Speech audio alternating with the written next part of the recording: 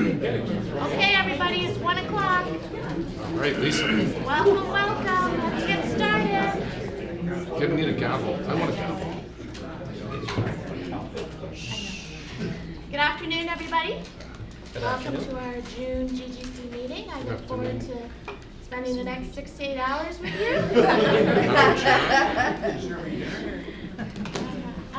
Okay, so let's get started. Calling the meeting to order. Are there any disclosures of pecuniary interest? None? Okay. So we'll go to the adoption of the minutes. We have the regular minutes from May 13th, 2019. Does anyone have any questions about those? No? We'll move by Marilyn Crawford. All in favor? Any opposed? Okay. And the closed session minutes from that same date, May 13th. Are there any questions on that? Okay, we'll have Sean Collier move it. And any, all in favor? None opposed? Okay, those pass. Now, for the big exciting consent agenda, there are several items here. And there were 3 items that were not pulled to discuss. I'm going to withdraw 4.2. I don't need to discuss that. I'm coming. Okay, so the mayor has withdrawn 4.2. There were other councilors who pulled 4.2. So we'll leave it in. Oh, sorry, you're still. So the items that were not pulled are items 4.4, 4.8, and 4.21. So may I please have a mover to move all of those? We'll take Ash Khan, please. All in favor? Any opposed? Okay, we'll pass that. Chair, permission to move 420 to the first one. Permission to move 420 to the top item for requested by With Sterling council's Lee. permission. Is everybody okay with that? Yep. Okay. So that was pulled by Sterling, by Regional Councilor Lee. So Sterling, would you like to talk about that? So first things first, thank you for staff for executing this, especially before an upcoming federal election. We don't want to see what we saw in the municipal with lots of signs. I guess my only question regarding the sign bylaw was that, if I'm not mistaken, I read somewhere that we're ultimately going to conform our sign size to the region size, which was at 1.2 by 1.2 for an area of 1.44. In the actual bylaw, can we not change the language to just say that our sizing of the signs will be equivalent to the regions? Because my concern is if the region changes their sign size, which has happened before, in the next 2-3 years, then we actually will have different sign sizes again. Through the chair, I think it's safer to have the sign requirements within our bylaw, and if the region ever, for whatever reason, repeals their bylaw, we still have the same size requirements listed. Okay. We will have made a commitment to continue to monitor the region, and if we have to do an amendment on our bylaw, we will. Okay, that's fine. So that was my only question. Thank you. Okay, Mayor Collier? Thank you, Chair. I guess, actually, I don't really have a question. I have an amendment, but just through you to Mr. Hannon, I thank you for the report. Where are you? There you are. Thank you for the report. I agree with everything you've got in there. I think you covered all of the direction that we gave at our strategic planning sessions and our other things where we've given direction on this. But I would like to move one minor amendment, and that is that we adopt the same time frame as our neighbors in Pickering, being 25 days prior to the election rather than the 42 days currently. And I'd just like to speak to that amendment, please, Chair, quickly. The report speaks to, democracy, fairness, but quite honestly, I don't believe that anybody is influenced by an election sign on their way to the polls. I don't think that the presence of a sign on a boulevard has any weight to how somebody's going to vote in an election. And quite honestly, whether they're up for, if I had my way, I'd be 5 days, honestly, because that's how much weight I put in signs. But I think 25 is a good compromise, and it is also aligns us with our neighbors to the west, and would still give plenty of time before the election. But I think we could, well, I'll speak for myself, I think the 42 days in the last election was overkill by many, many times, and I haven't yet talked to a resident or anybody else who would not agree with that. So that was my amendment, just to take on the 25 days rather than 42. Otherwise, great report. Thank you. Should I? Thank you, Mayor. Should we go through everybody else's comments before Justin? Everybody just speak to the amendment. Everyone should speak to the amendment since it's on the floor. Okay. And then any additional comments they can be addressed after the amendment's addressed. Okay. So Regional Councillor Crawford. I 100% support that amendment, for all of the reasons that were stated. Councillor Tyler Moran. I do support that. Would it be easier for staff, this is a question, if we change it from 25 days to like October 1st? Just a thought. I'm just saying that out there, I don't know if What's that's. the question, sir? I was saying that instead of the 25 days, we say October 1st. What if that's a floating day though for the election? Right, because that would have to be on the first business Yeah. day. So it might be less, might be more. Okay. This would apply to federal provincial elections as well, is that correct? Through the chair, unless the province or the federal government pass legislation to exempt their standards out of our bylaw. I'll withdraw my question, because it doesn't make sense for province, federal. I have support the 25, 100%. Regional Councillor Dias. So just through you, Madam Chair and staff, so basically the 42 days prior was the same as the region? The chair, correct. Roughly every municipality in the region is 42 days. We were actually a little bit longer. We were the Tuesday after Labor Day. So we were a couple of days here or there longer. 42 days is what we proposed in the new bylaw. As well as, yeah, I concur that it may not change an elector's decision when they're going to the polls. However, one of the reasons is it also too has allowed residents the democratic right to display and show support for their candidate or the question on the ballot, whatever the case may be, on their properties. And also, I've just gone back a while, just if my memory serves me correct, as a candidate, I have a responsibility to get the information out to the public. Is that correct? I don't know if Alex can. As a candidate, I have a responsibility to ensure the information about my campaign is out there. So that's my name, that's what I stand for. Is that right? Through you, Madam Chair, generally speaking, that's correct. The legislative provisions for information that you need to share specified within the Municipal Elections Act tend to pertain more to election rules, financing rules, those types of things. With respect to election signage rules, I know the town engages in a fair bit of communication to residents and makes information available to candidates in convenient formats to share that with their residents and voters. So I think some of the problem with the sign has always been because it's the provincial election coincides just before ours, and there's signs popping up here and there, and people are really confused as to what sign is what and why they're seeing them again. I think if there's consistency across the region, it would be much, much better. Then it's everywhere. Everybody understands the election has started, the signs come out all at the same time.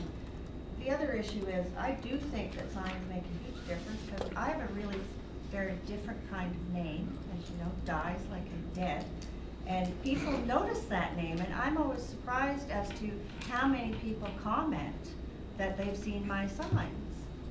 So, that's part of getting the information out there about who's running. People aren't always connected to, the websites, but they can see the signs on the road, and they'll go back and maybe look it up on the website then, if it becomes something, they see enough times. I think that's really, really important, that those signs go out. And it's also one of the biggest costs in an election, to buy signs. Mm-hmm. For 25 days, I don't know. It's a lot of money, and I don't mind the 42 days. It takes a couple of weeks before people are really kind of in tune with what's happening with the election anyway, after the signs go up. So, I think it's really important that you have those signs available, and it does encourage people to become involved in campaigns as well, by having your sign on the lawn, and by coming to your office to get their sign, and to having conversations about what your platform is. So I don't think I would support the 25 days. Yes. And just for a clarification point, a writ for the province or the federal government would be above ours. So whatever the duration of the writ is how long the election signs could be up for a federal or provincial. Okay.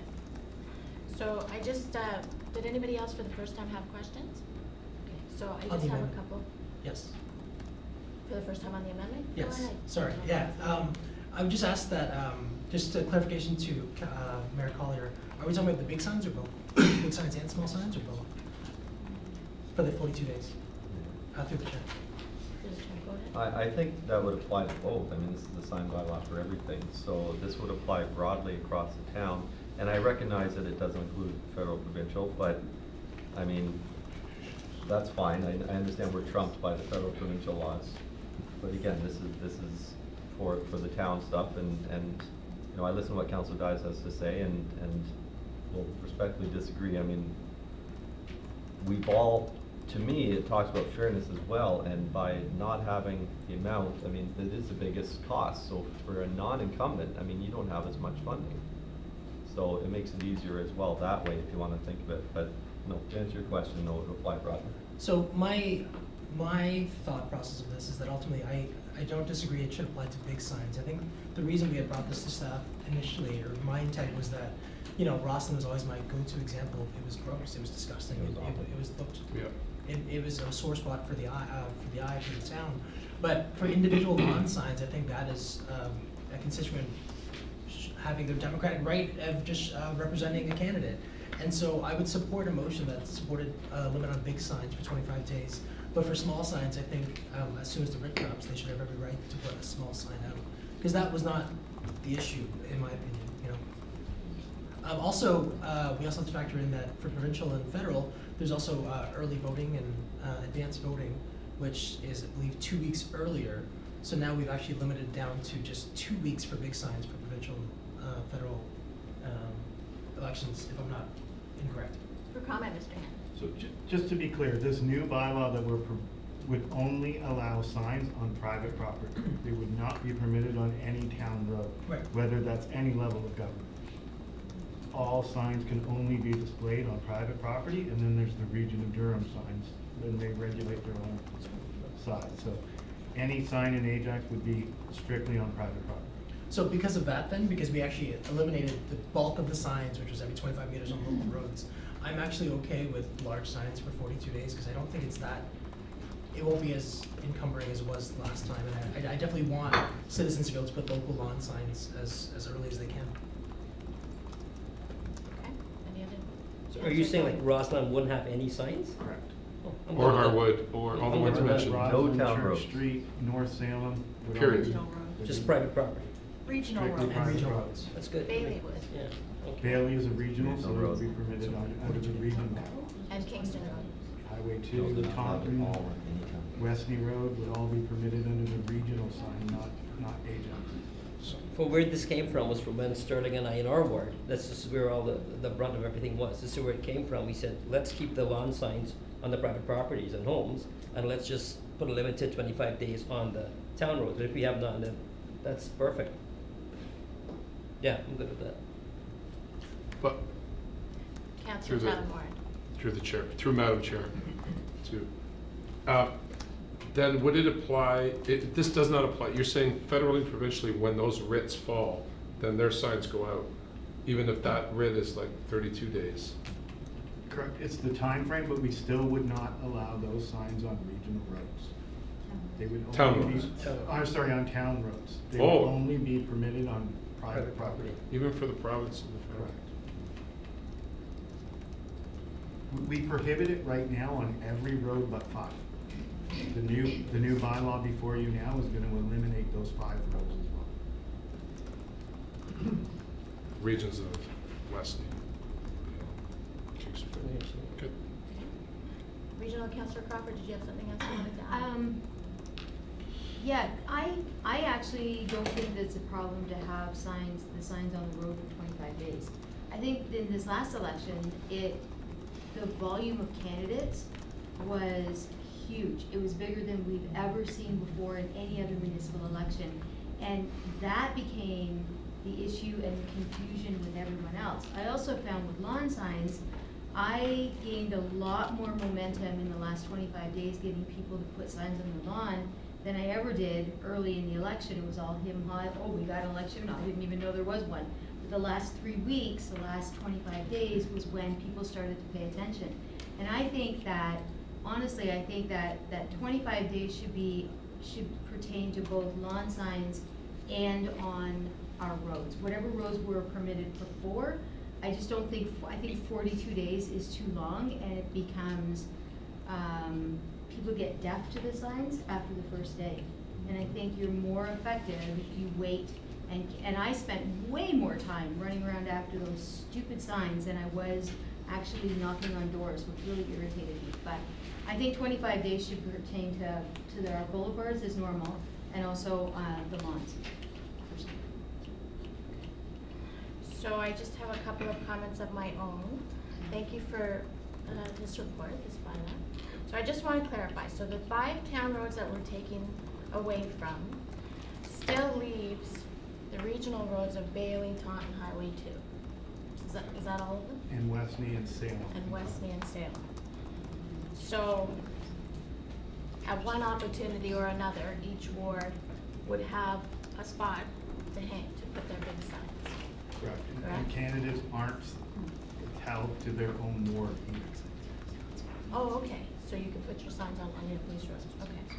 And then the smaller signs, the lawn signs, that can be whatever timeline we decide on anybody's private property, whatever signs they want to put on their lawn. On their Is own that property. right? Okay, on their own property, okay.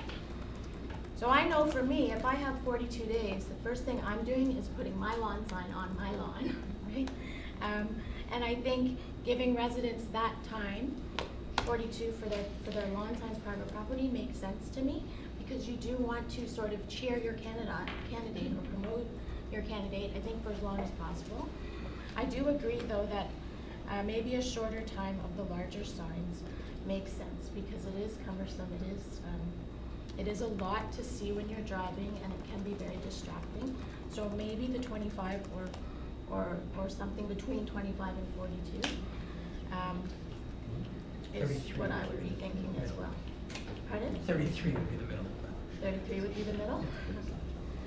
Okay, so that's just the comments that I wanted to make. So now, what do we do? You can vote. Vote on the amendment. So I believe Mr. What was the Hannon amendment? had a response. Yeah, I was just- thank you, However, Marilyn. I'll also note that there are some members of the audience who did wish to address the committee. Thank you. And it may be wise to hear from them before deciding on the amendment or the main motion. Thank you, Can I read did the forget. amendment, Madam Chair? First, I'm gonna ask everyone if we could suspend the rules Mm-hmm. to allow for a gentleman who has come today to speak about this bylaw to come and talk to us. Could somebody, do I ask for a I'll move mover? that. And a two-thirds vote. Sterling Lee, and a two-thirds vote. So all in favor of suspending the rules? Okay, that's passed, not opposed. Sir, would you like to come forward? Yes, my name is Adrian Lambert. I'm a registered financial agent for one of the federal parties. I applaud the council in their proposal to remove the signs from the town roads. They're not necessary. Signs on town roads don't vote, signs on lawns do. However, there are some idiosyncrasies from what we can read in the bylaw. First of all, I believe Church Street from Bailey to the town line is a regional road, and therefore signs would be allowed on there, the large signs. The normal signs are 32 by 48, that comes 4 signs off of a 4 by 8 piece of coroplast is the most efficient. So it's a meter 2 and a meter 2 is fine. I have a question on, there was a indication that there would be no, signs couldn't be 25, they had to be 25 meters apart from individual candidates. But that's on regional roads. Would that not be under the purview of the region rather than the town? Through the chair, the regional standards are 500 meters between candidates. It was the Ajax bylaw, that's 25 Okay, meters. well, that, in 2011, that was appealed. The town tried to enforce that in 2011. They got a solicitor's opinion, town solicitor gave an opinion that that was incorrect and could not happen, and that the Election Act superseded the region and the town rules. The only other question I have is, you're talking about town roads. In the subdivisions, some of them have a sidewalk. The signs are between the sidewalk and the road. Is that not really a town? Should the signs not be only on property, not the boulevard? Through the chair, correct, we wouldn't allow signs to be between the sidewalk and the curb anytime. Okay, that's not clear. Well, it's on It within the road. just says town roads, but It's within the road. if you go in a little subdivision and they have a sidewalk on one, and they don't have a sidewalk on the other, you can't put them on the, this is for clarification, you can't put them on the boulevard portion of that city street. Correct, and that is actively enforced for every election since I've been the manager for 17 years. There's a lot of them that are put that way.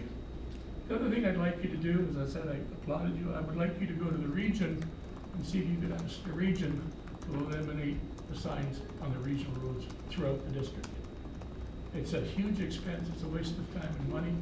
As I said, people don't, or signs on highways don't vote, people who put them on their lawns do vote. Any questions that you have, or? Does anyone have any questions? Mayor? Thank you, Chair, to you, Mr. Lambert, and thank you for your presentation. So you're saying that you would like to see all signs removed from all roads? With the That was exception your- of private property. Right. Yeah. Which has been my thoughts all along, but I didn't think that was a reasonable request for me to make, but I'm glad to hear you say that, because I plan on, at the region, trying to get them to adopt in their sign bylaw all the things that we have adopted here today. Because when Councilor Crawford spoke, you said something I had forgotten to say, and it was very true. People become sign deaf. Yes. They, very when much you so. see so many for so long, you just don't register anymore.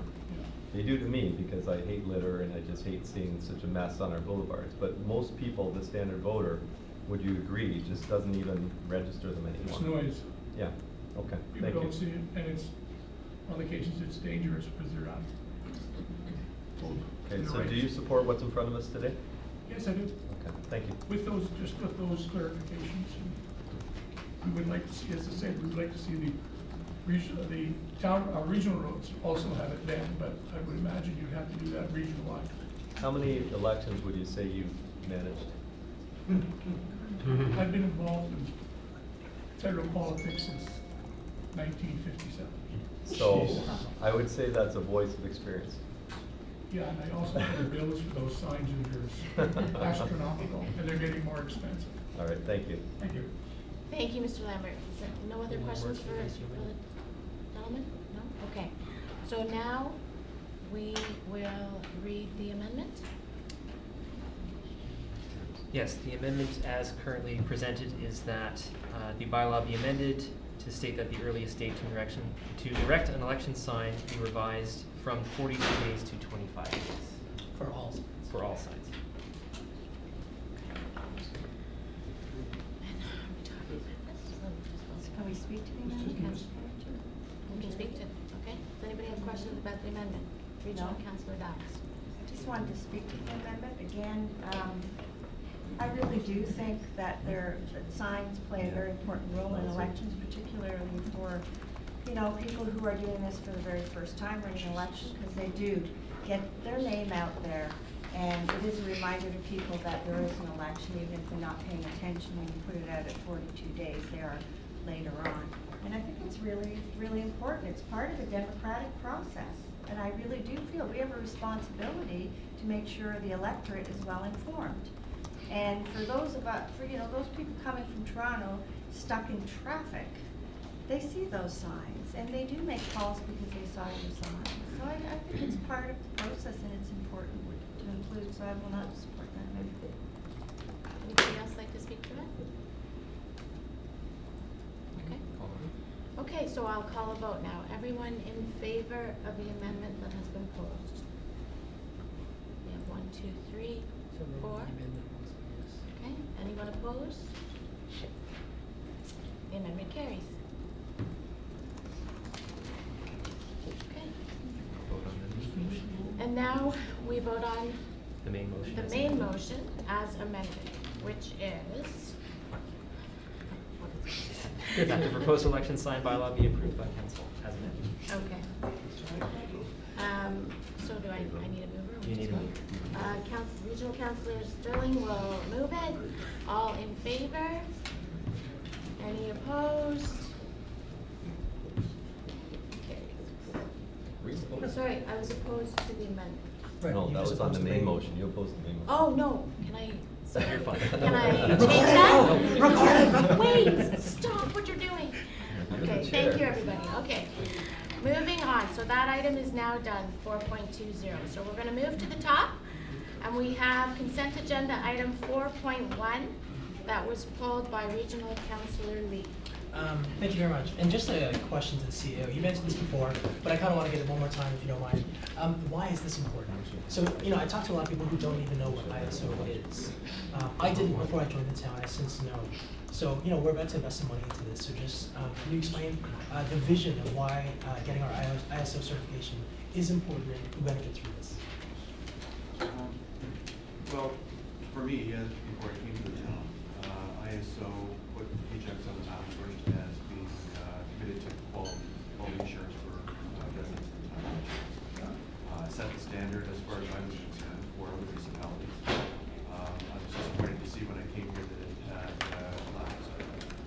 But what it does is it requires us to continually look at our processes. We put policies and frameworks around all of our processes, make sure that they're consistent. And we continually review them and update them to make sure that we are providing the best possible service to our residents. I think that it's something that I have come to understand since being here that staff engaged in quite comprehensively to get it up and running. It took almost 2 years to get them certified in ISO. They were quite proud of it actually, and wanted to see it come back because it was something that they were leading the industry. So for a number of all of those different reasons, it was important to me, but I think it's also important to staff. Great, thank you very much. I just wanted to get on the record one more time because, we are spending money on this and people want to know why. And I will be supporting this motion because I also believe we need to repair our reputation to our residents to ensure that we understand that there are certain areas we can fix and we are dedicated to fixing them. So thank you. Thank you. Regional Councillor Crawford. Thank you, through you, Madam Chair. It also creates a standard operating procedure, correct? So that when you have new hires in, they are put through that process, that everybody is on the same playing field. Customer service is always elevated to the highest amount, and that's exactly what we want, right? That's true, but it also it creates a culture of service in the organization. So when somebody joins the town of Ajax, we have orientation days where a number of different individuals come and present. Alec makes a presentation, and as well David Forget makes a presentation on quality and customer service. So it's who we are and what we are about, and that's the culture we want to develop. And that goes as low as our summer hires, correct? Do we have that section for? I don't know that we have it for the Not quite summer that. hire, but Okay. again, That's low. it's about building a culture throughout the Yeah, whole organization. Okay. Thank you. Thank you. Mayor Collier. Thank you, Chair. Just want to point out that Ajax was the first municipality in Ontario to be ISO certified. So we were leaders in this years ago when this was first done. I don't recall why this was stopped, but I'll just read a couple of lines from the report just to highlight sort of why I think this is important. The new requirement will bring more uniformity and control to process and providing increased value to the town and its customers. And I think that's very important, that is, I think, our mandate is to bring value. And the second, our return to ISO will also help Ajax to reestablish itself as a municipal leader, a community that truly listens to its customers and responds proactively. And I think that's something, I know that's something that's important to all of us. So I'm glad to see this come back. Shane, I think it's a great job, and I'll be supporting it. Thank you. Thank you. Councillor Khan. Was it an annual fee of 12,000? Was that what it was? I don't remember the cost. When I was briefed on this when I first came here, it was an annual fee of $8,000. $8,000. There's an audit process that we need to go through annually, and that's the cost of the audit, which, as far as I'm concerned, is a minimal cost for I agree. It's minimal cost. Thank you. Any other questions or comments? Okay, could I please have a mover for this? Regional Councillor Lee, all in favor? Any opposed? Okay, the motion passes. Two down. Moving on to 4.2, that item has been pulled by Regional Councillor Crawford. Thank you, Madam Chair. My question around this is, we declared ourselves a sanctuary city 2 years ago? Is that correct? Correct. 2 years ago. So, my question is, why is this coming now? Through the chair, thank you for the question. Councilor is absolutely correct. The town declared itself a sanctuary June of 2017. The reason why it's taking so long to put the policy in place is, although there are other municipalities in Canada that we've been working closely with around the policy, Ajax is still very unique in that we are the only lower tier municipality in the country. So declare sanctuary required a bit of research and clarification. So a number of different folks have been looking at this policy and research, and that's why we are here today. Any other questions? No, just. Councillor Tyler Moran. Is there a typo where it says on page 19 in our agenda, discussion, and then it says Ajax recognizes inclusion in the promotion of equity, or should that be equality as its greatest strength? Equity is the correct word? Equity. Yes. Okay. Good word. It's just caught my eye. That's fine. Okay. Regional Councillor Lee. Through the chair, when would the town ever ask, there's a provision at the end saying when the town would ever have a legal requirement to ask for immigration status. When would we ever have to ask for legal immigration status? We wouldn't. Right.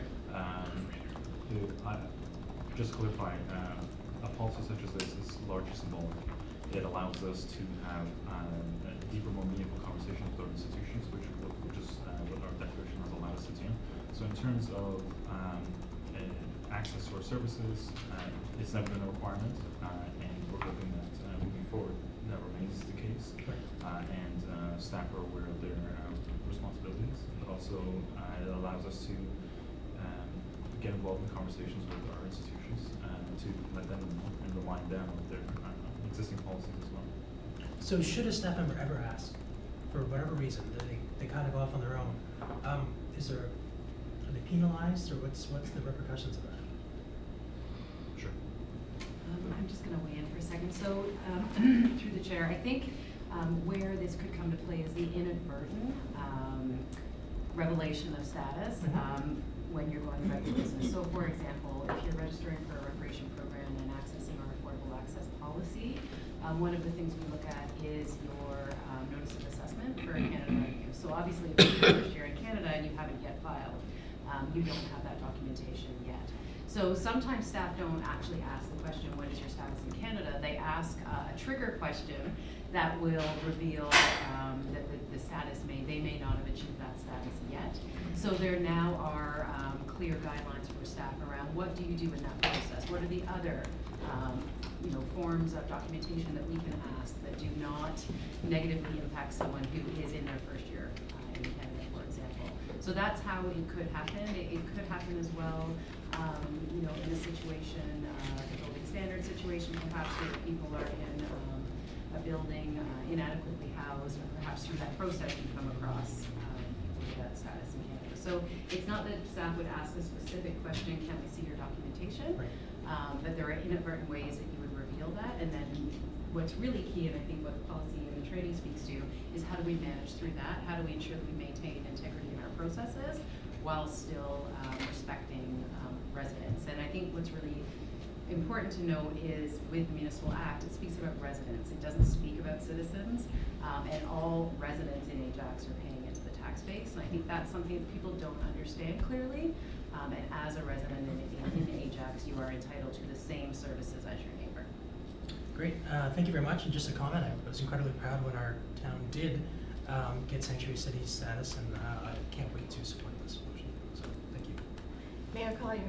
Thank you, Chair. I wasn't going to speak to this, but I will, just in case it's reported, just to try and dispel some myths, because the reason why I wasn't going to speak to it is because I didn't want it to become a big deal again, because there's a lot of misunderstanding behind it. So I'll just ask some questions quickly, and yes or no's are fine. Sure. This doesn't do anything that we're not already doing today. Correct. Okay. Anybody acts, when we declare ourselves sanctuary city, we're not giving free services to anybody. Absolutely not. Right, we're not putting anybody ahead of anybody else. Correct. We're not trying to encourage illegal immigration or anything else for that matter. Absolutely. And I know these answers, I just want these for the record, that these are some of the misconceptions, things I heard at the door even, which was disappointing. But one of the things it says, through this declaration, we send a clear message to the town of Ajax rejects all division, intolerance, and xenophobia. And just, I want to confirm today that now we have a proper policy, and that's the only reason it's back in front of us today, because we didn't have a policy before. Now we have a policy. But even anybody that applies for a subsidy, that would come through Jumpstart or something, that doesn't come from property taxes. Right, so we're not giving anybody anything, we're not giving any advantages, we're not doing anything. All we're doing is just those that, and I like what you said, Tracy, as far as residents, because we want people to not be afraid, some people that come here. Of course, some people may abuse the system. I mean, that's unavoidable with anything. But for the most part, people that are going through the process, we don't want them to be dissuaded from being part of our town, from being part of our community and accessing services. And that's all this is about.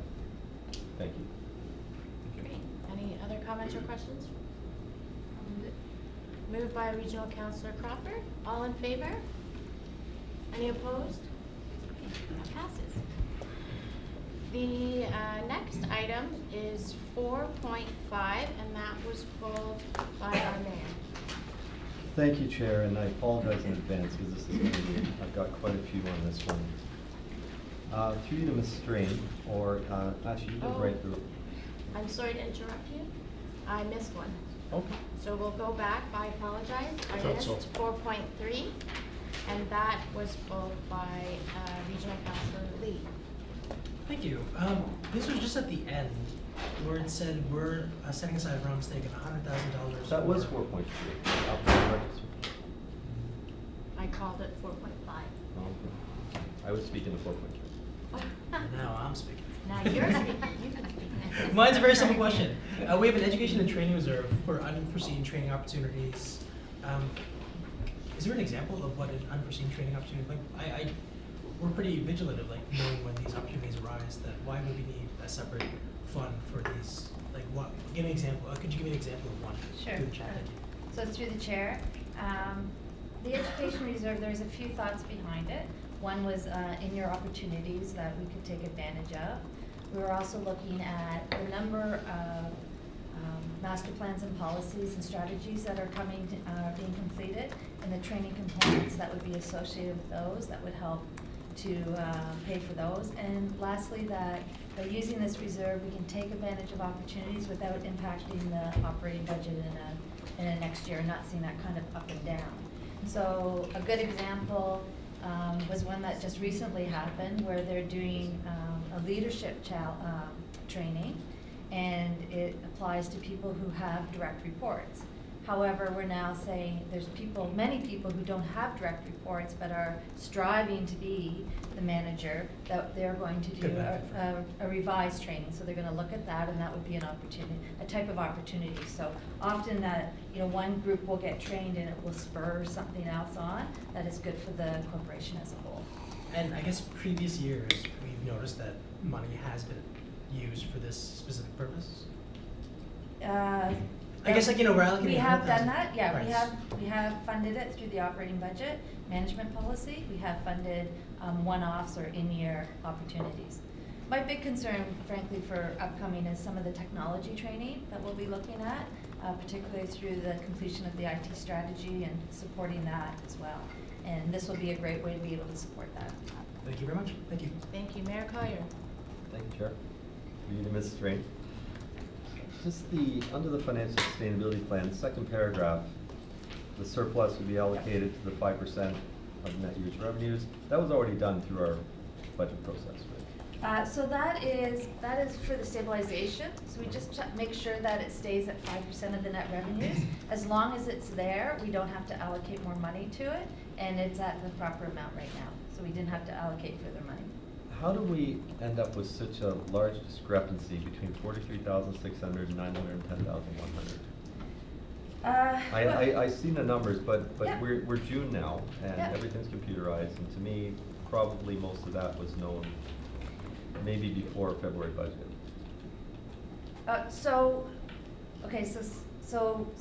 The difference that you're looking here is between, we cut off our forecast in August of 2018, and this is the final numbers for December 2018. Right. So there's the differences are the things that happened or didn't happen in between that time. For us, to complete the year end, we don't actually finish our year end and do full cutoff until well into February. So typically we won't have this number, which is why we have the allocation process of capital contingency and then as recommended by the Director of Finance. This report gives council the opportunity to redirect that money if they so wish. Just moving down to some of the revenues. Yep.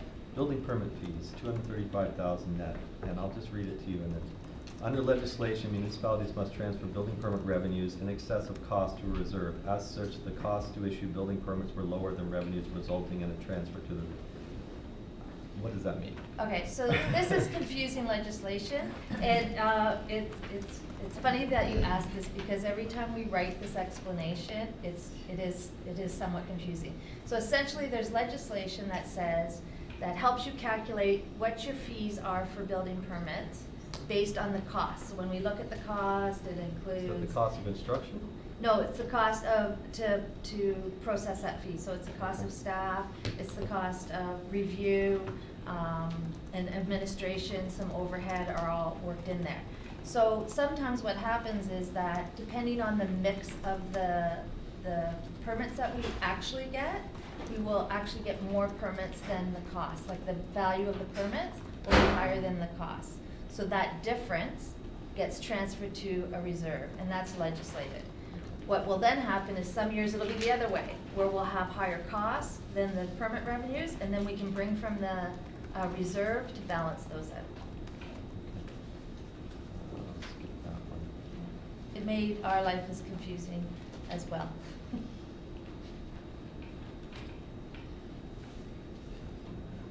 Okay, I was trying to understand the numbers, and going down to reserve allocations, in accordance with the financial sustainability plan, any surplus over budgeted supplementary tax revenues is allocated to the post-growth capital reserve. Right. So, 2018 budget, 400,000, so is that the number you're saying that you estimated in August? So, no, that was the actual budget number for supplementary taxes. Okay, So- what exactly are supplementary taxes? So supplementary taxes are changes, either new properties added to the tax roll or changes to the tax roll. So somebody may do an assessment and get a reduction in taxes in year, and that would be a negative to supplementary. They could add new properties, and it's the first time it gets assessed for property taxes, and it gets added to it. So it's kind of a mixed basket of new assessment. Okay, investment income, 981,000 estimated, and actual 2.2 million. Okay, so again, it's a budget number. So what we established back in the financial sustainability plan was maintaining the budget number. So the 981 goes back a number of years. So it's always 981? Yep. Okay. Yeah, and we don't re-estimate on it because the money in turn is allocated to the reserves. Because reserves Why earn don't no we, income. because again, these numbers, I'm trying to put these together, I'm trying to figure out where all these numbers are coming from. And, you know, knowing that 981 is not a realistic number anymore, like, it's 200+% more, why wouldn't we change that number and for, to better reflect what we are doing today? So, because right now we've got a surplus transfer discretionary reserves of $1.224 million. Yeah. Which is nice to prop up the reserves, Yeah. but aren't we just artificially creating a top up to the reserves every year by keeping that 981 at 981? So through the chair, those are good questions.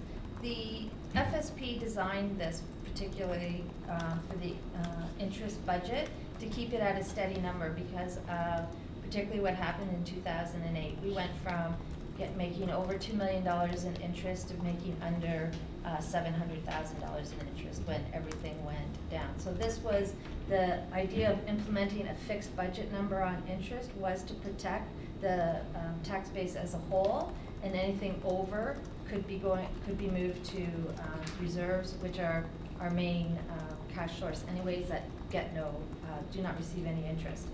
That is something that we can look at to change, but bearing in mind it's really a protection against change in markets that we did experience, and it did take us 3 years to recover from that after that did happen. Okay. Just looking down under capital contingency, the unbudgeted capital, you said there were several projects funded from the reserve, and those projects were 1.25 million. What were those projects?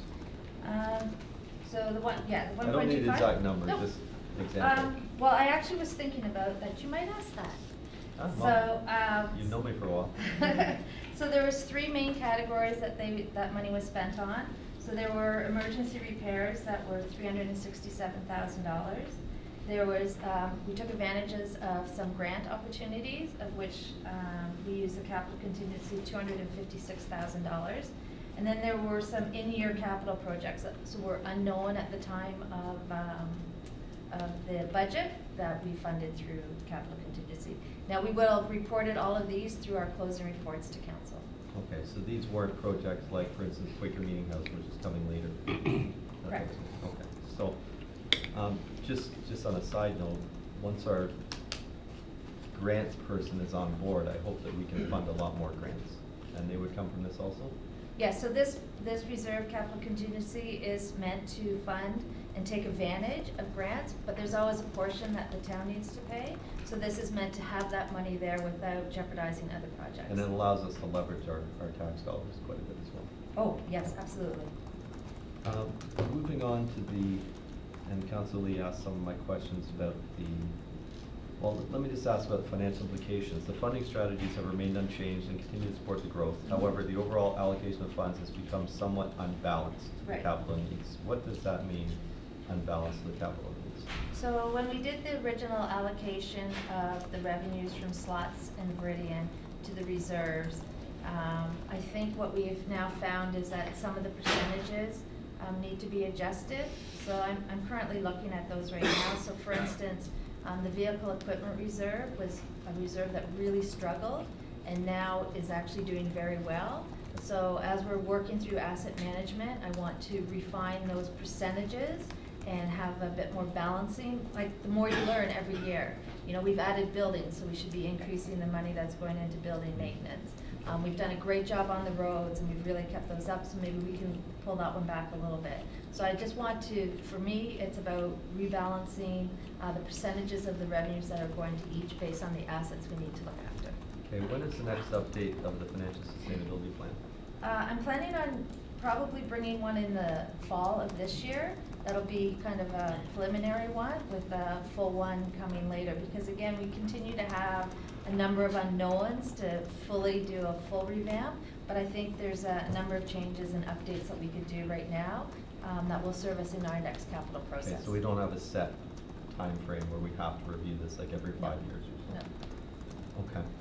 Back to the request for a new reserve for education and training, and I spoke with the CEO earlier about this. I think that should be done as part of the update to the financial sustainability plan. I don't agree with sort of walking on and I say it with respect, I mean, I'm not being disrespectful of this, I don't agree with walking on a reserve fund at this time. I think that should be done as part of the rebalancing, or sorry, the rebalancing would also happen as part of the update of the financial sustainability plan, especially since you'll be doing it this fall. I mean, we're not putting stuff off for a long time.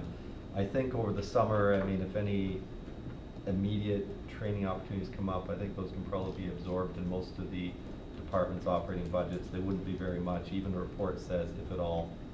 I would rather see that happen as part of the financial sustainability plan. I don't want to limit debate, so I won't move that amendment now, but I will move that amendment after everybody's spoken, that we look at doing that as part of the review. Thank you. Thank you, Jim. Done?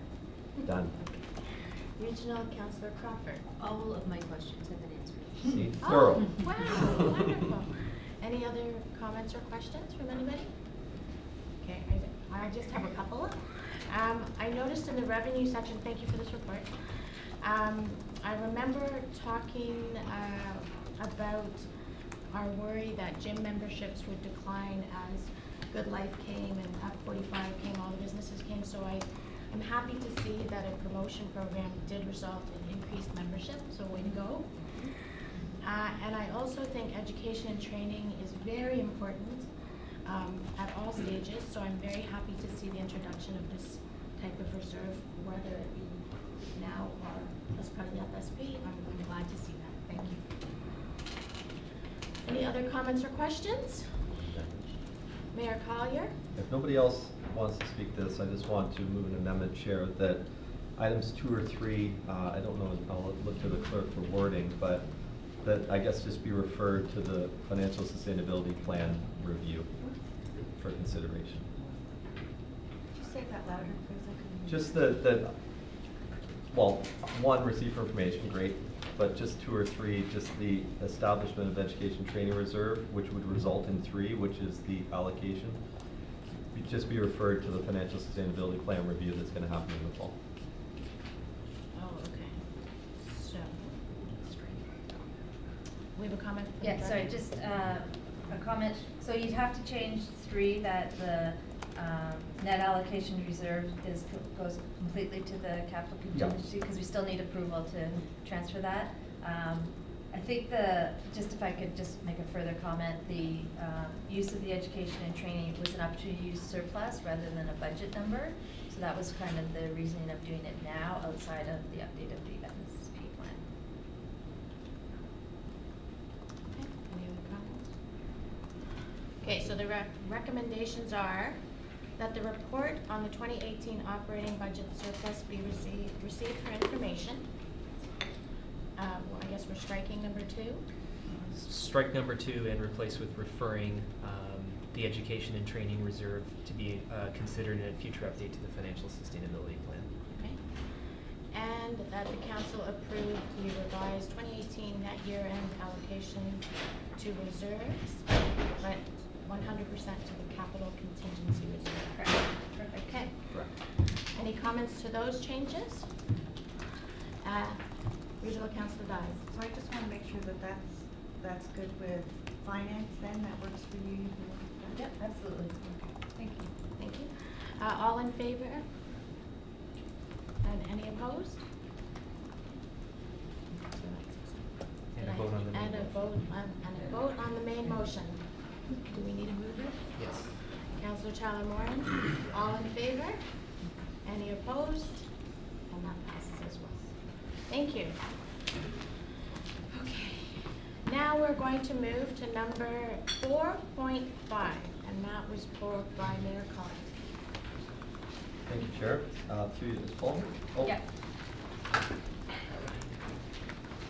You took all the air out of my sails with the first bullet. Current section 9 doesn't allow a local preference policy, because I would love to see a local preference policy.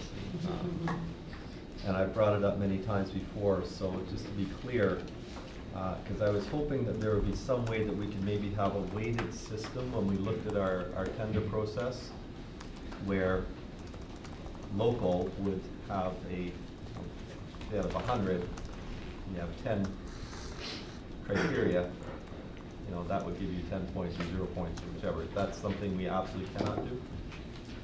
Yeah, through the legislation, through the chair, through legislation and the couple of the agreements that just came into place last year that I put in the bylaw, in this version, they say that it's prohibited or, for non-discrimination purposes, you're not supposed to have it. So, I mean, the first 2 that are already in there, they've been in there for as long as I've been here. So, I don't see how we have any room for that. Okay, so we can't have a weighted voting system. That's a shame. So I'd love to support local business. To the raising of the authority, and I recognize that 25,000 is not a lot, and I would support increasing the department heads allocation, but I don't know about going 4 times as much, a 400% increase. Can you just speak to the justification of how that number was arrived at? It's okay, I'll take that one. Okay, that's right. Okay. So through the chair, we haven't increased these since 2012. There was a lot of new things coming in at that time, including the FSP and the changes to the slots and various things. And I think that we've been remiss, frankly, in not increasing that before now. Probably should have been increased for the department heads sooner than that. And I truly support the $100,000. $100,000, you know, is appropriate for a senior director to be able to award that. Okay, well, moving back, and some of my questions are relating to other reports further down the list Yes. we haven't spoken to yet. So it's kind of Yeah. difficult because my justification for this is based on two other reports that are later, being the updated, the capital expenditure control and policy update as well. So, and the Quaker Meeting House. Sorry, Catherine, but. I know. You know, in the capital, whatever it's called, the one I just mentioned. the first Expenditure one, control expenditure policy, yeah. control policy, it speaks to if a project goes 100,000 or more over budget, that a report comes back to General Government Committee. Correct. And to item 4.16, which is Quaker Meeting House, that didn't happen. Correct. And so that's why I am hesitant to approve that much higher staff authorization without council approval, knowing that that has happened. Right. Okay, so through the chair, you have to put in context the approvals with budget as well. So when we're doing these approvals, these approval levels are assuming within budget. Okay? If it's over budget, it has to have approval through the CAO and myself. Okay, and then once it hits 100,000 over budget, it has to come back to council, no matter what the original Right. contract was awarded. So, you know, when you're talking about doing these awards, these are within a budgeted amount. So it's already approved through the capital process or the operating process. Generally, these are all capital ones that we're talking about. For the capital expenditure control policy, we have set where we know, when we know that a capital project is going to exceed budget, a preliminary report should be done for council. You're speaking to a report that's coming, which is the final expenditure. So what didn't happen was the preliminary expenditure report. And the reason that didn't happen was when it all became clear that we had an issue, we had two problems. We had Lame duck. a lame duck, and then we also had the election in place there. So, to your point, perhaps in hindsight, our best choice would have been to bring a preliminary in January and the final now. I think that the balancing of trying to get the project finished, to get it complete, to get all the things done, sometimes that can be difficult. But I suggest that we probably should have come in January with the preliminary. However, we are coming now with the final. You should, respectfully, should come maybe in August, September with the preliminary. I mean, I'll speak to that when we get to the report, but, you know, if we were talking about 100,000 over budget, okay? Yeah. But that's not what we're talking about, but I'll speak to that when we get to the report. I'll tell you, I would be comfortable going with department heads up to 50,000, but leaving the others the same for now. And this is, how often is this policy reviewed? Mr. Gill? Through the chair, we generally do it annually.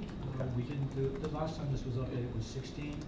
17, we were going through some changes in procurement with already bidding in that, but then the election came on and it didn't really make any sense to do it in 18, right? So that's why it's coming. Okay. Generally, we do look at it every year, Jim. Well, we don't know what the province is gonna do, but hopefully there won't be another election next year, so we can, review this again, but that would be my thoughts, that we look at that going to 100, but for now, I'm not comfortable with the rest. I won't make that motion right now. I wanna hear what my colleagues have to say. Thank you. Are there any other comments or questions from anyone on council about this? Let's see. Thank you for this report. I just have one. So the revised limits, they're in line with other municipalities, is that correct? And the limits that are set? Yeah, I think it is. through the chair, yes, they are in line, and we are expecting actually to see, our surrounding municipalities to even go somewhat higher, although they're not out in public yet. So, we will be right in line, if not on the lower end with these new limits. Regional Councillor Guys? Sorry, I just thought of something too. So, I mean, by increasing those limits, it's more efficient for staff, obviously. If we keep them at a reduced or to 50,000, does that slow down the whole process? You know, when there's anything proposed? So through the chair again, so these are within budget, so the budget monies have already been allocated. By increasing these limits, it will allow the directors to approve these awards without the CAO and myself also signing them. So right now, they go through a process where the director signs it, then it comes to me for signature, and then it goes to the CAO for signature, and then it gets processed. Because you know- the whole process gets a little bit longer then. Right. So that there are delays in that, if somebody's Yeah. way. and Oh, back yes, and forth to go. absolutely. So that's what I'm thinking of, Yeah. and, you know, it really holds everybody up. Yeah. It can. It can, yeah, and just to add to that too, with the monthly meetings that we have with council, that's also, and you know, we have an extended time that we have to have all the bids on the street. So trying to always match those up, and having the delays on moving those forward. Thank you. Thank you. Okay, so, no other comments? So are you making an amendment, Mayor? Well, I don't hear that anybody else really has the concerns I have, so. I'm just thinking, Ms. Strain, if something comes and it has to be, yeah, it needs your signature and the CAO's signature, but really, that doesn't really slow down the process, does it? It's, Well, I mean, it just takes the It's two time extra to transfer signatures. it around and, you know, ask our questions and do the review. It all adds a little bit of time, depends if we're here or not here. I can't say, not sometimes, weeks. well, it depends, like if you talk to staff, they would say yes. I think it goes, but it's not weeks, no, it's not weeks. I think that when we have to bring it to GGC, that can get delayed. We've had reports that had to wait an extra month because of just the timing of when we close them and the ability to do them.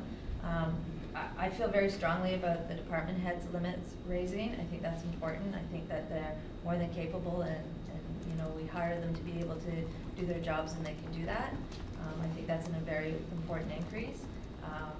You know, if the change from the CAO is about to the 500,000, the CAO is still seeing all those that are going through, and they're within budget or within $100,000 of budget. There's no more than that. So, and we can always make the choice to bring them, and we do that. We have brought reports that we think are important to council, or that have a political sensitivity. We will bring them for award here, even if we're not required to. What would you think, and the CEO wanted to answer that as well, I think, but just let me add one more little issue or thought. Okay, so being $100,000 over budget isn't to me an issue if it's a $2 million project. Right. Okay, but if it's a $100,000 project and it's 100,000 over budget, it's a big issue. So would it make sense to have a percentage limit? Like if something is 10% over budget, it comes back. So, Was that what you were thinking? How about, so percentages are always hard. We always kind of struggle with this one. What I would suggest to you, if you're not comfortable with that, is to move it back. So it was 75, is you can move it back to the 75, which may get you a bit more of a balance on Sorry, that. what's We're 75? On the over budget, So right now it's 75, it's moving to 100,000. So, and we were just trying to really keep our numbers in sync so that, you know, it's 100,000 for directors, it's 100,000 for But even to my budget. point, 75 Yeah. is still 75% over budget on a $100,000. Well, I would contract. suggest to you, we probably wouldn't award that. In that case, there'd probably be a cancellation of the project. And As if- per the capital management policy. Yes, and because we go to look at those things, there would be a cancellation of that project or another project. Usually if there's that big of a swing, there's a change in scope, which comes back to council as well. Because we want to make sure that what council has approved, either through the budget process or through the contract award, is what you are going to get. So that is what the return to council is about. CAO Baker, did you have a comment? You look like you're Before first gonna say the something. mayor. No, I just was waiting. To your question about Councilor Guy's question about the efficiencies, it definitely improves the efficiencies of the organization, and that's why when the benchmarking was done, it came back and showed that other municipalities were generally at this level, if not higher. And I would agree with Sheila that $100,000 for department heads is something that, frankly, somebody once said to me that your salary reflects your decision-making level, and I think that is something that I shouldn't be able to make any decisions. What was that? I shouldn't be able to make any decisions. You.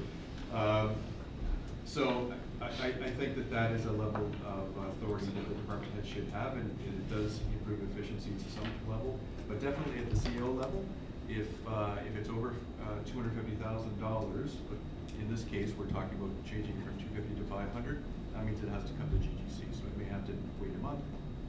That definitely slows down. What were your thoughts on the percentage slip? We had this discussion at SMT, and the treasurer convinced the rest of us to go.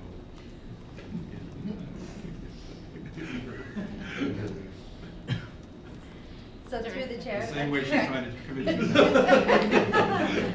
I'm more used to her persuasion than you. So through the chair, yes, it's about simplicity and being able to apply it quickly and easily throughout the organization, as well as what's appropriate for the CAO to be able to approve as well. So it's kind of trying to balance those two things. We do look hard when we have something that goes south, you might say, on an award, and we look at all the various propositions to it. I get quite lengthy emails from the directors when there is an over budget that happens. There is often great explanations and details associated with it. We do not, CAO and I do not approve every over budget that's brought to us by any stretch of the imagination. And if we're concerned, we will direct them to bring it to GGC for their approval. I'm not really feeling the love on this. I mean, the comfort level that I would like to feel on this.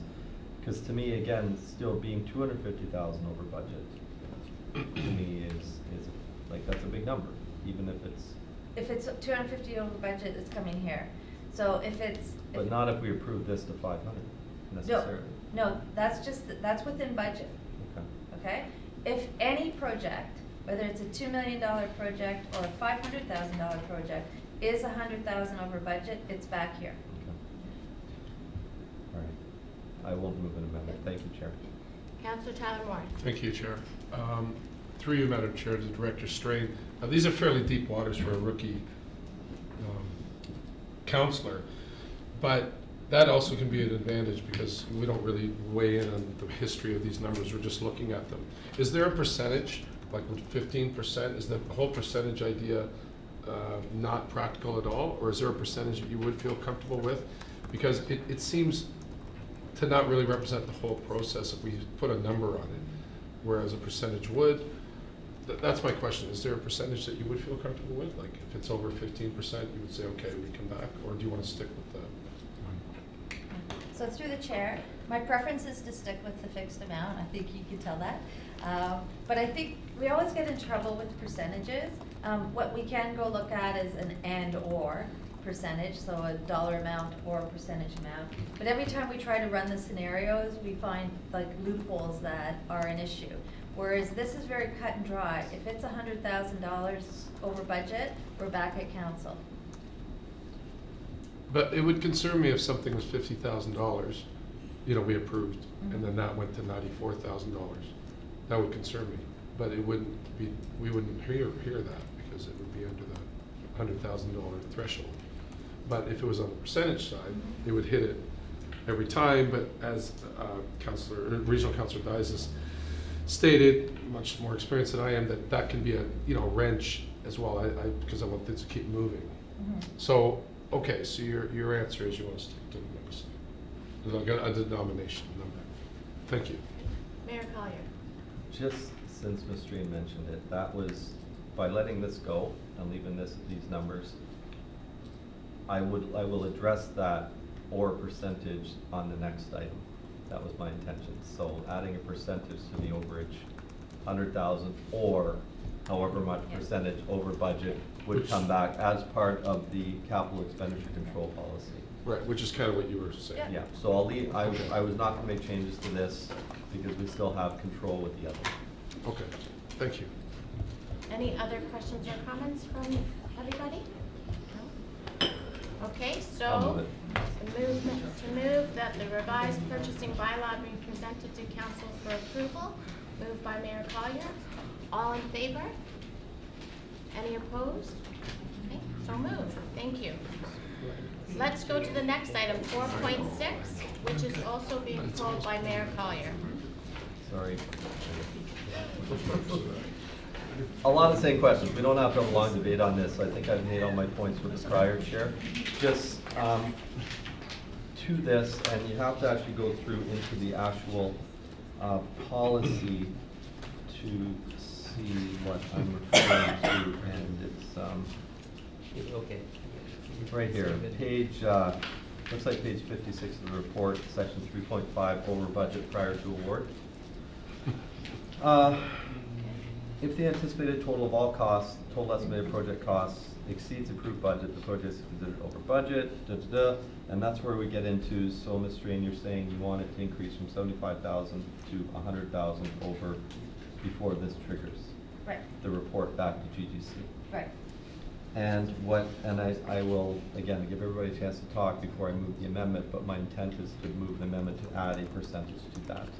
If we added a percentage to that, I'm thinking 15%, what would your thoughts be? I would suggest 20. But we're already increasing it Well, right now, 33%. well, you're increasing it from 75 to 100. Right. Okay, I think you have a bunch of choices. You can move it back to 75 and leave it where it was if council was happy with the existing. The 100, it could, then it just be you have to treat it, so it'd be 100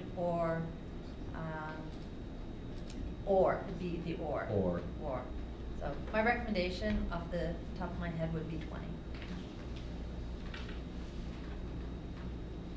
I'll speak to the other when we get down to it. Yeah. It just gets a bit low when you're on the lower end of the realm of smaller awards. So like if you're at if we're doing a $25,000 award and it's, 15%, it's gonna be what? It's gonna be $3,000. So it's gonna be that we're coming back to council for a $3,000 over budget.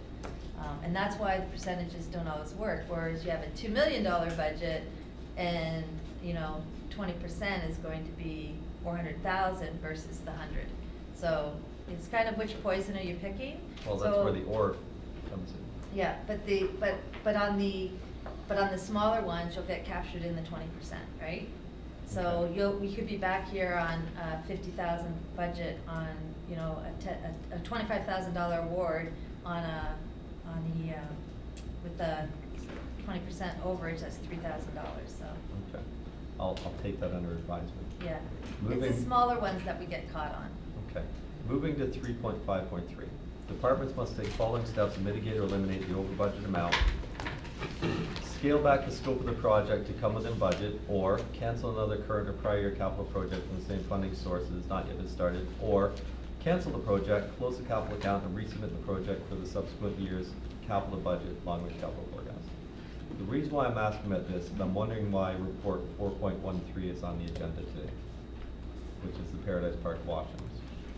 Because to me, that fits this, it's clearly quite a bit over budget, but it's here to ask us for approval to award. Is this policy only once the project is underway?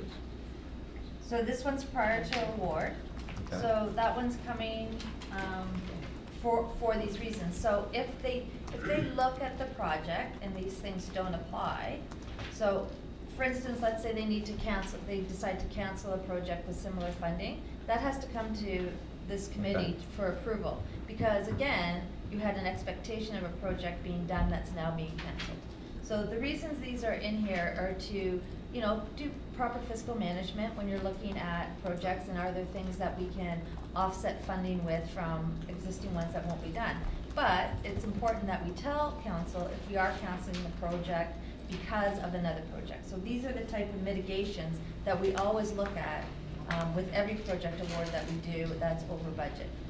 Paradise is coming today because I'm pretty sure I don't have it in front of me right now, but the amount requires council approval as well as the over budget requires Okay, council so approval. this isn't automatic. It is Scale back the automatic, but scope, but it's not, doesn't always, can't always happen. You may not be able to pull back the scope. Let's speak to that other app. Sure. I want to recognize Councillor Yeah, Tyler Moore. I'll save my motion until after everybody's spoken, thank you. Done? Okay, Councillor Tyler Moore, thank you. And I guess my question through the chair is to Sheila Strain. Do you know what the original amount was for the $3 million washroom? So we keep saying it's over budget, and I know that's coming up in the agenda, but do you know what that is? Because I don't know what it was and what it is. Is it $1 million over? Can we talk about that at that? Okay, that's fine. It came up again. It's come up a few times. Okay, are you okay? That's But fine. we pulled that Question? report, so maybe defer Yes, to that. I will. Okay. Are there any other comments or questions before Mayor Collier talks again? No? Mayor Collier? Okay, I'd like to move the amendment, following amendment, Chair, on section 3.5.6, where it says all projects over budget up to 100,000, and I agree with going from 75 to 100, that's fine. Adding the, just after 100,000, or 20% will be reported to GGC through the capital account. Sorry, is that the right place, Ms. Strain, or is? I think where you really want to do it is in at the very beginning. After rereading it, Yeah, it's at 3.1.2, the responsible of council to award contracts. yeah, when I read it, it So didn't the make third one says sense. projects projected to be over budget in excess of 100,000. So which would add or 20% of the approved tender amount. Does that make sense? Or is that wrong? No, of No, the it would approved be of budget the amount. budget amount, yeah. Of the approved budget amount. So just So add it'd the be, words. it'd be the greater of, Yeah, or the you have to lesser? pick Well, if one. it's greater, then it makes It's it or, 100. or. Well, you have to pick one. CAO Baker? Yeah, I think it would be whichever is higher. Okay. Or 20%, whichever is Whichever is greater. The greater of. Whichever, or 20% over budget, comma, whichever is greater. Thank you. I don't need to speak, but you guys do it. Sorry, I'm sneezing. Okay, so do we have that wording I have to down? sneeze, I'm Does anybody sneezing. have comments on that? Should we read the wording first and then we'll comment on it? So, Yes, the amendment moved by Mayor Collier is that section 3.1.2 of the revised policy bullet 2 be amended to read unbudgeted capital projects with a total project cost over $100,000 or 20%, whichever is greater, Or 20% of the approved budget of the amount. approved budget amount. Thank you. Comma, whichever is greater. is that the right bullet? Okay, does anyone have comments on that? Speak to the amendment. Councillor Tyler Moore? Thank you, Madam Chair. So does that umbrella all capital projects in the town of Ajax over 100,000?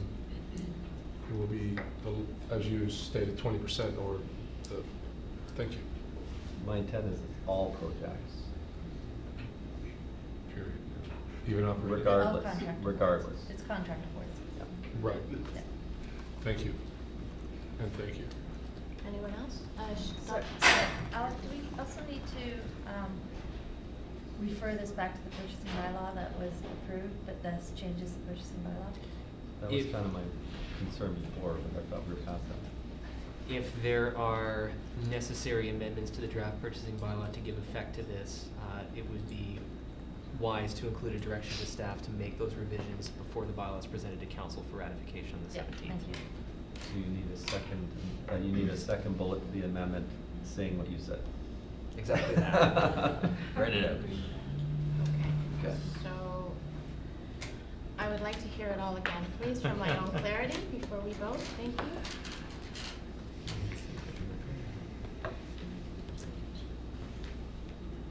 Thank you. Moved by Mayor Collier that Section 3.1.2 of the policy, bullet 2, be amended to read as follows: that unbudgeted capital projects with a total project cost over $100,000 or 20% of the approved budget amount, whichever is greater, and that staff be directed to make the necessary amendments to the draft purchasing bylaw to be presented for council's ratification at the June 17th meeting. So, did you say unbudgeted? Sorry, no, I said budgeted. It's the third, it's the third bullet. It's a third. The third bullet. The third bullet. Project. Oh, I'm sorry, the third bullet. Mhm. So projected, projects projected to be over budget in excess of 100,000 or 20% of the original budget approved. Whichever is greater. And if this has any effect on purchasing bylaw, those be made to work together, whatever. Okay, anybody have comments or questions? Everybody understand it? Okay, and, do we need to move it? I'll move it. Okay. Mayor Collier's moving it, all in favor? Any opposed? Okay, it carries, thank you. And I'll vote on the main And motion. now, on the main motion, I keep forgetting that one. So the main motion was, As amended. the main motion as amended. Do we need to read it or what? Yeah. We're good? Okay, so all in favor? Who moved it? Oh, I'm sorry. I'm gonna move it by Yeah, my pleasure. Sterling. All in favor? This one means a lot to me. Any opposed? Sir, are you opposed, Councilor? No? Are you in favor? Just late. All right, it's passed. Thank you. Okay, deep breath, deep breath, drink of water. And let's go to item number 4.7 now, the 2020 budget and forecast timetable, which was pulled by, you name it, Mayor Collier. Very easy, very simple, it's just a matter of dates. This year marks the 80th anniversary of the Battle of the River Plate. I will be out of the country representing the town of Ajax on both the 9th and the 16th. And I had mentioned before, I think during one of the mayor's meetings, that we may need to change the dates of these two.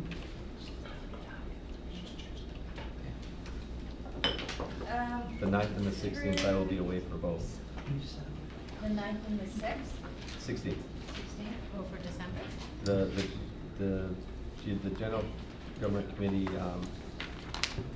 capital budget, open house, and then the following council meeting is ratifying. So Yes, the clerk thank you. can help us with this. Through you, Madam Chair, the December, what is listed in the report as the 9th, it's already been changed. It was swapped with the Community Affairs and Planning Committee meeting that was scheduled for the 2nd. So that should be December 2nd? Yes, it should be. Okay. That change has already been made. And the ratifying on the 16th? So the ratifying on the 16th is still scheduled for council. I know we don't have a meeting on the 23rd. You know what, I'm not worried about the 16th, that can be, that's just ratifying, that's fine. Although I hate to miss the council meeting. but- We'll make him all the amendments when he's gone. Okay, so let's change the 16th. I don't like you missing council meeting either. Is there another date, Mr. Clerk, for the 16th, that we could fit this? 25th of December. I'm not gonna be here. That's not necessarily a decision that has to be made at this particular junction. We can move dates around without, if it's just a rescheduling. I might suggest, I think we'll have to look at it because typically for that meeting, we do the GGC council at the same date. We don't have the luxury of moving it to the previous Monday since that's now cap. Yeah. So we'd have to look at a non-regularly scheduled date otherwise in the week to do that. So it could be, for instance, a special meeting on it could be Friday afternoon, for instance. It could be, yes. Yeah, we could look at calling a special meeting just to ratify that piece and continue with the regular council meeting for any outstanding business at council. Would we need direction, like amendment for that, or can that just be just direction, just be your report back with some options? Calling a special meeting doesn't require any particular direction. We can take that back now and let you know. Okay, does any member of council have an issue with that if we modify the 16th date? To We don't know yet. Alex is Would gonna. it It be would be a special meeting called earlier specifically for or that purpose. later? Probably earlier? Yeah, it would be before the 9th. the 17th is good. I have a cloak in them. No. Yeah, no, sorry. No objection. Sorry, that's good. Yeah, we're good. We'll get back to Or you with after, but I dates. don't think anybody wants to get any closer to the 25th. Right, I was gonna What suggest maybe we go before the What's that? 16th. if possible. Love it. Okay, so we're all okay with the clerk checking what's good for everybody and we don't have any date? Correct. We don't really know our party schedule. I'll move that. Okay, I know mine, 0. all right, so that was moved. Do we need to vote on that? Just on the date motion. Okay, so I just want to ask one does anybody else have questions about this report? I just want to clarify, so the paragraph just before communication issues where it says counselors should undertake discussion with the appropriate department director for possible changes in 2020 to 2024 operating and capital budgets. Through this discussion, the director will be able to determine the next steps for the initiative and with finance develop the council list. Input from council up to August 30th, 2019 will be incorporated into the council list. So I just want to confirm that that is all of the things that we heard at the door and the ideas that have been generated from that and our comments and ideas from the strategic planning days. Is that, I just want to know if that's what we're talking about here. So, through the chair, these are things that, to your point, all the things that you're talking about are gonna come through the strategic plan. So the timing is a little bit off on those because the strategic plan won't be finalized till afterwards. But council can identify things that they wanna see, in the, capital budget or the long-range capital budget. Typically, there's a few ways that we can manage them. We always recommend you talk to the director that would be champion the project because they may already have it considered and have it scheduled for a certain day. There may be barriers such as, you know, regional timing or something like that that will inform the council of. But it's an opportunity to get your wishes, for us to review it, and then that doesn't mean they get passed, it means they then get considered within the budget process. So we will have time between the council list being finalized, the strategic plan being finalized, and the budget process to try to incorporate as much as we can. It will be a busy November. Yeah. Yeah. Okay. Okay, thank you. Any other questions or comments before we move this? So, can I have a mover for this? Regional Councillor Lee, all in favor? All opposed? Okay, it passes. Thank you. So that was number 4.7. And we have We're already. halfway there. I know, 4.8's already been approved, so now we're going to 4.9, which was pulled by Mayor Collier. Thank you. Just very quickly, Chief Lang, is $5,000 the same as what Pickering is paying and Whitby are paying towards para? Yes, we asked if it was equal amongst the other municipalities, and this is. Excellent. Thank you very much. I'm really glad to see this going ahead. It's time. Thank you. I'll move it, Chair. Any other comments or questions? Okay. Moved by Mayor Collier, all in favor? Any opposed? Okay, that passes, thank you. Nice. Okay. Yeah, that was a quick one. So item 4.10, assumption of subdivisions, that was pulled by Councillor Tyler Moran. Would you like to speak? Yes, thank you, Madam Chair. Just a quick question.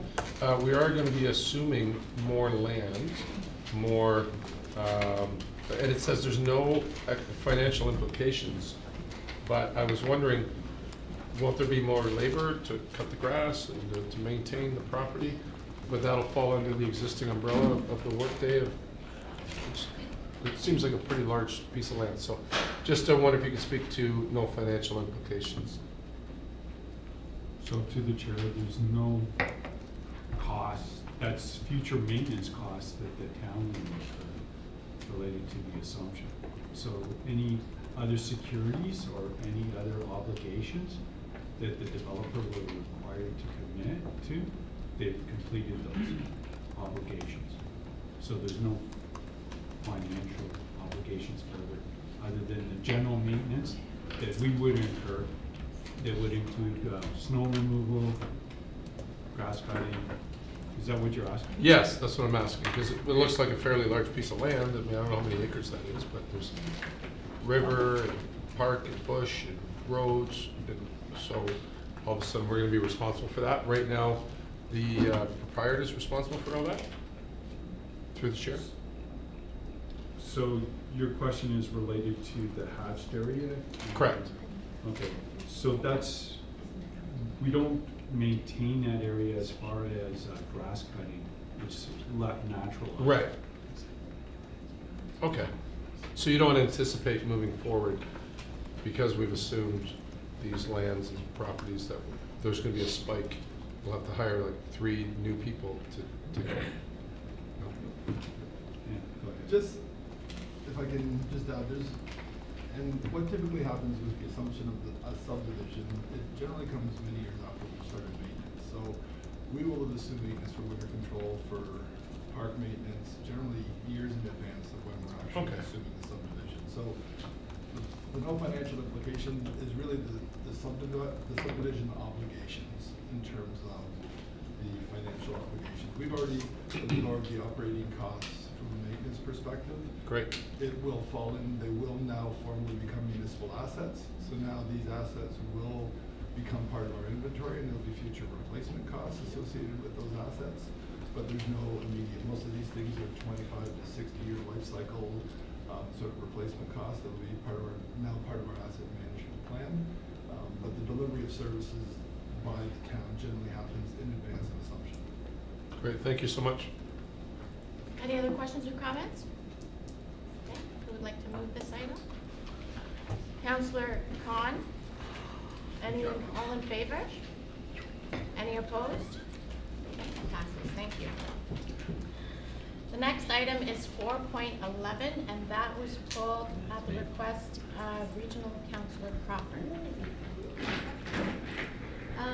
So my question isn't so much, well, there's an observation that the region actually wants to run the water, but we're not in favor of that? We think it should be deferred through to the municipal comprehensive review that the region's going through right now. My question is actually outside of the rural into the downtown. Has there been a position from the region on upgrading our services in the downtown? I know it's not part of this report, but I'm just curious, since it's water and services, if I can throw that in there. Well, this is a rural area. I know so, that, but. Yeah. So, with regards to the downtown, planning's going to be taking on a central Ajax servicing intensification and transportation study this year. Okay. To When does that build. start? Pardon? When does that start?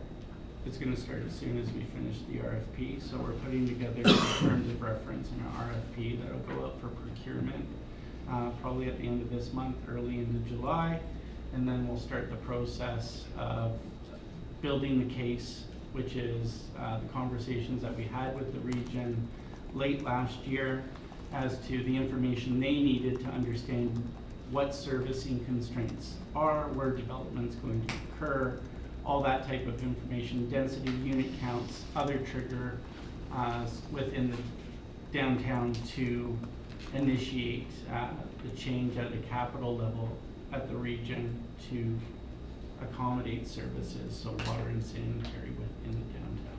Thanks, Jeff. Thank you, Madam Chair, for letting me take a left turn. She didn't, she just did it. Detour. Anybody else? Regional Councillor Dye. Thank you.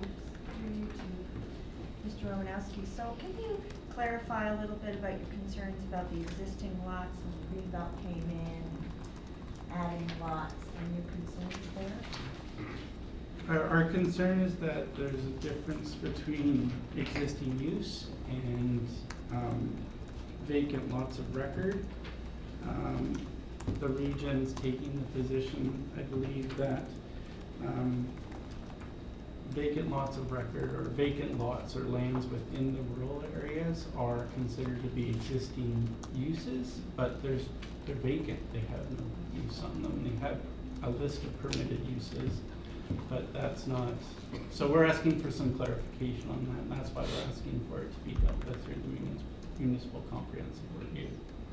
Okay, so we need, there are going to be issues coming forward that we need to know about. Yeah. Okay, thank you. Are there any other comments or questions on this item? Mayor Collier, please. Thank you, Chair. Mr. Romanowski, what's the window to comment on this?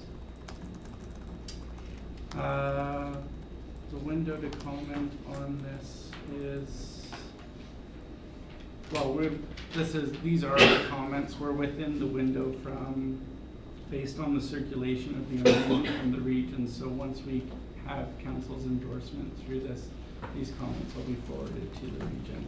We've also commented already through the agricultural and rural discussion paper through the MCR, so those comments have already been forwarded on. So these comments that'll be in here have already been passed on to the region You're through that making the discussion assumption that paper. council will pass these comments today, though. No, What I'm asking no is, assumption was made on that. if these were referred back for amendment or change, what would be the deadline for these have to go to region? We can comment throughout the open period that this application is going through process at the region. So if this didn't happen until September 30th, that wouldn't matter. Well, no, it wouldn't matter because regional council won't be sitting to make decisions. Decisions would be made once Okay. regional council's back in session. Okay. I just would like to know that first, because if these are due end of June, for instance, then that wouldn't allow for any kind of changes. To the, just to be clear, Yeah, so they're gonna consult over the summer for this ROPA. So chances are comments will be due towards the end of the summer so that the regional planning department can put together their recommendations on the ROPA going forward to regional council. Okay, but basically, to put it in a nutshell, your comment, this is about, the region has initiated a process to look into allowing connection to services, to municipal water, sanitary sewer, for residents or businesses, I guess, outside the urban boundary. But in Ajax, all properties that are outside the urban boundary are in the green belt. So we have an extra layer of policy. Right. Okay, so your concern is, since it's green belt, it's not as simple as just commenting, we have to go through the other. Down here it talks about 20 of the properties in the town's rural area. Which were those? Like, which properties are you talking about? These are properties along Taunton Road and Lake Ridge Road, Okay. Audley Road. In the Okay. green belt, so north of Taunton. I just wondered, because it's 34 on range Ontro, right? Yeah, but those aren't the properties they're talking about because they're not directly adjacent to Got our it. services provided. Okay, so- This would be a service, a property is directly adjacent to a service. So if Taunton Road had a service, these would be properties directly on the north side of Taunton Okay, Road. perfect, thank you. These are connections, not extensions. But if regional council declares it a health issue, As then per they the- can't have connection based on a supporting petition. Similar to the process that the Range and Ontario area went through, correct? Okay. Does the water line run right down Audley Road?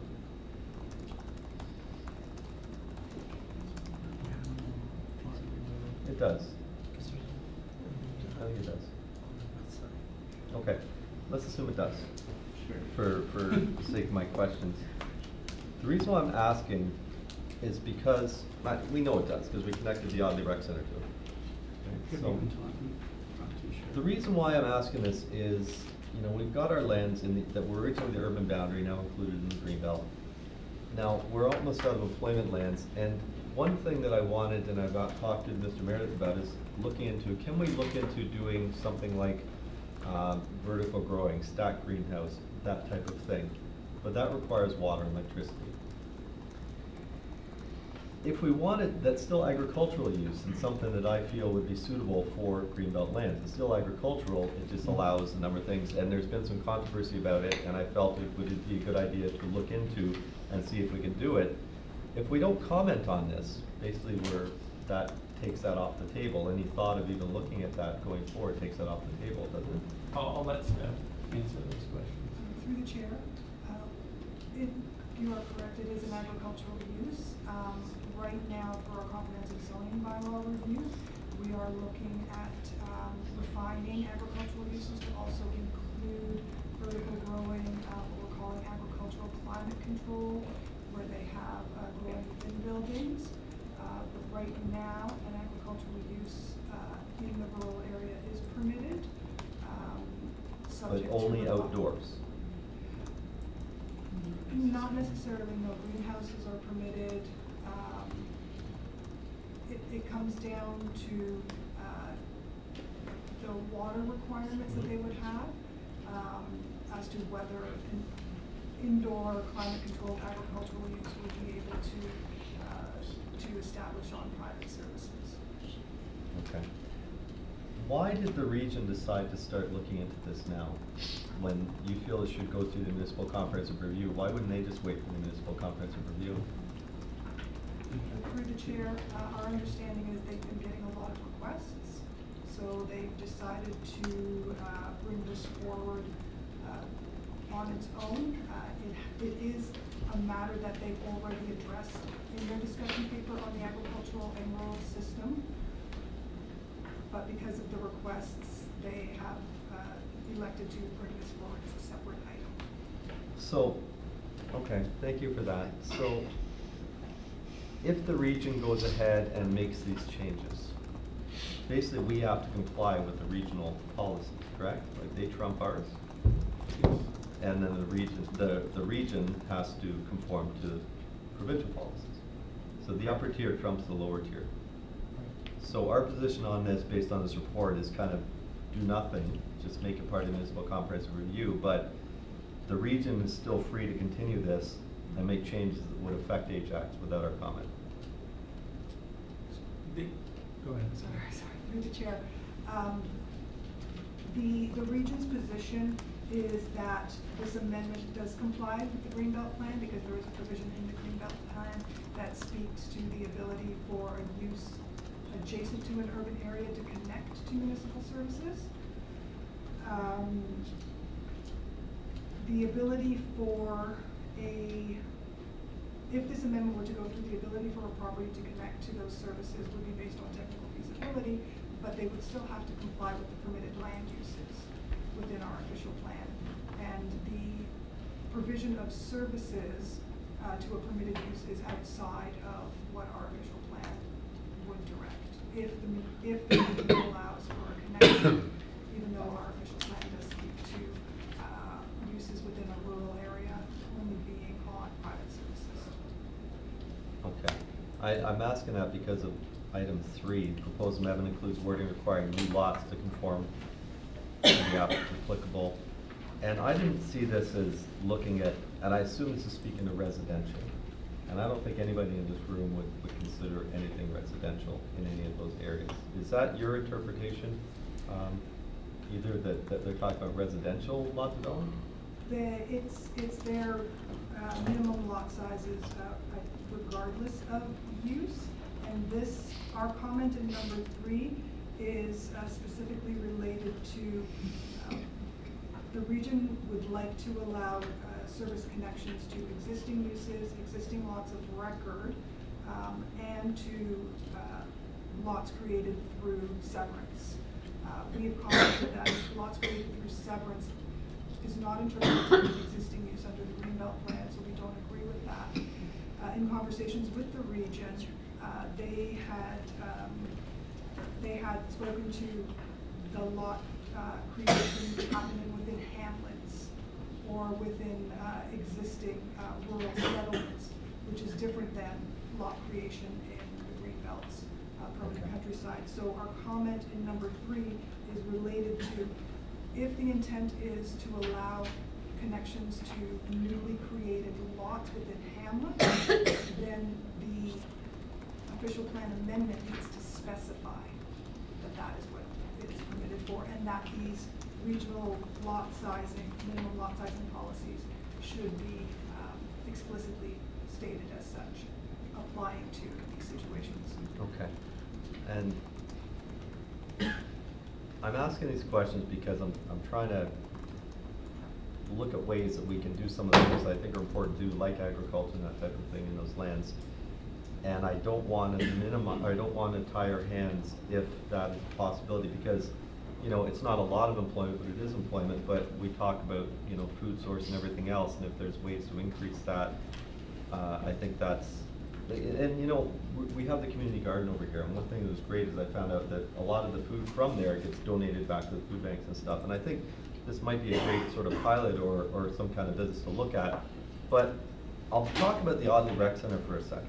You guys have both been here for a long time, and I don't know if you were involved in that when that went through or not, but you're very aware of it. But I think when the province designed or started the Greenbelt plan, I think they were thinking, you know, when they talk about recreational uses in the Greenbelt, they were thinking maybe a golf course or soccer fields.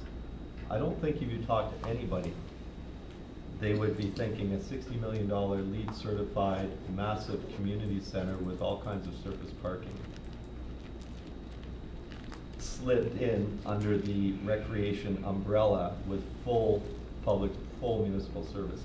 So I just throw that out there because I find we're maybe being a little bit hypocritical, having approved something like that, which in my mind clearly does not fit under the Greenbelt, but we're worried about a connection to a house or to a Greenbelt operation going ahead. So I just wanted to, and I don't expect you to comment on that, I just wanted to make that comment that, you know, it's a real black and white kind of thing. It just doesn't seem to make sense based on the current. Yes, technically it's recreational, but it's not all recreational. Like there's a lot of other stuff there. Like a library I wouldn't consider recreational, right? Director Meredith. Ms. Meredith? Just a point of clarification is that the town did enter into negotiations and acquire the lands for known as Sportsplex, now the Audley Recreation Center, in the early 2000s with the understanding that there would be a future community center on those lands. These lands were acquired, they were negotiated through land exchange with Tribute, and this was a number of years in advance of the Greenbelt even being contemplated.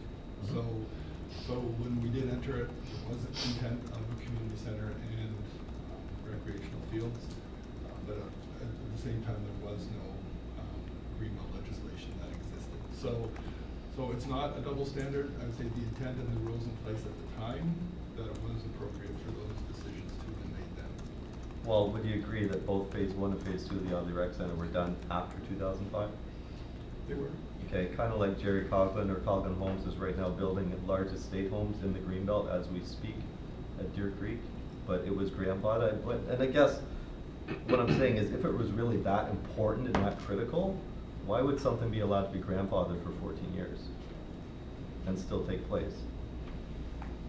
If we go to the time when the original estate homes on Boogie Lane were approved, they did have the water extended to service those properties. So you're going back beyond 30 years from when municipal services were extended into that area. So I'm kind of saying, well in advance of when the Greenbelt legislation was in effect. I get it, but I'm just saying it's a bit of a, I won't say double standard, contradiction, because we're so worried about something now, yet we're still allowing this to happen, and it's been happening ever since 2005, all over Durham, in tons of areas, Whitby, Oshawa, Clarington, and it just, to me, we're worrying about homes connecting to water, meanwhile we've connected to water and sewer and gas and everything else. Anyway, we'll leave it at that. Thank you. Regional Councillor Dice. Thank you. So we talk about the industrial lands. So where do we stand with our industrial lands? Because I don't have the numbers rolling around in my head. But it's not, I mean, a lot of them have been picked up or purchased already. And my understanding, the rest of the industrial lands are still open for development, but some property owners have not opened them up for sale. Is that correct? Just trying to get an idea as if we're, you know, we're running out of space, like everybody says now, to develop those industrial lands. Because this is about building in the Greenbelt, right? Is the question about servicing? No, how many we have. Are we really, we're getting close to running out of our industrial lands for development of businesses and industries? Through the chair, we are currently undertaking a commercial and land review. A draft report will be coming to CAP in the fall, early fall. And we early analysis does look as if we will have enough employment lands to take us out to the 2041 growth plan horizon, but that post 2041 we will be running out of employment lands. So that'll be helpful when that comes out, I look forward to that. So just like we're going to run out of residential lands within our growth boundary by 2031, maybe a bit later. So at that point, are we going to be looking at the green belt to expand? Through the chair. So if we're gonna run out of employment lands, you're gonna run out of residential lands, are we then going to lobby or change that growth area and lobby the provincial government to allow us to do that? Because this is what's happening here, in my opinion, it's a thin wedge in. Because we're being told that we need these lands, that we have very firm growth boundaries, and then you also have the provincial legislation, greenbelt legislation as well that factors into that. And when, I guess, their next review of the greenbelt plan is, another 10 years, maybe 2 years? Just 10 year review. So our plan, our official plan is doing that review on the lands and the greenbelt plan will give us an indication in 10 years where we stand again. Maybe a more accurate indication. I know you can't answer that, but, I'm sorry. Through the chair, within Ajax's context, we will be looking at more intensification and infill as a way to accommodate our population projections, whatever they may be coming out of the regions and CR. So, I guess my concern is to jumping the gun a little bit when we're not really that pinched for land. And we don't want to start going into the green belt, which is protected. It protects the agriculture, protects your watershed, so you have clean water. But there's also, we know there will be some changes in the future as how we grow in the agricultural lands. But you have to really, if you're gonna start servicing, there's a cost associated with that too, to the public. So, I think at this point in time, to have send this for a more comprehensive review process is not asking a lot to make sure we have all of the information before we make any further decisions on these lands. Regional Councillor Crawford. Hi, thank you, Madam Chair. Through you to staff. I understand we only have 15 acres left of our service lands. I don't understand where, of our town-owned service lands, that are available left for business development. We can't develop our downtown because they're not serviced correctly. So of our own land that we own, that's serviced, we have 15 acres left. Town-owned service land? Yeah. Employment. That we own? Yeah. No, we don't own any. Okay. Well, yeah, So that lands we- within the lands, town that yeah, are serviced? Yeah, Okay. we have 15 acres. I don't know the number exactly. I do. This I report's do. It's dealing 15 with the acres. rural, the OPA, but I understand where it's going, but. Director Maris. We still have several hundred acres of vacant employment lands. Not serviced. If we look at the PTOB lands, We don't own those. we don't own Oh. employment. Yeah, lands. but, okay. All right. They're vacant employment lands for employment purposes. So there's a couple hundred acres on Peacock alone, right? We're hopeful that there will be interest in developing those lands in the short term. There's the Ivanhoe Cambridge lands, which are south of Highway 2 and the 401 west of Wildley Road. There's about 100 acres in that area. There's the east side of Peacock across from Alexander's Crossing. There are others. Okay. All right, There's point taken. All the lands on Blowers and Pugsley, those are all under private ownership and sold lands from the Runnymede Guthrie Understood. subdivision. Okay. Harwood Avenue North, those are lands that have been sold and are being developed and some have active applications in. Are there any other comments or questions? Regional Councillor Dice. Just a question or a request. Is it possible at some point for staff to put forward a map of these lands so we can visually see what has been, We you have- know, sold yeah. to? That'd be That's great, good. just to review it and then answer those questions. These one lands or the private land? I'd like to see that. It's all private. All right, great, thank you. Anybody else have any comments? Okay. So the recommendation then, thank you, is the staff's comments outlined in this report be endorsed and submitted to the Region of Durham Planning and Economic Development Department in response to proposed Regional Official Plan Amendment 2019-001, Rural Water and Sanitary Service Connections. Could I have a mover on that? Regional Councillor Lee. All in favor? Any opposed? One. Okay, carries. Madam Chair, would it be appropriate to have a 5-minute break? It would be very appropriate to have a 5-minute break. It's, we'll I be will, back. I will move the Making very 5-minute good break. Let's hear it. Thank you, be back in 5, please. Rob doesn't. Cheated.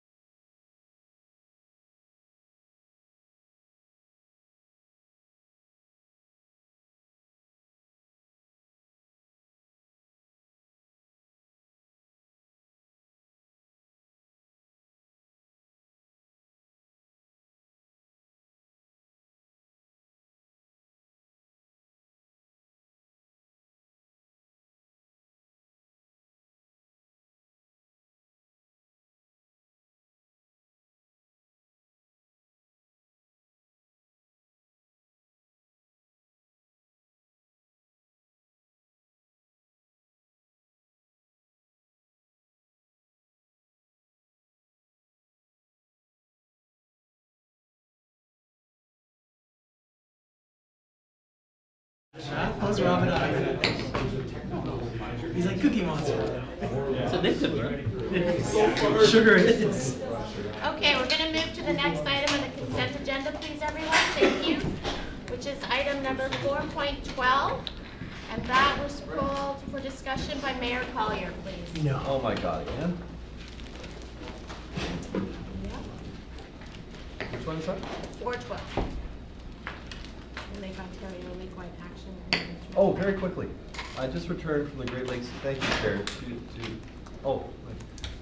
just returned from the Great Lakes and Lawrence Cities Initiative Conference, which was great, and one of the things that we passed there was a urgent resolution to the, I think it's the Army Corps of Engineers, to initiate measures to mitigate the potential of Asian carp entering the Great Lakes. And I wonder if we should just add that comment to here, that our comments are we support that resolution passed by the Great Lakes and North Cities Initiative. So through the chair, as you see in the report, the comments we've made have been all about phosphorus and Cladocra, because obviously those are the items that we want to draw attention to. The LAMP does have a considerable section on invasive species. So section 3.7 speaks to preventing the introduction and spread of invasive species through the lake, and it does speak directly to Asian carp as well. Okay.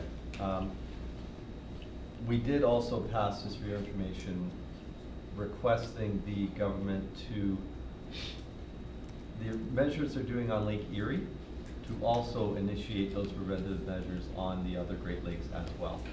So that was another resolution that was passed at Great Lakes and North as well. So that supports our position, which is good. So that's my comments. I'll move the report, Chair. Thank you. So you feel that's covered? Yes. Got it. Are there any other comments? Regional Councillor Dye. Well, just a comment, thank you for your report, and I agree, it's really disappointing, comments that I've made regarding the nutrients in the algae. They based it on old research, when there is some new research, as we know, and they really got their head in the sand. So, I hope that we can encourage people to, maybe if we put those comments somewhere, that people who are interested in the Great Lakes and interested in what's happening on our near shore with respect to the algae, that they maybe have an idea of what comments they could make, and encourage them to send comments to the land as well. I think that's really important. So through the chair, we have already reached out to several organizations to make them aware that this agenda was online and did contain recommendations on the LAMP.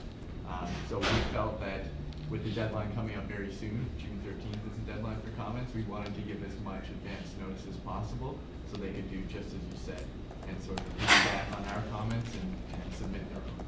But there are some individuals that, sent bump up requests to the minister. I think that it's really important that that information gets out as quickly as possible, and there's like a template that you have, that they can, write and say they agree with whatever, issues or whichever points you put on that list.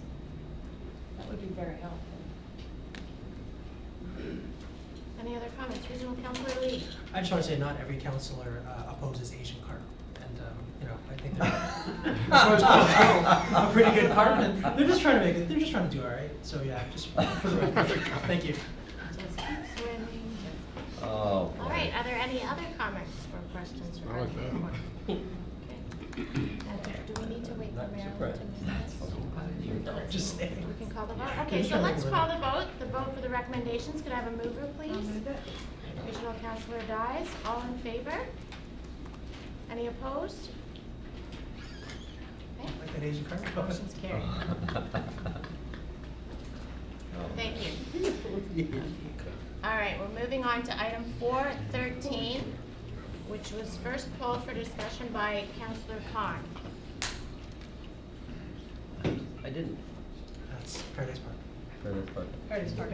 I was just concerned about the $3 million bathroom. Should we have a breakdown on it? Is that your question? Yeah. Would you like Yes. that question? Yes, Okay. please. Through the chair to Councilor Collins, what type of breakdown are you looking for, sir? Well, how did it get to that?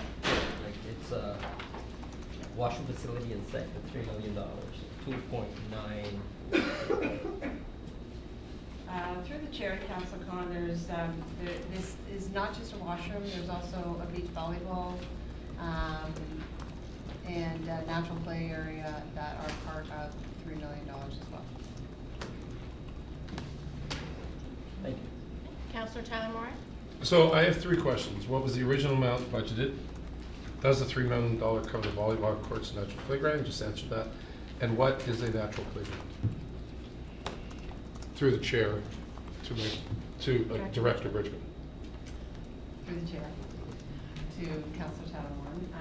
So your first question was again? What was the original cost? What was the original amount The budgeted? original amount budgeted was in the detail sheet, was $2.5 million for everything, which included the beach volleyball court and the natural playground. And your second question is, What's was a natural- answered? What's a natural? Yeah, And what is a what's natural playground? Could you just describe it?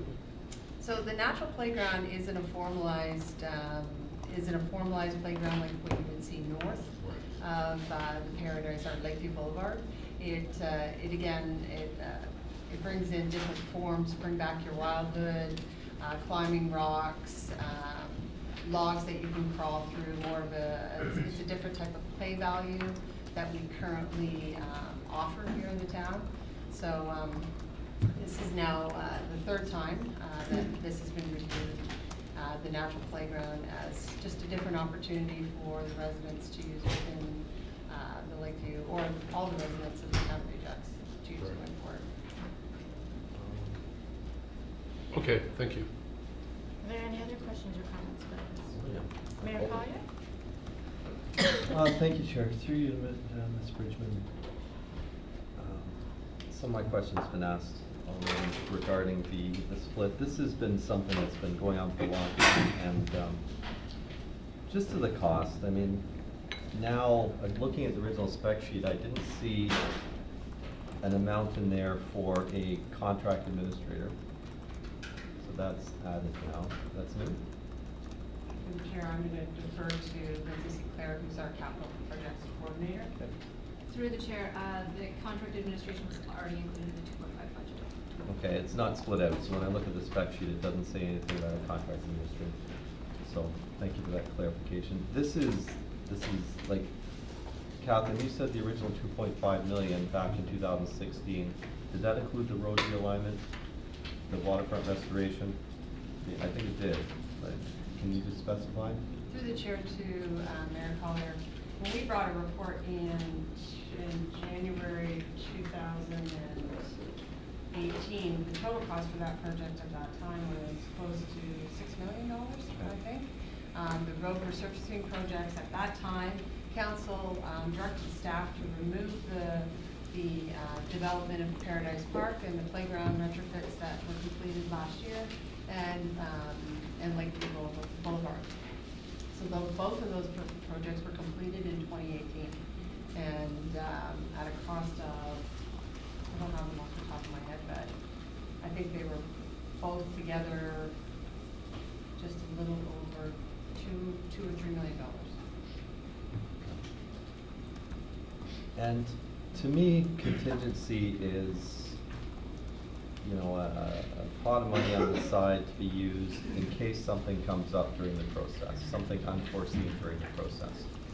And I don't know if we have a policy that says a contingency should be a set amount, or it's something we just decide when the project comes forward. It looks to me like it's something that's just decided when the project comes forward, what you think is suitable.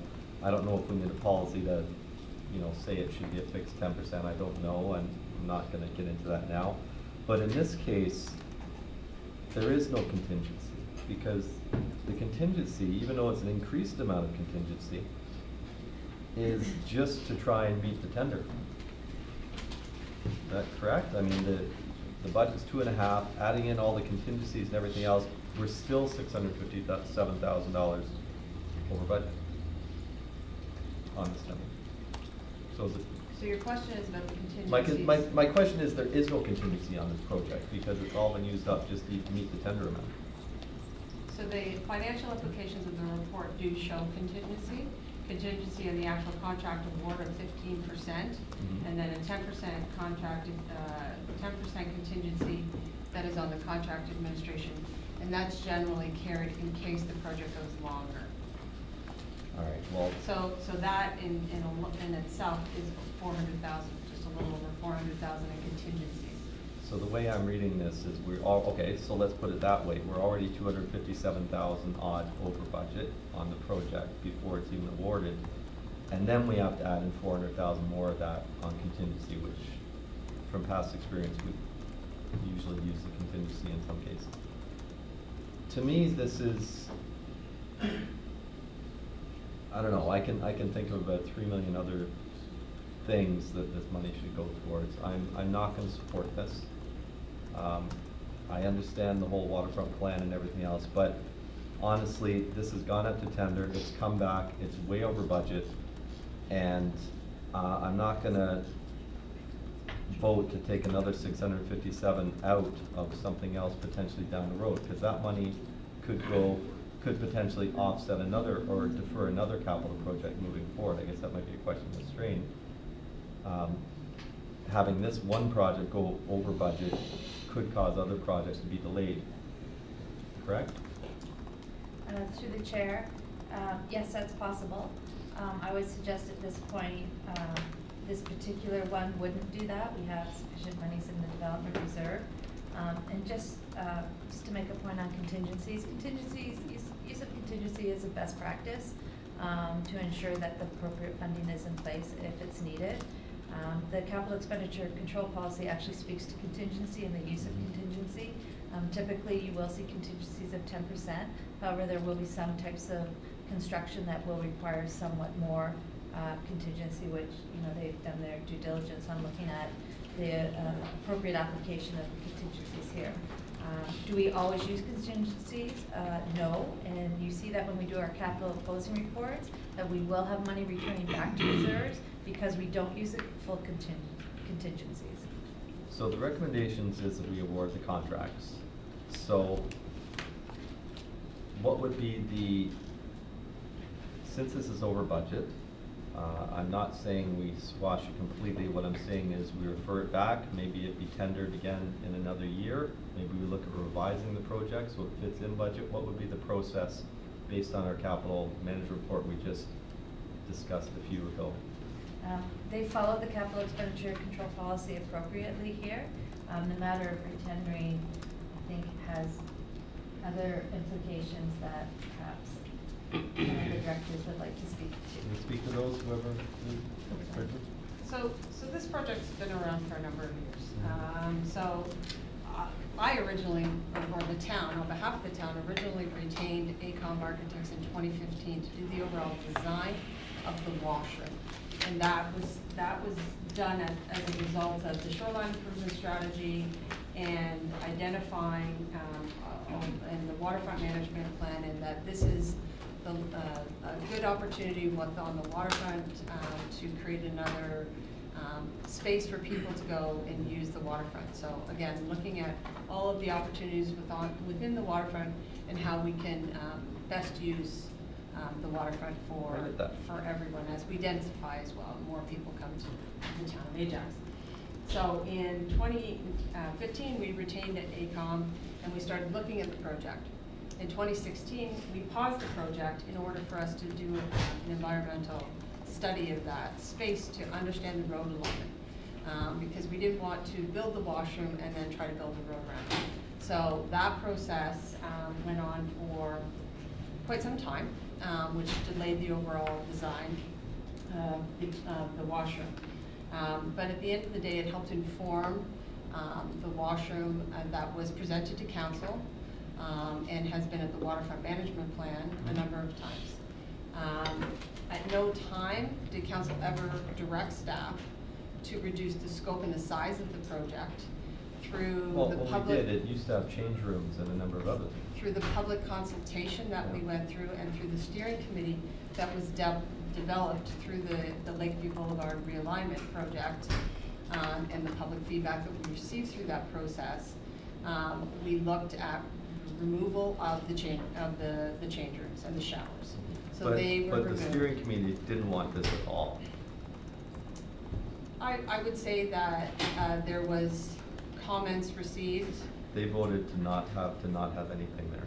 I remember it because they specifically asked council, why did you ask us if you're gonna ignore our recommendations? I think there were certain members of the public. It was the committee. We can't say certain members. We struck a committee, the committee said, no, we don't want this, and we went ahead with it anyway. That's my recollection of what happened. Director Meredith, did you want to comment on that? Yes, I could add to it.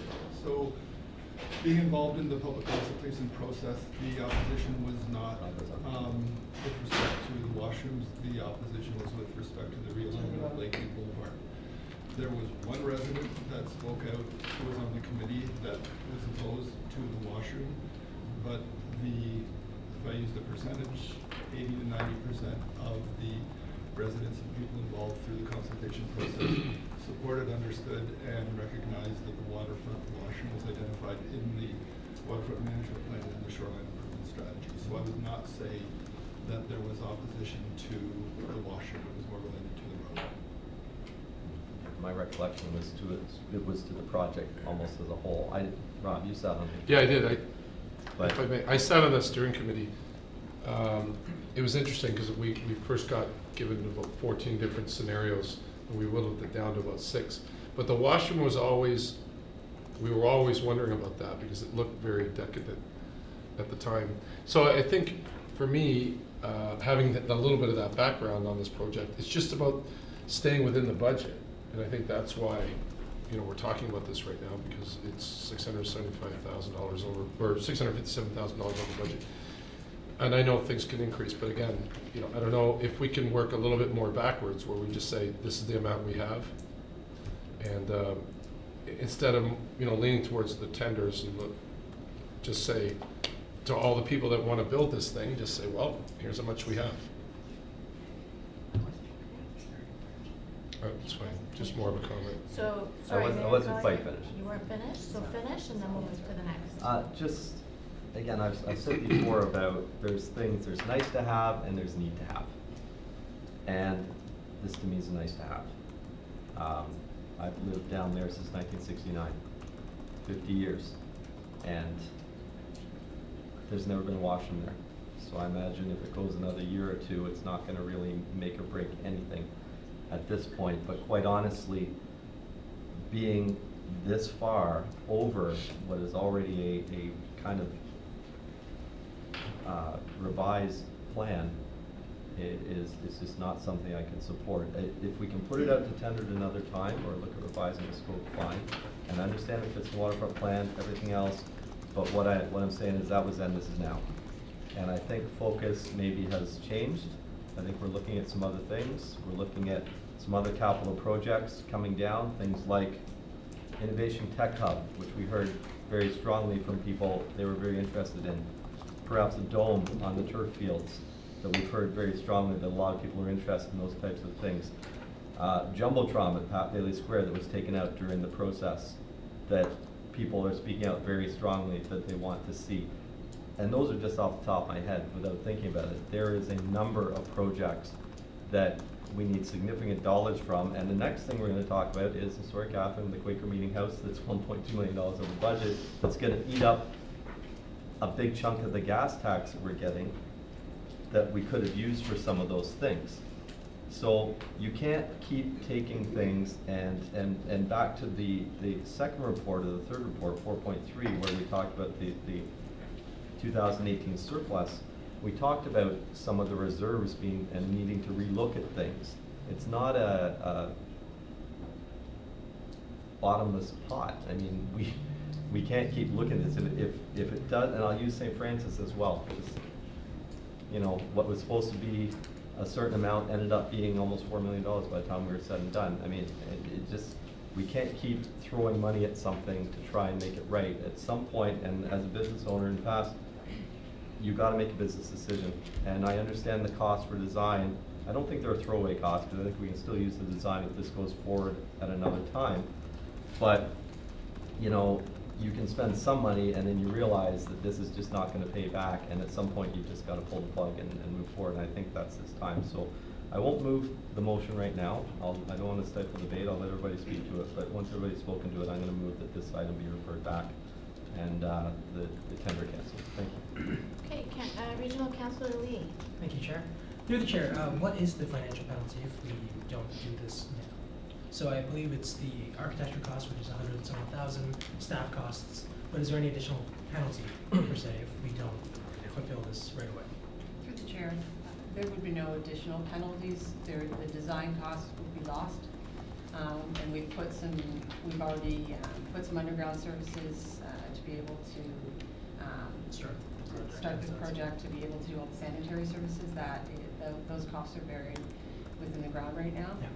But they would be available to us at a later date if the project was to come back. And same as the architecture cost as well. Like it'd be, in theory, if we were to come back in a few years, maybe production costs got cheaper, then those plans would still be good, I guess, is what I'm asking. Through the chair, the plans with the building code as we know it today would still be valid. It would need to be peer reviewed if it was a number of years later, so there would be cost incurred with that. How many years later before it requires a peer review? I would say if it's a year or two beyond, Okay. we would have to have a peer review done of the drawings. And then I guess like my overall question is you know, to Councillor Tyler Molin's point, you know, there's a lot of us that are new. How do costs get that out of hand? You know, like, and granted, I understand it's not a house, this is a town, so obviously the numbers we're working with is bigger, but it's not an inconsequential amount. Where is it just a matter of the concrete work, masonry work just grew an estimate, or why are we at this point? Like, how come at the original point where we had the budget, were we not closer to that budget, and in a sense so far off? Through the chair, we've put this out a couple of times now, and the costs are the costs. Right. For the building. At no time, like I said, council instructed staff to reduce the size of the building or the scope of the project. It was always as is, status quo. We also followed, as part of council's direction, and it's in the report, that the construction of the washroom, volleyball court, natural playground be considered in conjunction with the 2019 capital budget and long-range capital forecast. So the estimate, pre-tender estimate that we had was 2.4 million. So we were confident that when we put it out for tender, that the numbers we had were good.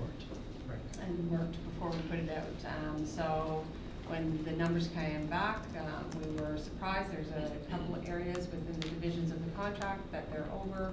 Concrete, and what was the other area? Through the chair, concrete is among there. The waterproofing requirements are also substantially higher than we had expected, as well as the exterior improvements, landscaping, pathways, that sort of work. Well, I can only speak for myself. I don't think I can support it as is now, but I hope when we do revisit this, and I do hope we do revisit, I don't want, you know, the underground work to just be lost. That, you know, this council really kind of go over these plans with a fine-tooth comb so that we don't delay this for another 3 years. Because I think, you know, a good analogy is the Scarborough TTC line that's been debated for over 15 years, and there's been no progress. And I think our residents, to a degree, still want to see progress on certain infrastructure projects, but you know, hopefully within budget and within time. So, thank you, Chair. Regional Councillor Dyes. Thank you. So there's no guarantee if we defer this that the material costs are going to remain the same for the construction of this building. They may increase. Through the chair, it is our experience that year over year they do increase. The costs for construction have escalated over the last number of years. It's also my understanding too with the actual contractors, depending on, you know, how in demand they are, that their costs can increase as well. It's harder to find someone to do it sometimes. Through the chair, it's a smaller project. You're only going to, and we pre-qualified a number of contractors for this project. But yes, it depends on the volume of work that's in the GTA, and you know, sometimes they throw numbers in and say if you're going to take it. But our estimates were good. So our 2.4 was a good number with the volleyball court and the natural playground involved. We also had, that did include our $400,000 in contingency. So just to clarify, the natural playground is not a playground. It's a playground. It's a newer version of a big playground, jungle gyms and all that, which is, I mean, they're not inexpensive. So that's part of the budget as well. How much would that be?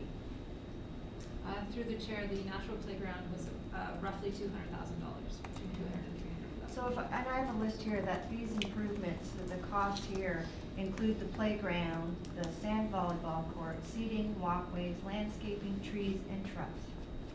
Is that correct? Through the chair, that's correct. Sorry. Nope, So it's not just about the bathroom or the washrooms? It's to do all the connections too for the work that was completed north of the road. So we've got a north-south access that's created through the pathway and then connects the trails to the south from the washroom. Right. So that was all designed as part of the overall project. Thank you. So I just want to make a comment that I was also part of all the process for these many years with the waterfront, the Paradise Beach, and, you know, participated with the residents in the public meetings. And I know there was a lot of talk about the washroom size, and that was overinflated. There was a misunderstanding. It's not Taj Mahal, but it will be a nice experience.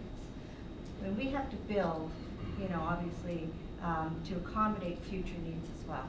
So when you have to build in such a way that, you know, it's going to last, you can't write graffiti on it, it has to be safe with different standards, and it has to be accessible, so that drives the cost up too.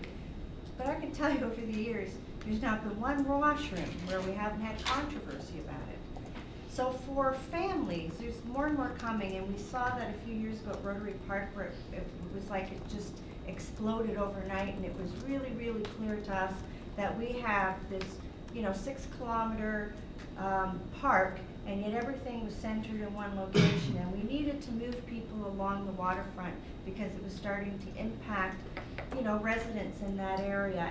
And these other areas along the waterfront have other things to offer, like the beautiful beach that you can swim on. So a family can't take the children there if there's no place to go to the bathroom. And that was always the issue. And even for me, when my children were little, I couldn't even walk without, you know, knowing where the washrooms are with children and for myself. So, you know, this has been going on a long time. We've had a lot of public input. We've made changes along the way and incorporated different things, and I think we've done a really good job, and it would be nice to see it completed so that, I think this is it. This is in the plan, the last one that we were thinking of, if I'm not mistaken. So it completes our waterfront trail from east to west with all the washrooms that we're going to have. So, you know, pausing at this point to me doesn't make sense when we've gotten this far. Nobody thought that the washroom at the bottom of Harwood or the parking lot there either would ever be used. And it was full as soon as it opened. So you just never know. There's people who are not coming because the facilities are not there to support it. So it's a wait and see, but I think it looks really, really good. And I know you've worked really hard on it, and I appreciate that. Thank you. Councillor Tyler Moore? Just to clarify for my own head, this would fall under the new parameters that we set forth about an hour ago at this meeting. So correct me if I'm wrong, through the chair to Director Strain. So these kind of increases, it would have. Yeah, so through the chair, yeah, that's one of the reasons, it's here for a few reasons. One's the value of the contract. Secondly is the over budget. Most importantly is that it has always been deemed a very high visible project within the town of Ajax. Right. And I, you know, I'd like to have a washroom. I'd like to have a washroom in all the parks in North Ajax as well. The amount that we've set forth at 2.5 million, if this is deferred today, then obviously we would anticipate that the new idea would come in under the 2.5 million. As a council, is that number set, or are we allowed to? It's set, so we can change it if we want. Director Bridgman? Through the chair, I just want to clarify your statement of the budget that's set. So the capital details sheet outlines a budget that has been approved by council with a cost estimate of a project that we've completed the detailed design on. So we, through our purchasing process, we can't just go out and you know, say, hey, this is how much money, we have a terms of reference, we have a specification, we have drawings. And I respect that. That break out the ask for the project. So, so if council was to defer this, council would have to provide staff with a recommendation or a motion that would say, go back, change the drawings, refer, which has never actually happened, and, you know, reduce the scope or the size of the project, but we would have to cancel this project. So this project would not happen in 2019. So we don't have the ability within our purchasing bylaw and our capital expenditure control policy to just, you know, award to anybody. It's, right. So in regards to Regional Councillor Lee, as he was saying, like the work that's already been done, you know, the pipes that are in the ground. Yep. I would like to be able to still, you know, tap into that and not come up with this new design. So all the work that's already been done, you know, I'm not suggesting that we go backwards from that. I was just wondering if it went back to, if it got deferred, if you guys would be able to do it under the amount set, or the amount projected. Is that a better word They would than redo set? it. This would be gone. I see. Start from scratch. Start from scratch. Yeah, New more architects. cost. But we could still, as you indicated, use the pipes that are in the ground, so that there's services there, like same way if you have a dry fit in your basement. Ruffin? Director Strain? Yeah, just to comment on the cancellation of a tender. We have to be always very careful about what they call bid shopping, where you continuously put out a project over and over again, waiting to get the price that you want. Because I would suggest to you that without changes to the project, it's unlikely that it's going to come in much better, particularly if it's deferred a few years. But we cannot just cancel a project and then just rebid it again. So we can't just do that. It's How many not- times do we have a history of Ajax, history of doing that? No, you're not supposed to do it. Right, at all. Right? At all, No, period. it's not, because Right. it's called bid shopping, But right? they would understand with the new council that, Mhm. that priorities may change, though. Sorry, I'm speaking, sorry, I just. through the Good chair, this is question. the second time this project has gone out for tender. So, okay, that's. So it's already gone out for tender twice. This will be the second time it's closed and gone out for tender. So to your point, we would have to go back out. We'd have to go through the public consultation process again.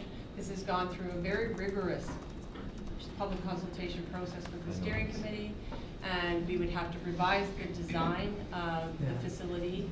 And that may or may end up in a cost savings.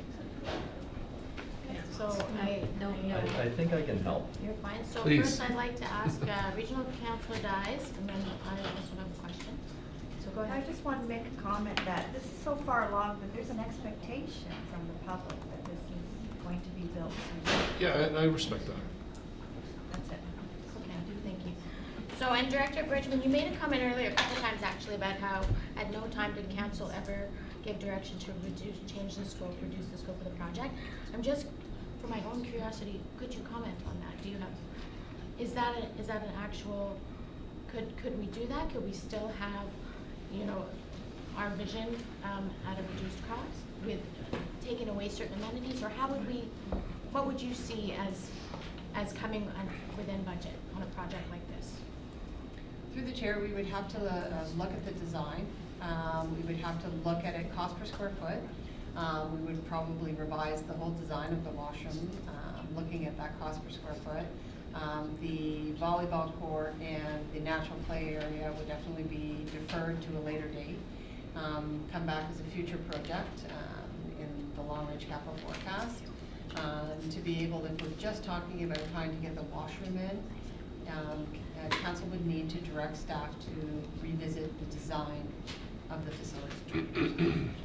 And of those three items, the natural playground, the volleyball court, and the washrooms, would that be the order, would you say the order of sort of implementation would be washrooms, and then volleyball, and then natural playground, or would you, like what would be the suggestion of the best way to do it? Put the washrooms in and defer the others, or put those things in first, defer the washroom?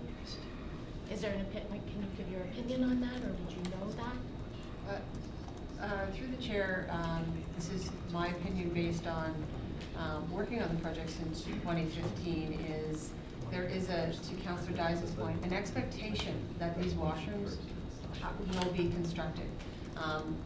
and that there has been comments about volleyball court as well, and that, you know, it's nice that we're gonna have this opportunity in Ajax, and then you don't have to go down to Asperger's Bay, but in the order of priority, the washroom would encompass the overall vision of the Paradise Park redevelopment project.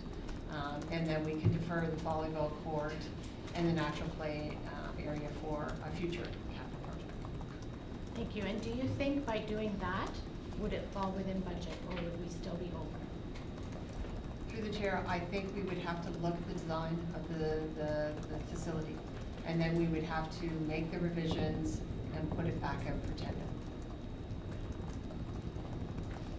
Thank you. Were there other comments? Mayor Collier? I think I can assist, and I wish I'd just introduced this in the first place, because it might have answered some of the questions. What my motion was, and Mr. Clerk, I did email it to you already, that the tender, so I'll move the motion that the tender for the Paradise Park washroom facility and site improvements be canceled, and that staff be directed to report back to council with option of the cost to complete the landscaping and trail connection portion to be considered in the 2020 capital budget. And I'll just speak to it quickly. There's no way we're fitting this washroom in the budget. It's just not, it's a rough-in, for sure. It's like buying your house and you got a rough-in in the basement, you can complete it later, no problem. And if money comes along, or a grant or something that allows us to do that, I'll be the first one to vote in favor for it. The first one. But that's not right now.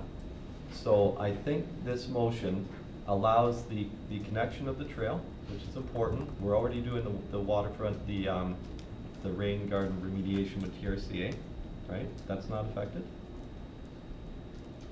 The wetland restoration work that's currently ongoing, no, it won't be affected, that's a separate capital program. So the things that are important and need to be done now, which is the trail connection, the landscaping, and the completion of that portion of the project, this will allow it to be done and move forward, and I'm pretty confident that it won't be done this year, fair enough, unless we can find it somewhere, but it's a fraction of the cost, because I'm pretty confident, would you agree that the washroom is the bulk of the cost? I agree. Okay. This would allow us to get that done, get this area finished. Yes, it would be the spring, not the fall, but it would allow it to get it done and get it finished. And quite honestly, the washrooms, I don't think we finish this year anyway, right? That construction would go through the next year? Probably. Okay, so we're not really delaying the project. This would allow the things to get done. It's a portion of the cost. I don't think we're gonna fit the whole thing in the budget. And then at a later date, absolutely, if something comes up and the funding's available and we can do it, say we get another gas tax windfall and we don't have a big overage on another project and we can put the money aside and spare it, fine. But right now, I think we have too many higher priority capital projects coming forward based on the vision of this new council.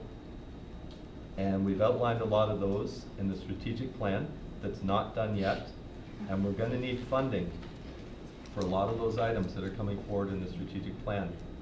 And if we burn up the money on a project like this, that's taking up a lot for a fairly small thing that I don't know how many people it's going to affect, versus something else that can maybe really affect a lot. And I'll use Paradise Square for instance. Like, we've got probably 2,000 people going there tonight in the rain, maybe more, right?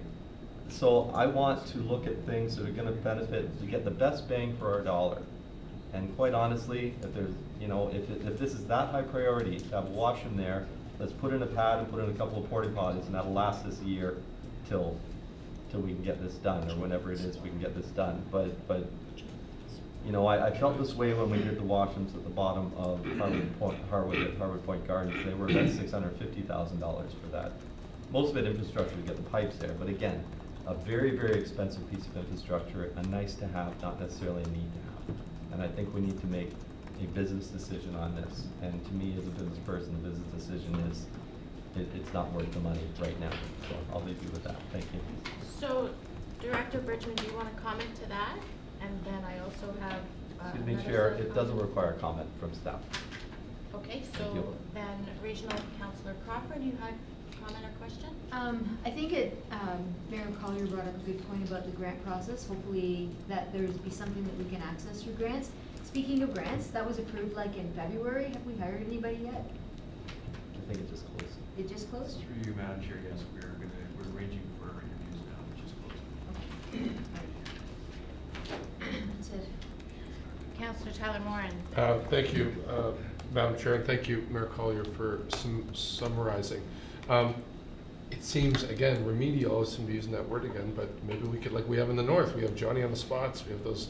So if we want washrooms down there, because I agree there should be some washrooms down there, let's put in 4 of those on a nice pad and clean it all up. Just, I don't know if that's a Band-Aid, but it is a solution. Just want this, put that in. It's a temporary fix. Regional Councillor Dias. Okay, my last comments, you know, to me, this is just like, you've spent the money to get this far, and now you're scrapping it. To go back and do it again, you're gonna have to spend that money again. So we are wasting money in doing this. It's been a long process. You were part of that council, Mr. Mayor, when we debated this many, many times. I didn't and support it, approved though. its progress all the way along. And I'm glad you brought up Pat Bailey Square, because there's an unbudgeted item. And I mean, our mandate here is about bringing people together, community together, which is great, and it does that with the celebrations going on with the Raptors. But there is an unbudgeted item, and how many nights is that worth? And there's gonna be a cost associated with that. So if you wanna talk about that, you know, wasting money here and there in capital projects, you know, it just doesn't make sense to me that it's okay on the one hand and not on the other hand. Whereas we've had all the approvals throughout this whole process and had incredible public open houses and educated timing, communications, that costs money too. So to have to go back and redo all of that is redundant. It's just you know, you're gonna be spending that same money again. So that's not a savings to me. So. I would like to call on Director Bridgman. Through the chair, I just wanted to make one final comment is, we have secured the permits through TRCA to move forward with this, so any future project would have to fall through that process again. So we need to engage our partners at the TRCA to have a review of any future capital project that would take place on that property. Anyone else? Call the question. Okay, so could we please have the motion read one more time? Okay, so what do we, okay. We're voting on What are we this. doing? Do you want me to read it out? Yeah, what do we do? Maybe the Because clerk, I- I'll yeah, take the but- reading also. Moved by Mayor Collier that the contract for the Paradise Park washroom facility and site improvements be canceled, and that staff be directed to report back to council with the options and costs to complete the landscaping and trail connection portion to be considered in the 2020 capital budget. Okay, so do we need comments on that, or we already have them? Comment. Okay. Somebody need a motion to that, or that is the motion? That is the That's the motion, so, we vote on it now? Is that right? Motion, right? Okay, so all in favor? And any opposed? Okay, and now we will move to do we have to do the main motion? No, we're done? That's it. Okay, motion carries, thank you. Okay, 414, which is the storm sewer infrastructure maintenance, and that was pulled by Mayor Collier. Very quick, this won't take long. I guess through to, who is this? Is this Ms. Bridgman? And Mr. Davis Smith, our manager. How you doing? Okay. Are these, okay, when it says partial, does that mean that these companies only bid on, like, for instance, the catch basin and the others, so they only maybe bid on 2 of the 3, is that what you mean by partial? That's exactly right. Okay, so that's why we're awarding to 2 different companies. Correct. And so when I look at this and I see the multi-vac services at 315, that's not, and another guy at 15 million. Exactly. Okay. So it was ordered to the lowest bidder. The tender was structured in a manner that, into sections, so. Okay, so they it's could still bid on lower, all of lowest one bidder. of the sections. Got it, thank you, I'll move it, thank you, Chair. Okay, thank you. So moved by Mayor Collier. Actually, are there any other comments or questions before we move that? Okay, moved by the mayor. All in favor? Any opposed? Okay, carried. Thank you. 415, supply and delivery of LED street lights. This item was pulled at the request of the mayor. Go ahead. Thank you, Chair. You, Ms. Richmond again, and, okay? Mr. Chalmers? Yeah, 20% contingency. Well, first of all, the approved capital budget is 817. And we've already, the 189 for electrical, is that design or is that work that's already been done in preparation? Through the chair, that's the installation cost. That's the installation Separate cost? contractor. Separate, okay. Okay. And so the contract for the 514,000 is for the purchase of the lights itself? Correct. Okay. Why a 20% contingency on this one? Back to my question before about the amounts of contingencies and how they're determined. There's some unknowns. There could be additional lights that are still out there in the subdivisions that we don't have in our inventory that we'll discover as we're going through the conversion. In addition, there could be mounting issues for all the lights on the railway underpasses and 401 underpass, so we're trying to cover off if there's any problems with those. I'm just wondering, I didn't see in here speaking to the energy savings that would come from being the LED, and if there was any, last time we did this, last round, we received like 160 grand from Viridian or something. Is there any sort of rebates we're gonna get for this? Yes, in 2017, we received 167,000. Close, right? Okay. 2018, 139,000. Okay. And I expect about 200,000 from this one. Okay, so this is smart and makes sense. I just want clarification on the difference between the installation and the other. Thank you very much. Appreciate your answers. Thank you. I'll move it if you want. Okay, recommendation to award this contract was moved again by the mayor. All in favor? Any opposed? Okay, thank you, motion carries. 4.16, the final report of Quaker Meeting House.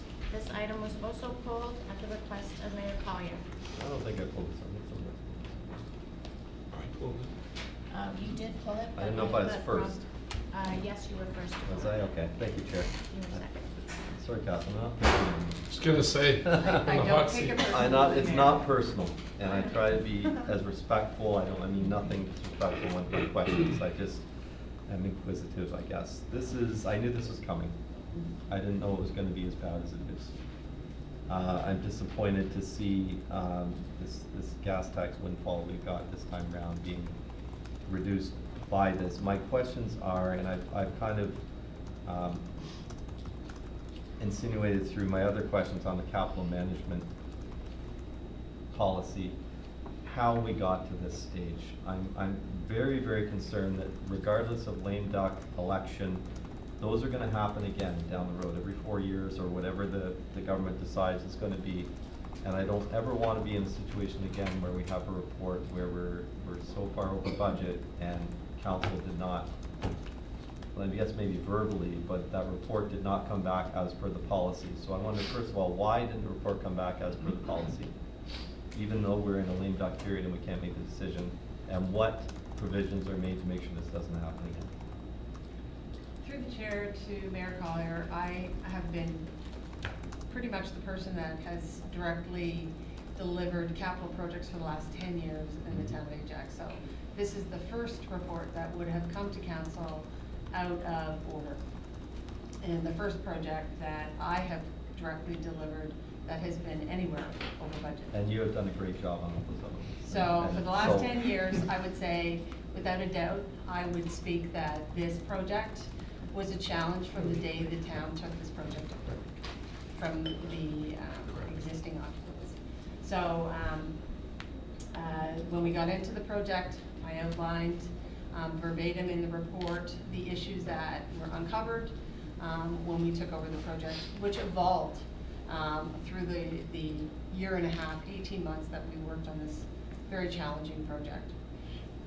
In the time that I worked on this project, I did engage in conversations with my then director, Dave Meredith, and made him aware of the costs that were escalating.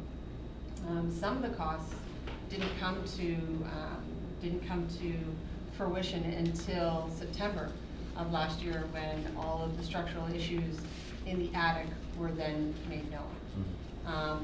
In August of 2018, I spoke and sent a note to the then CAO and the Director of Finance, understanding that there was a reporting mechanism, which of course I've used in the past because I did bring a previous St. Francis project potential over budget to council for their consideration and understanding that that was going to happen.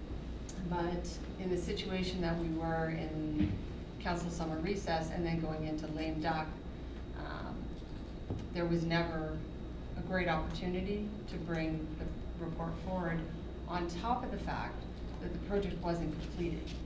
So the project really, in essence, didn't get to complete, it really completed itself right before we had our official opening on March 3rd, I believe it was. So all the costs associated with the over budget needed to be known before I could bring this report fully to council for the review. And I'm not questioning that, but what I am questioning is that, you know, we knew that this was more than 100,000, or at the time 75,000 Yes. over 8, 9, 10 months ago, right? August, September-ish, we would have known that. Around September of 2018. Regardless if council could make a decision or not, that report should have come to GGC based on policy. So I guess to Ms. Strain, and thank you for the explanation, to Ms. Strain, I guess why wasn't the policy followed, and what are we gonna do going forward? Because I don't care if it's lame duck in 2022 or whenever, if a project, this happens again, we need to know before, like even if, we just need to know about it when it's happening. So through the chair, agreed. I think this was just kind of a decision that was made, and that was reviewed, and the opportunity didn't present itself to appropriately report on this to council. I think also that, bearing in mind that there's only been 3 GGCs or 4 GGCs since this, we kind of got the full idea of this. As I said earlier, you know, perhaps in hindsight, the January report may have been appropriate on this one. We would not have been able to report on the full over budget at that time, but we would have recognized that there was a rather large one, but we probably would have been wrong because it went even further after that. You know, as late as last week, we were still solidifying the final numbers on this in order to get this to GGC, because we did not want to wait till September. We try our very best to follow our policies. We have them there to follow them. This one was a timing issue that a decision was made on. Okay, just to the financing, thank you for that. Just to the financing, you're suggesting federal gas tax. Why are we not looking at the development reserve for this, especially since we've just had some money put back into the development reserve? The money was not there when we did this report. Now, think, now that we know yeah, what we but know, would it be appropriate? Well, I would still use the federal gas tax. I think, to me, the reason it matches it is because a lot of the costs that are associated, which were greater than we thought, are about the heritage building. And federal gas tax qualifies for, is a qualifying funding for heritage buildings. So I think that it's suitable that that type of funding, which is meant to help us with heritage, is used in this one. So if we had another capital project, such as, say, well, I guess it doesn't matter because it's not gonna happen this year, but I think we have, what, 5 years to spend the gas tax money? Yep. Okay, so if we had another capital project like a soccer field, that call it, I don't know, I have no idea what the number is, I'm picking a number, call it $4 million. Yep. Would we be able to use money from the development reserve for that? Yes. Okay, so we're not Yes. limiting ourselves by using up the gas tax money on this project, No. that we couldn't do something else with. The development reserve is fairly open. It can be used for anything that would normally be growth related. It can be used, it's also used for the DC portion. I would say that, to not throw more wrinkles into it, but with the Bill 108 changes to DCs, that there will be pressure on the development reserve, once we get those regulations. But Yeah, well, everybody's gonna have the same pressures. That's the other as- shoe we're yeah. waiting for to drop too, so. Yeah, okay. which is why I have trouble updating the FSP with the shoes dropping more than one at a time. Okay, thank you. Councillor Tyler Moran, did you have more comments to make for that? No, no, I'm okay. Okay, Thank you. Regional Councillor Lee? And through the chair, we have to spend this, I guess. There's no, yeah, this is one of those we have to. So, you know, I guess, you know, knowing that, I am definitely more comfortable with our Paradise Park decision. Although I know, obviously, I understand the amount of work that staff put in, but if we're on the line for 1.1 million, then that's quite better than maybe on the line for 1.7 million, which is where we would have been. So obviously we'll approve it. It is what it is, right? But I just, if I'm not mistaken from our previous GGC conversation, it's like this Quaker Meeting House isn't really going to be a huge money driver from us through Director Vaughn, if I'm not Go mistaken. ahead. So- Through the chair, thank you. So, as we know, heritage buildings are not designed to be revenue generating. We use every opportunity available to us to try to offset costs, but we know that heritage buildings are not buildings that make huge amounts of money. It's not their purpose, but we look to how we can offset operating costs of those buildings. It's about retaining heritage assets. Right. And then using them as programming opportunities. Sure. On top. So thank you, because yes, that's something you will hear me say over and over and over again. And I guess through the chair, somewhat tangentially related, are there, I said this last time, I don't think we should be investing in these, and I think we got a chuckle at the table because I think a lot of people agree, but are there many more opportunities where we'll be asked to or forced to buy heritage properties? Are there more heritage properties that we gotta? I think I'll take that.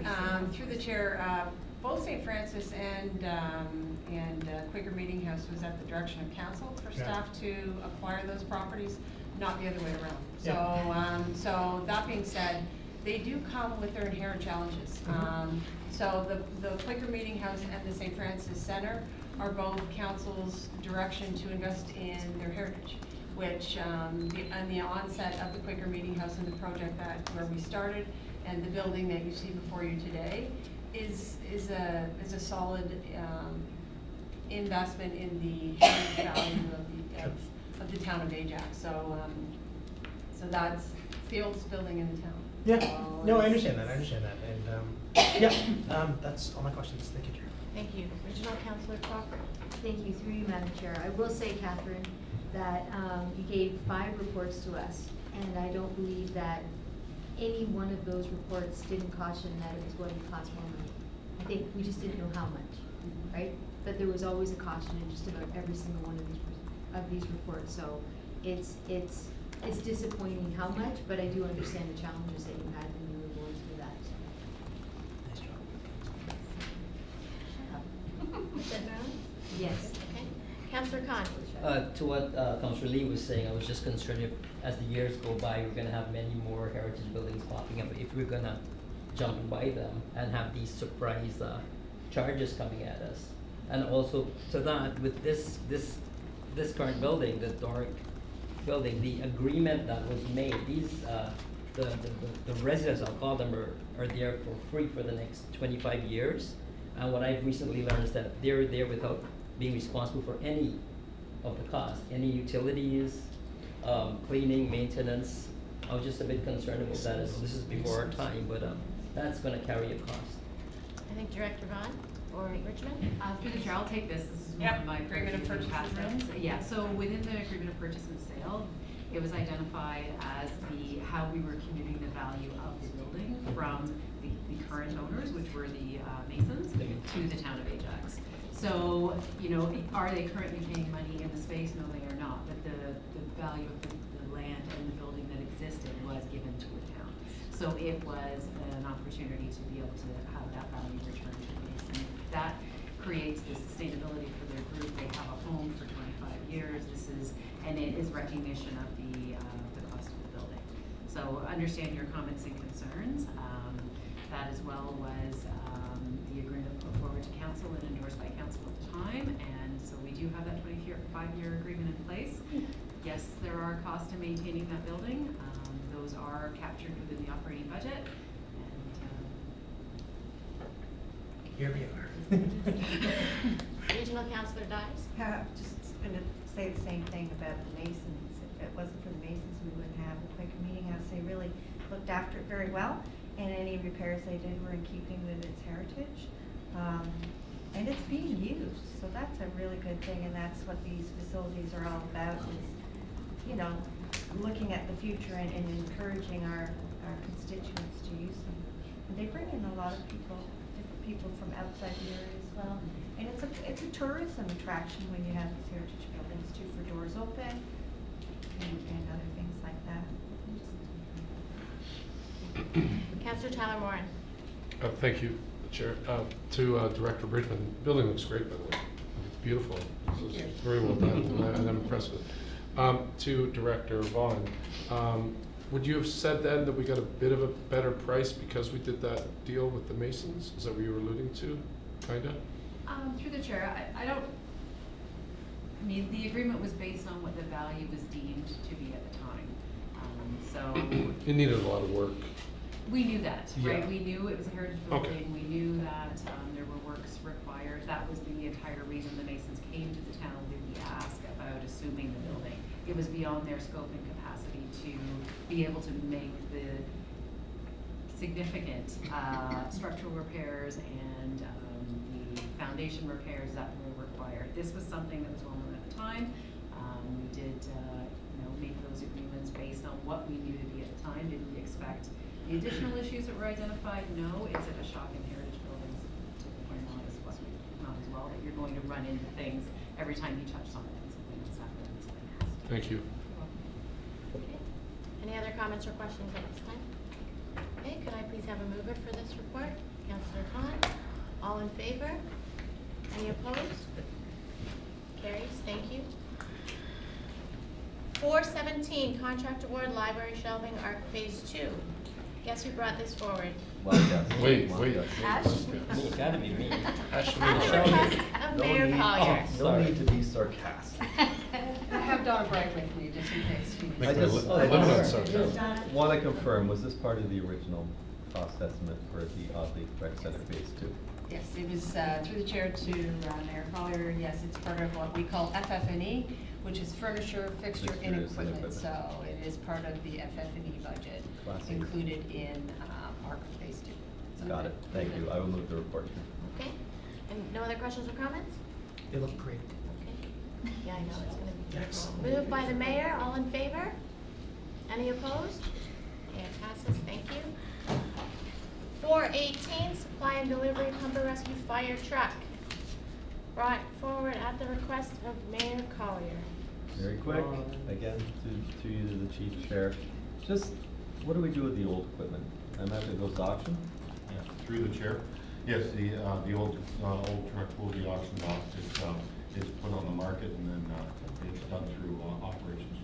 Is there not, I understand when things go to auction, they generally don't get that much money. Is there another, and I'm thinking, there's other places that maybe don't have the money that a municipality would have, or even other countries. I know a lot of ambulances are bought at auction and shipped overseas. Is that something that we ever look at? Through the chair, it is done through the fleet management, that they look at all the options and they go with the best one, which has been auctioning.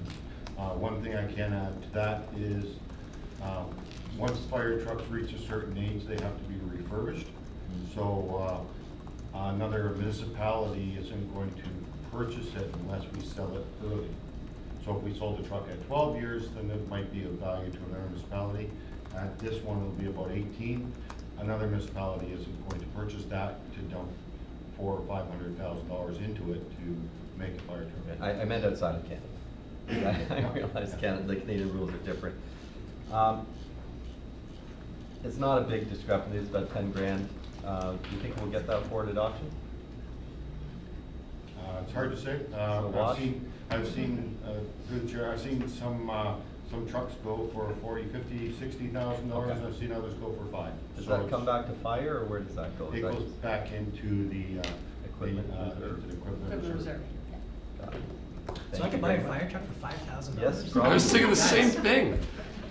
There's the My municipal, pleasure. through the chair, there's the municipal auction that we work with, purchasing and a lot of equipment throughout the assets that we no longer use get sent to auction. That includes our stake trucks and includes any pieces of equipment that we I have. just, that would make up for the shortfall, is kind of my point, which is good. So we're not actually technically out of pocket. It's good. I'll move it, sure. Councillor Talon-Morin? Again, quickly, through the chair, is this being paid for from revenue streams from OLG?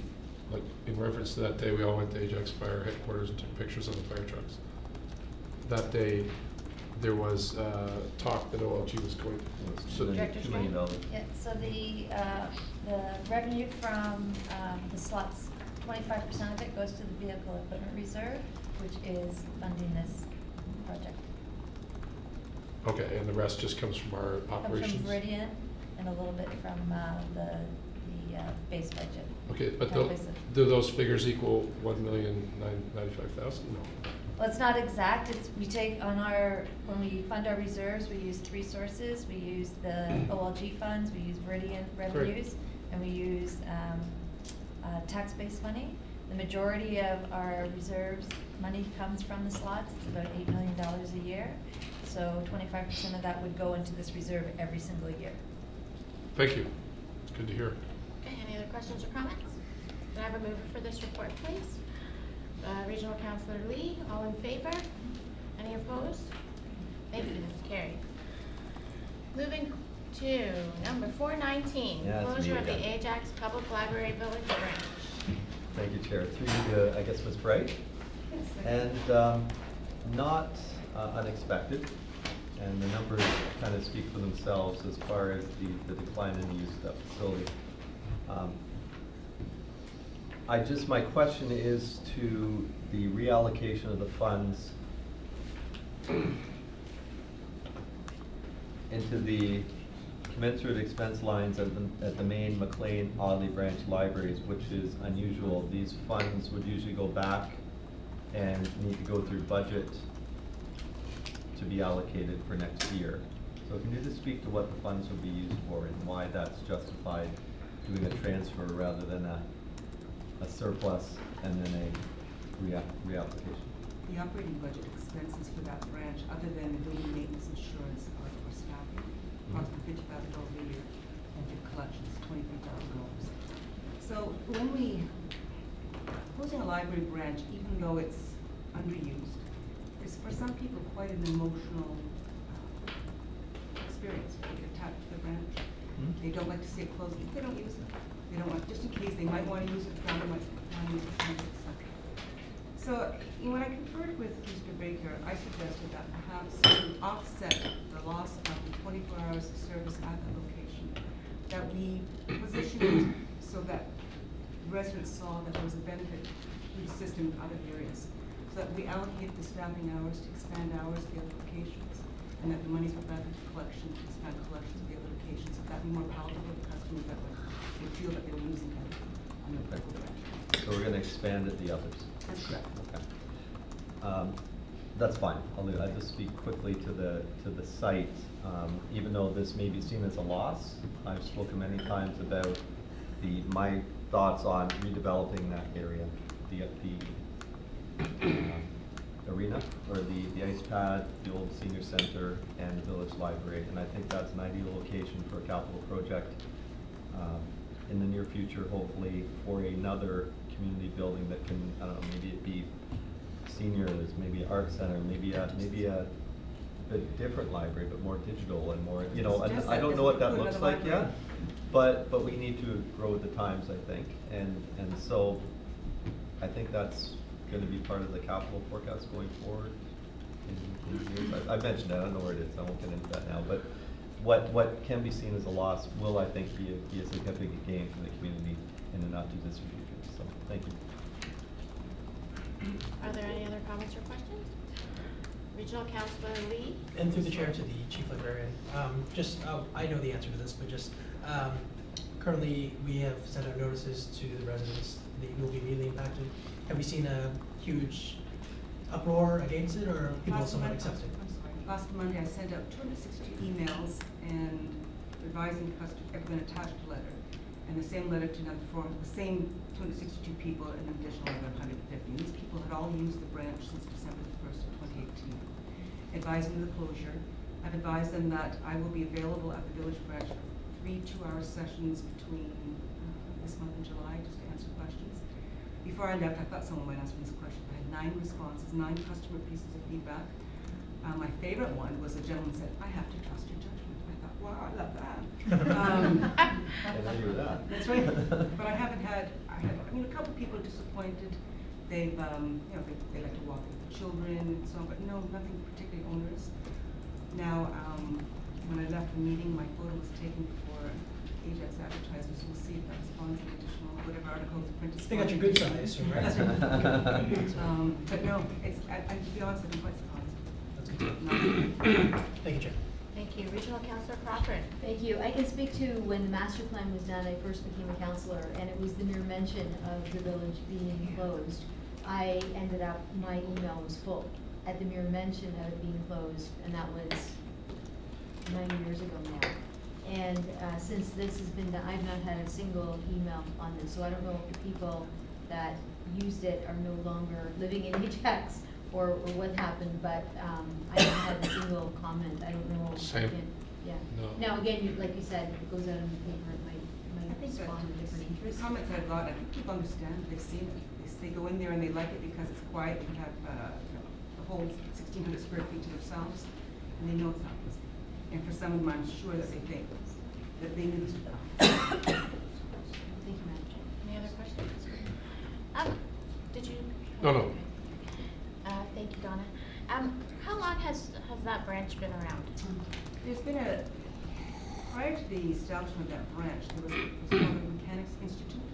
And those were libraries that were subscription-based, primarily for men who were working and had to have some entertainment after hours of the more erudite manner. And so they paid. Good question, Lisa. Oh, yeah. So there has been an iteration of a library in the village branch for, I'm guessing, I don't know this, for more than 75 years. In that particular locations, I don't know actually how long it's been that branch. So knowing that there's quite a history there, is there anything planned for a closing ceremony or some sort of farewell? We've been working with Rachel in corporate communications, and that's one of the top decisions, or one of the decisions we need to make is whether they want to have a celebration on the last day and bring in some historical, photos and the books and that type of thing. So likely, engage, see what the reaction is and what the process looks like, with customers and what the feeling is. But certainly that's been on our radar. Okay, great. It would be nice to see something, a goodbye of some kind. Thank you. Are any other questions or comments? Mayor? Regional Councillor Crawford? You'd like to move it? Yes. Yeah, okay. So let's move it. Regional Councillor Lee, what am I asking? All in favor? Any opposed? Okay, that passes. Thank you. Thank you. Almost there. Okay, 420 Yep. we already did that Chug one. along, yep. So what are we at? The last one pulled is 422, and that was the first request to pull that came from Regional Councillor Crawford. There we go. Thank you, Madam Chair. I tried to read this. I really did. It was the last time I consented. So, where did I go? Oh, there you are. Through you, Madam Chair, to bylaw. I noticed that, and I've seen this before, where you're stating that the ring that's dug out around the trees, where people put little flowers and then we give them Gardener of the Year or whatever that Ajax Bloom is. They get those awards, but they've actually done something very incorrect around their tree. What are we doing about that? Are we doing anything about that? Because a lot of people do that.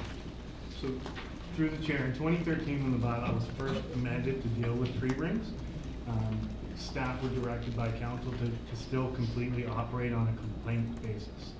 So when we have a complaint, we do follow through with that. The two issues, one is liability with above grade raised hard surfaces, that if somebody were to slip and fall, it would be the town's liability on that. The second issue, that it does kill the trunk of the tree. So even though we love our trees, we're not doing anything to really go out and proactively investigate. Like, I know I've seen a few kind of knowledge-based emails go out through the town website to say, don't do this. I don't think we probably do enough on that because there's a lot of people that do that.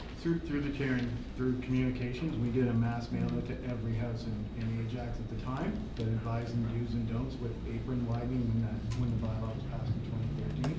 Had a whole bunch of nice pictures about don't do this. So as you're aware, a few years ago, I had a street where based on a complaint of one driveway, 7 in total driveways got hit for widening beyond their garage width. I believe that's the bylaw, right? I'm in no way in favor of artificial turf or paving over your front lawn or paving over your back lawn, which people do. But I do think that we do have an issue with on-street parking, and for whatever reasons why people move into houses that they don't have enough room. I think that I'm not in favor of curb cutting either, but I think that we do need to allow them to make somewhat more room than we're allowing them at this point. Again, because it's done on a complaint, my struggle with this is because it's done on a complaint basis, and a lot of the contractors don't apply for permits. It's very hard to regulate this. So I'm really conflicted by, I'm just talking out loud here and not making any sense, I realize that, but I'm conflicted because I think on one hand, what people have done to their front yards are beautiful, and we end up very much, in my case, seven front lawns had to come back to compliance, and it was not a pretty day in North Ajax. Now South Ajax, or Ward 1, now Ward 2. I think, I don't know what the real solution is to this, but I don't wanna go through that again, that's for sure. Anyway, I think you probably wanna speak to the students in this room. No, I did have my question. How do you feel about it? I don't know how I feel about it, I'm very No, that's your conflicted question. by it. So through the chair, the issue, we have to separate, we're talking about the boulevards versus the private property. Yes, exactly. The issue, even with the resolutions that occurred on Selby, which ended up to be over 20 residents. Yeah. The original 7, there was an additional 13. Okay. The boulevard was that's never right. part of that solution. The No. boulevards had to be restored Yeah. back. It was creating solutions on how they could widen their driveway and ensure that they weren't being parked up. So as long as the boulevards aren't touched, they're allowed to do up to the width of their driveway. For the except for in 3 zones, the proposal that we're coming forward with right now would allow the residents in the 3 zones to widen their apron as wide as their driveway, because currently they're not permitted. So that's part of this recommendation now, that those 3 zones would be permitted to go as wide as their regulated driveway width right now. And nothing on the boulevard, because that's town road. No extensions onto the boulevard. So those people that don't have sidewalks, do they even realize that they have town property? I know, I have one of those houses, and I do know that, but it's not as clearly defined when you don't have a sidewalk. Through the chair, we still have the issue with the curb cut is what sets really the width of that Yeah. apron, so even without the sidewalk, people are aware that curb cut is their width. If they've extended beyond that, then they've widened the apron portion, and we would tell them to put it back to the maximum apron, or the maximum curb cut. And the proposal that we're coming forward with is also, again, we have a proactive approach on how we're gonna deal with widening of driveways on private property, which would allow roughly a 1.8 meter extension on the private property.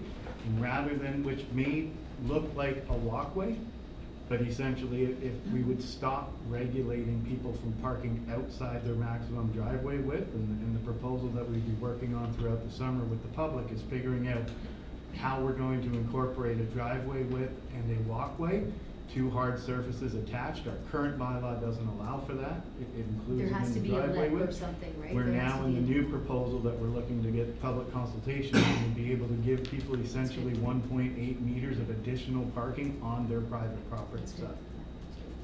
Good. Regional Councilor Lee? I think you answered my question. Just, I don't know if you can see this picture from here of just, this is the house, this is the property that they own. So if they want to interlock that on this new bylaw, that'd be permissible. But as per always, this other part which is town owned would never be permissible, correct? As it stands correctly, our boulevard bylaw wouldn't allow that. Great, but top part, The top part it's is fine. wood. Okay. What picture do you have there? Is that just from a map? That's from what I consider. Oh, I'm sorry. I thought that was part of it, because I can't No, see it's a the very pictures specific here. question that I wanted to answer. Thank you. Mayor Collier? Thank you, Chair. Through you to Mr. Hannon or whoever. When I brought this forward, I don't think it was ever anybody's intention that we allow paving of the town boulevard completely. But the goal that I was hoping for is to allow a bit of widening. So Eric, what you're saying is this does not allow any widening at all on the town portion. Through the chair, that is correct. Okay. What is R1D, R1F, and R2A zones? I didn't know what that is. Thank you. That's the map I was just The looking for. residential zones within our zoning bylaw, and all other zones allow the curb cut to be as wide as the driveway. Those three specific zones are 1 meter smaller. So we're recommending right now with those consultations is to allow those 3 zones to go wider aprons. Apron being the bottom town-owned portion. Yes. So, okay, so we are allowing a slight widening. Within That's those what I'm not 3 zones. understanding. Okay. What zones are we not allowing? The remainder of the zones, which would only be as wide as their current driveway widths now. Give me an example, because I'm not. R1A, R1B, so like. What is that, single family, like townhouse? Like 60-foot wide lots or 50-foot wide lots. Okay. The larger lots would be your R1A, B, and C, and D zones. And then I think we have the R1E. Okay, so what about somebody, for instance, lives in a townhome? Because again, a lot of these bigger lots already have double driveways. It's not such a big issue. Where we have the issue is the houses with the single driveways. So would they be excluded or would they be allowed under this? Again, in the new provisions, under what would be going for public consultation, they'd be able to widen their private side, but not the apron side. And okay, just dumb it down for me, please. What's the logic behind that? Allowing it on the wider lots that don't necessarily need it, but not on the narrower lots? And I saw the one comment in here about it could affect on-street parking, but quite honestly, the whole point is to get cars off the street. So I don't have a problem if the curb cut takes away an on-street parking spot, because the goal is to get that car off the street in the first place. Through the chair, through your worship, the issue that we run into is if promoting parking or vehicles parked on the apron, we run into issue about snow storage, we run into issue with liability. The region voiced their concerns at the table about trying to run water. Viridian came to the table and said that they don't have anywhere to put their hydro lines in now, and that they can't afford to see more hardscaping on any of the boulevards. There's a cost factor. Viridian said this? Correct, Viridian was at the table. It's in the report. Viridian's, well, a lexicon is not, I've brought that up there many times, Yeah. and it's. So they Okay, came anyway. as part of our working group, Viridian was involved, Rogers was involved, the region was involved, Water came out and spoke to, their supervisors came out and spoke to issues they had regarding the boulevards. You know, it would have been easy for staff to just say, allow the residents to widen their boulevard. This was not the easy decision, it's the right recommendation of staff. My concern is those that have, and again, anybody that's paved over their whole front, sorry, you're out of luck. That's not allowed regardless. But those that have added, you know, a soldier course on each side, for instance, going back to them at this point and asking to take those out, to me is a bit overkill when it comes to this. I mean, sure it's town-owned property, but we have encroachment agreements on other town-owned property for different things. Why would we not look at an agreement with those that basically said, you know, for the utilities, whatever, that, okay, if your interlock is there, in the encroachment agreement, you are responsible. If they have to come in, if Bell has to come in and rip that up, or Derby's Water has to come in and rip that up, you're responsible for the cost of replacement, not us. And same with the insurance liability, when you talked about the River Rock and potential insurance risk, again, why do we not just have an agreement that basically just says, you know, that is not, the town is held not liable? Through the chair, we would have hundreds of thousands of agreements in place. We don't have the staffing, we don't have the resources, there's a liability factor, the insurance pool commented, that, you know, they don't want to see more landscaping on the boulevards paved. Okay, but the reality is, Derek, that we haven't. It's there. And we have a bylaw, and this is the unfair portion. It's not actively enforced, so as what happened on, what was the street, Selby? You know, people get vindictive and they rat at their neighbors, and now all of a sudden you get 20 houses on a street, and there's that other street that I brought with those residents, same thing. But then there's all kinds of other homes over here that have the exact same thing, but they're not being made to come back into conformity. And that's where it becomes unfair. So, and I don't know if it could be like a legal non-conforming or whatever it is. I don't know how we would track that. I don't agree with hundreds of thousands. I think there's only, what, 34,000 homes, so I don't, and not everyone's not in compliance. So it, Through the chair, I understand what you're saying, but it's council's direction. If there's a direction of council for staff to be proactive in dealing with this, that's going to change how we're gonna deal with all aprons. We have a percentage rule that we can disregard and walk away from, the same as we do with fence height. Usually when we take action, there's a lot more other issues involved than just a soldier course running on the apron. It usually involves raised brick. It usually involved a shoddy job that wasn't done properly that is now sinking into the ground, creating trip hazards. It's not as simple as somebody who's just run 3 courses of bricks on either side of their aprons. Chances are that wouldn't have brought it to our attention. Somebody has recognized something and brought it to our attention. If council wants to change the direction and enforcement practices of staff, that's fine, but right now we're working on a complaint basis. And when we go, we deal, and it usually ends up that 1 goes to 2, goes to 4 to 8, and that's currently what brought us here. We have over 150 on-hold enforcement issues right now from last December that are currently outstanding now. okay. And I have been saying quite a bit lately, you know, 70% is a win. I don't expect 100%, and I don't think residents should expect 100%. I mean, there's gotta be some compromise there. So if we get 70% of what we're hoping for, I consider that a win. And I think this is about 60%. I think there's still a couple of tweaks that we could perhaps do to make this a little more easily to swallow, especially for the, especially for the residents that have to go back and have maybe spent $10,000, $20,000 on landscaping and then have to go back and remove that. Is there any other way to accommodate that type of thing? Like you're saying an easement isn't an option. And I don't want to get into proactive enforcement, because then you got to look at your shed's too close to the fence, your fence is too high. No, I want people to be able to enjoy their homes, and I wish neighbors wouldn't sometimes get vindictive about things, but unfortunately that's the way it is. Is there another way just to, for those that are, and I'll just call it not legal, non-conforming, to not have to tear everything out? Through the chair, to your worship, I don't know how we would regulate that moving forward. As a bylaw perspective, we're an all or nothing kind of division. If we started making exceptions on one street, the next street we go knock on someone's door, they're gonna say, but what about the street over there? And we're gonna say, oh, it's okay, they were identified before we had a discussion. Yes, they were in violation at the time, but so for us, I don't know, when it comes to our boulevards, their lands, we had the assurance from council in 2013 that we needed to take our boulevards back. There's a multitude of reasons. Our trees are dying. Viridian, Hydro, and the region doesn't have anywhere to put their lines anymore. I totally agree with the tree rings. I've got right in here. Agreed. I agree on most of the residents stuff. running The hydro down there. planting, tree rings, the others. Let me just look at my others.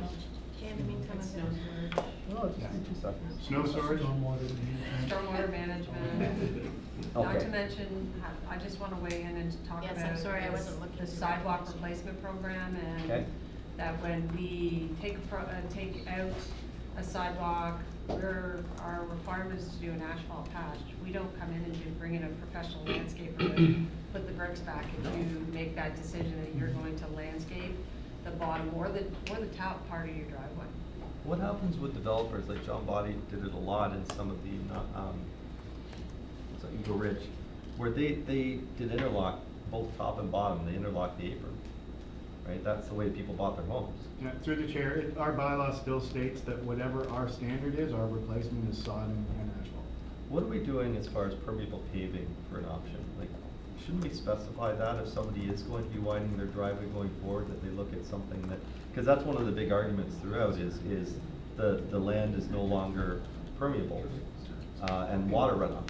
Part of our new zoning bylaw that we're looking at will deal with issues about creating greener front lawns and all the rest, but at this current time, we're not looking at that. Okay, I don't agree with your comment on River Rock. I think it looks quite nice. I don't Okay. see the trip hazard. And through the chair, that's still reassured again through the insurance pool. When it comes, if on their property, that's fine, they're Okay. carrying the liability. But the separation on the boulevard between two driveways is not a stable surface. And the insurance pool has recommended that that not be permitted on the boulevard. Okay, in but on their between two portion is fine. We fully endorse that, we think it's perfect. Appreciate that. Good.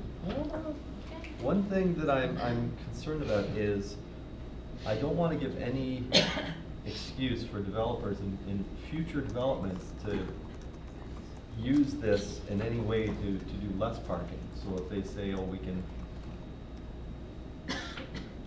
adjust, I want this to be more parking. So is there any risk of that? I mean, they have to give 2 spots. So the 2 spots is gonna stay regardless. Right. This is now for a walkway. Our current bylaw does not allow a vehicle to park outside the width of a driveway. We're now not gonna regulate how people are using their property. If they wanna park within that walkway, the new proposed that we're gonna be going through for the public consultation will allow. If somebody wants to park up at their front door within that 1.8 meters, we won't be regulating that anymore. But the driveway widths will still be maintained under the development standards through the zoning bylaw. Okay, what's a CR zone? Country residential? Yes. Correct. Okay, that's what I thought. Yeah, I talked about forcing residents to rip up expensive landscaping, that's not good. Okay, well, thank you very much for putting this together. I think it gets us 3/4 away of what I wanted, so we'll call that a win. 70%. Yeah, 65, but I do appreciate that, thank you. And hopefully this will solve some of our issues.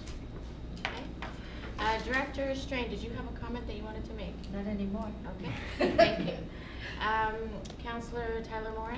So just so I'm clear, through the chair, right now all the driveways line up to the garages. Like the width of the garage is the width you walk in the street, you see it's that. And if there's a little bit of interlocking on each side, that wide, that interlocking is technically non-compliant, like that's illegal? If it exceeds the width of the permitted permissions within the zoning bylaw. So just again, put in layman's terms, right now, you got a black driveway goes to the edge of the garage, and then on either side, it goes outside of the garage area. Right. On either side, that's not supposed to be there. And, well, there's a There's bunch thousands of of houses competing that have that. different little provisions within the zoning bylaw, so it says that your driveway can't be wider than your garage, but then there's a maximum width of your driveway, so there could be instances where there are driveways that slightly exceed the width of your garage, or if they're new subdivisions, sometimes the developer paved the driveway Okay. a little bit wider. So those fall into a bit of a gray zone, would And have that's to why we're double going- check zone. yeah. They're not absolute. Oh, you got interlocking on the left side of your driveway, it's not supposed to be there, okay. And then, are we recommending, if you could speak to it, being able to widen the private part, like, nobody's talking about the ribbon, the boulevard, but once you're over the sidewalk, or once you're, as in Regional Councilor Crawford's property, there's no sidewalk. So you would have to measure up, like, figure out where that is, 8 or 9 feet up, then at that point, you'd be able to widen it? You'd be able to put in some kind of a walkway that's gonna be Walkway. to a maximum width of 1.8 meters, and then now we wouldn't be regulating that you couldn't park on it. Not an additional 1.8. No, it would be a walkway attached to a hard surface. So the driveway width plus the walkway, now somebody could park on that walkway where currently they wouldn't be permitted. Does it matter if it's paved the same way as the driveway? We're having that discussion, and that's part of our summer consultation. So Right, so that they would have the 2-car wide and go, okay, thank you. So come the fall, we'll have an answer. And do you know roughly when the public consultation you guys were planning to have if this With goes council's through? endorsement today, we would be looking to start it as quickly as possible throughout the summer and through the fall.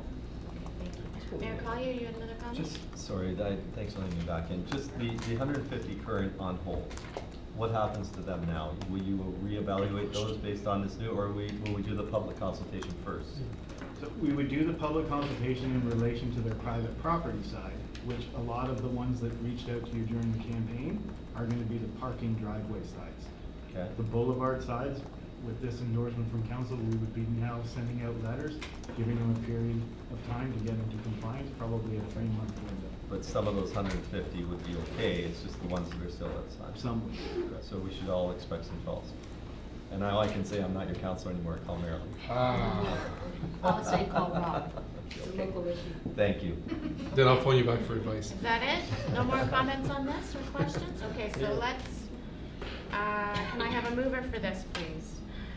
Councillor Tyler Moran, and let's vote on this and then we're gonna take I a don't know if break. you want your name So on it. all in favor? Any opposed? Okay, it passes. Can I just make a comment? I just want to thank all the other departments, everybody. It was a full effort between planning, bylaw, operations, Tim and his crew, Dana and his group. So it was a full, wholesome 4-month consultation every other Fridays.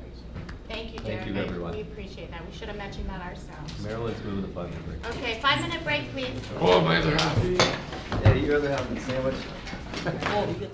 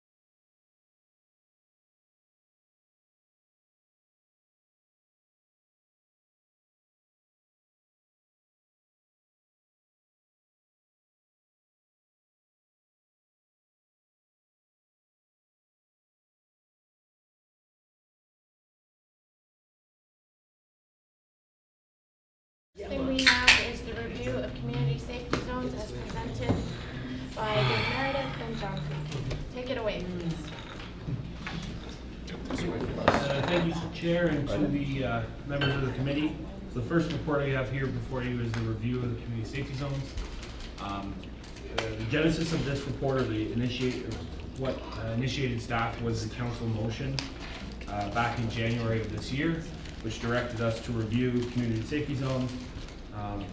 It also had an additional element that a specific section of Church Street be part of our review. So when council initiated the review of community safety zones in the town, we felt that it was necessary to establish a warrant process that ensured our review was, we did what we'd call an apples to apples comparison, that we were comparing each segment of road that we reviewed in the same way, and that we applied the same elements or reviewed the same criteria for each. So our review, or our development of the process started with a best practices review. We looked at and found similar warrants in Durham Region, York Region, and the town of Milton. Based on that and a review, or applying a town of Ajax lens, we came up with our own community safety zone warrant. It's a two-step process. The first step is really speaking to the spirit of what a community safety zone is, and that it should be in an area where public safety is of raised significance, and therefore should be around or in areas where, you know, schools, parks and playgrounds, community centers, hospitals, senior centers are typically directly adjacent to that street or in very close proximity to. So that's our first step, is that this road that we're considering, or this segment of road, needs to have those elements, at least one of them, for us to proceed into our second step, which is a two-part, or there's two elements to the second step.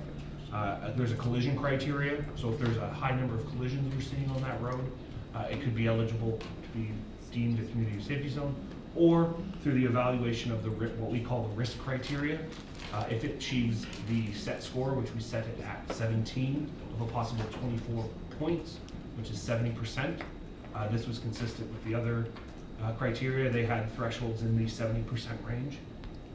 And so we established this process, or established this warrant, developed the risk criteria, the scorecard, and then completed an evaluation of 22 road segments in the town of Ajax, including the one as directed in the motion for Church Street South between Kingston and Mill. Through our assessment, we came to the recommendation that we add 3 segments. So the Church Street South segment, a Harwood South segment between Bailey and Clements, and a Harwood North segment between Woodcock and Rosslyn, that they be added to our 2 existing community safety zones. Through the report, we identified signing requirements that would be associated with these additions. We also note that there were a few segments that had out-of-date traffic data. We are in the process of collecting new data for these segments. If through the new data that is collected, if they are then identified as necessary, we would recommend that they be added as well, because they would have been established through the same warrant process. And that we're recommending that the costs associated with these improvements be captured in a one-time operating budget line item for 2020. That's a quick high level, and I'm here to answer any questions. Mr. Collier? Thank you, Chair. Through you to Mr. Grieve. Thank you for the report.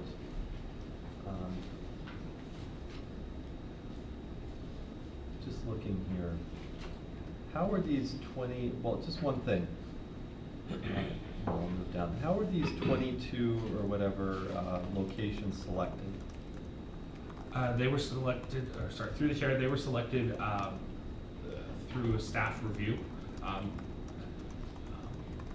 They were of sufficient length. They met they were they met that first element of criteria, that they are in these areas where they would pass the first step. So they're near the schools, they're near community centers, near our parks. So they would all pass that first element. Okay, but these weren't locations that council had put forward as issues we received complaints on. Through the chair, the only... There's a long list of those. Through the chair, the only direction from a community safety perspective, remember, this is community safety, not traffic calming. This is through community safety, the only section that we were directed was the one identified in the motion, which is Church Street South. The rest we have added as part of a comprehensive review and as part of establishing this warrant. We wanted to show that. Okay. We looked at more than just Church Street South. Yep. And that obviously all of these passed step one of the criteria. We did look at additional locations, but they wouldn't have passed step one, and therefore we didn't complete the second part of that evaluation. Okay. When we passed this in January, and I'll just speak for myself, I can't speak for my colleagues, but it was I didn't envision us looking at or community safety zones on 4-lane roads like Harwood and, you know, Class A arterials and main roads. I was thinking that these would be small internal roads in areas that were not right by schools, that were already school zones, that already have 40-kilometer speed limits and, you know, the protection through the Highway Traffic Act. The police have more enforcement in these areas. And that's not what I'm seeing here. So respectfully, I think this missed the target a little bit from my perspective. Because you're looking at a lot of roads here, and when I go through the list, well, first of all, one of the things that says under the community safety zone warrant, if a roadway is identified in the implementation of traffic calming measures or other geometric changes, it should not be considered for a community safety zone until these measures have been implemented and impact measured. But then looking through the list of 22, probably half of those are school zones or areas like we just identified 4 areas for traffic calming, right? One being Old Harwood, but it appears as one of the ones that was examined here as a community safety zone. Through the chair, you're correct, but none of so the only 3 we are recommending being added as community safety zones are the ones that met the scoring criteria. Okay, and that's my next thing, to the scoring criteria. And this is part of the issue we have when we want traffic calming and the warrants, and this is why I want the warrants looked at, is because, and I'll use collisions first of all. You know, we might look at traffic calming, and I understand it's different from this, but we might look at traffic calming and it doesn't meet the warrants because it hasn't had the right number of collisions.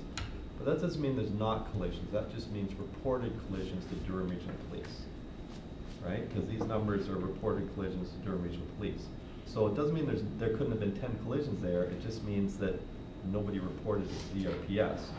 It would still fit the warrant. So I don't know that any of these internal streets, the ones that I envisioned being community safety zones, would fit these warrants no matter what, because they won't meet the posted speed limit things. A lot of the ones you looked at were already school zones, they're already posted at 40. Which puts it in the low, right? I don't know many pedestrians, they're not 4 lanes, right? I wouldn't envision a 4-lane road ever being considered as a community safety zone, because to me, a 4-lane road is to move traffic, especially like Harwood with a center median and 4 lanes and a sidewalk down both sides. Well, that's with, that's a regional road. But Roslyn Road and Ajax, I mean, when it's going to be 4 lanes right across, I mean, I wouldn't expect that to be a community safety zone. That's meant to move traffic east to west. But the small side streets, and I'll use my street as an example because a complaint just came in on it last week, Sheldon, people come up McGill in the afternoon. They don't like that traffic is backing up from Old Harwood and McGill back, so they cut through Sheldon to go across Old Harwood. And they cut through fast. And that was just identified by a resident last week. Yeah, you got the emails? And your response to that was, it doesn't meet the traffic calming warrant, right? Right. So that's more what I was thinking of as a tool that we could use for these other streets that maybe don't meet the warrant, but have, you know, have some issues.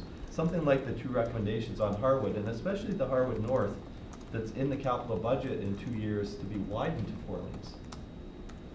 Right? So, sorry, through the chair, the section of Harwood North is specifically in front of the schools. That this section, so from Woodcock south to Rossland Road is what we would define as the community safety zone. Sorry, I thought I saw it to Williamson. But that's already a school zone, right? There's two major Through the- schools there. Through the chair, we have no defined school safety zones in the town of Ajax. Okay. Our bylaw doesn't identify school safety zones. Okay, but the signs We are there, have- like St. we have Patrick's community on safety Delaney, zones. for instance. So just, sorry, through the chair, as a point of clarification, a community safety zone and a school safety zone are two different measures.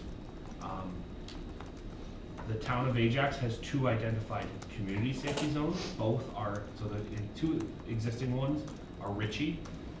So Ritchie from Westney to, I believe it only goes to Chapman. Yep, that's right in Or, front sorry, of, to right in Napton. front of the school. Right in front of the school, so it appears to operate as a school safety zone. And there's 2 raised crosswalks, Correct, there's but as stop defined in our signs. traffic bylaw, it is a community safety zone. Okay. So under the Highway Traffic Act, it has different measures of enforcement or enforcement measures that can be taken on those areas are different. So let's talk about Harwood and that section you were talking about. That approximately, I don't even think it's 1 kilometer, from Roslyn to Woodcock. Correct. Is 2 lanes. Correct. Divided median. Correct. Sidewalk down both sides. Correct. And 4 traffic lights. Yes. Correct. So if those aren't slowing traffic down or monitoring traffic properly, what will putting up a community safety sign do? I suggest not much. So, the purpose of a community safety zone is to alert motorists of the potential for increased public presence, or it's not a traffic calming measure. Its outcome can be, you can see traffic calming elements, but just as we described in this measure, if this road met our traffic calming criteria, we would traffic calm first, and then we would establish a community safety zone. Okay. So they are 2 separate processes, and if a road is more, if we need to complete traffic calming exercises on a road, that is done first. Because an element of community safety, obviously we are looking at speeds. So if we need to slow speeds through traffic calming measure, we should be doing those first, and then applying the community safety element. Okay. It's not my goal to slow traffic down that's trying to get through town on these Class A roads. Okay, I think we need to, I think putting any more impediments up, like already the light timing drives me crazy. And trying to get through anywhere is already stop and go all the time. So I don't want to see any more impediments put on main roads. But my other issue or concern is to do with unmanned speed enforcement, which we know is coming, and I think it's the next report that speaks to that, or one of the next reports. And I don't want to see this tying our hands for that. And you know, the motion I put forward last May specifically speaks to that we support unmanned speed enforcement in school zones and community safety zones. Okay, so if we're not going to make any of these internal streets or these other areas that we have the concerns as councillors or as mayor now on, that we've been getting calls on, I've been getting calls on for 15 years, what's the point of the unmanned speed enforcement? Because we can only, as per the bylaw, use it on, or as per the motion, only use it in certain areas. So what I'm going to do, I'm going to move to refer this back to staff, to come back with the report that you said in the other is coming regarding unmanned speed enforcement in the fall. Because I think these need to go together, because one will affect the other. And I know I can't really speak to the referral motion, that's why I spoke so much before it. But I think I've given kind of my opinion that I don't think we're heading in the direction that council, and by all means, if I will hold the deferral motion if other people want to speak to that if I'm wrong. Okay, I'll hold it. But I will bring that motion later, because I think we're probably not going the direction that was intended in the January 28th resolution. I'll leave it at that for now, but for comments. Councillor Thank you. Tyler Moore? So keeping in mind that the road segment evaluation doesn't speak directly to traffic calming, or it's two different things, as you were saying. But it still speaks to traffic calming in the sense that it will help with that. So I think we would think, it not to speak for anybody else, that it would be, you know, Clover Ridge in Ward 3, or Williamston in Ward 2, or Delaney in Ward 1 kind of streets that would warrant, to use a word, these kind of measures. But just to be clear, and I think I've asked this question 19 times through my years here, but right now, in order for us to have traffic cameras, they have to be in a safety zone, correct? Let's see, and is that true?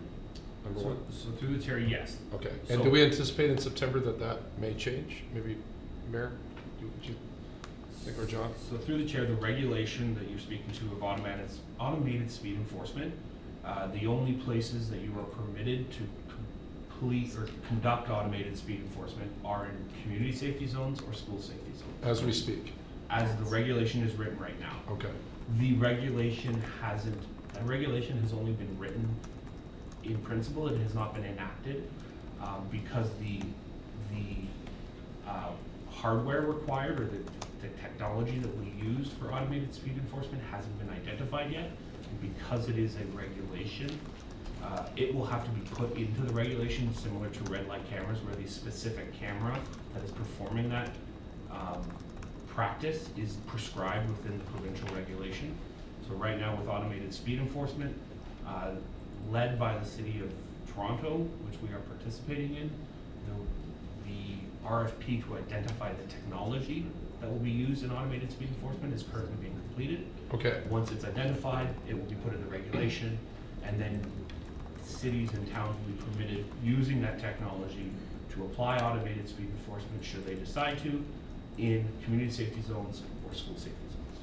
Right, I think, speaking to what Mayor Collier was mentioning, I believe he was saying this, that if we, let's say, okay, yeah, let's put all these in, and then we find out in September that they don't need to be in safety zones, there's other options, and then we've slowed the traffic down in these streets that are supposed to be flowing, that'd be frustrating. Thank you.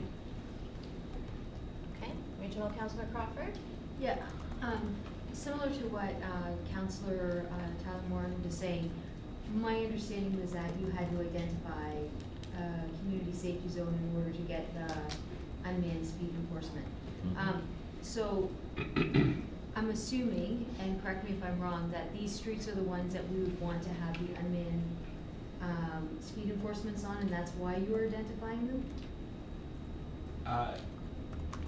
No, through Okay, the chair, I'm the warrant, well, indirectly, the definition or the application of a road segment as a community safety zone should not be done, should not be done with the idea of implementing automated speed enforcement. Again, those are separate criteria. Community safety zones should be defined and implemented because of that area is of public, public concern, or has public concern. So, like, if we were to take, sorry for interrupting, but if we were to take Ravenscroft, which we all know is the hottest street in town, from Roslyn to Westmead, you're suggesting that become a community safety zone. Does that act the same as a school safety zone, where the fines double if you're caught speeding on that road? Does the same thing apply? Sorry, I think you have two-part question. We're not recommending Roslyn a community safety zone. Ravenscroft, okay, well, Sorry, let's just say it was one of your. To the second part of your question, the doubling of fines is only done in a community safety zone. A school safety zone under the Highway Traffic Act does not have that same permission. Interesting, okay, so, okay, interesting. Are there other questions? Okay, so thank you for this report. So I just have a couple myself. I guess you gave the scoring, and then that's how these three areas were identified.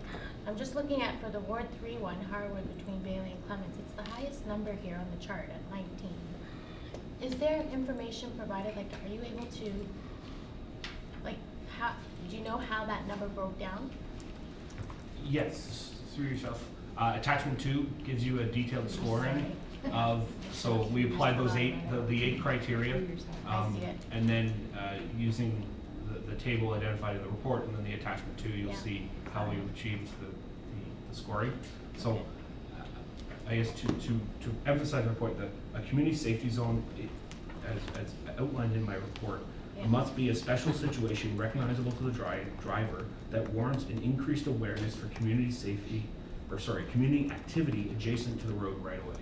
So it's a road segment that meets that criteria. Yeah. I do apologize, And- I did read your report. Understood, and the elements of traffic calming and the elements of unmanned or automated speed enforcement are separate from those. Okay. So in the process that traffic or transportation would go through is, if we received a request, we would check that road for traffic calming first. Yep. We would then, if it needed to be traffic calmed, we would go through that process. If after traffic calming, we saw a measure or did not, we could then proceed, if this was past this warrant, proceed to, should it be identified as a community safety zone? Okay. Through that warrant process, whatever our result was.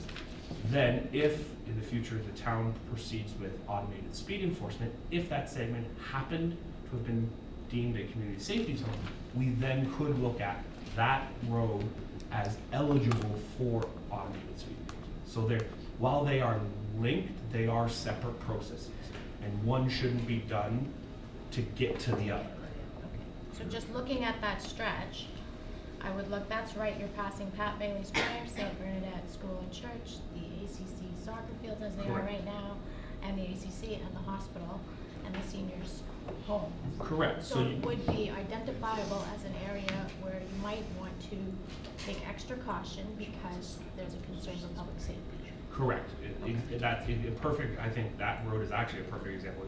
Yes, it may be a 4-lane road, but you want the drivers to be aware that you've got a public square, you've got churches, you've got schools, you've got a hospital, that pedestrians you may see on the sidewalk may have mobility issues, crossing roads may have mobility issues.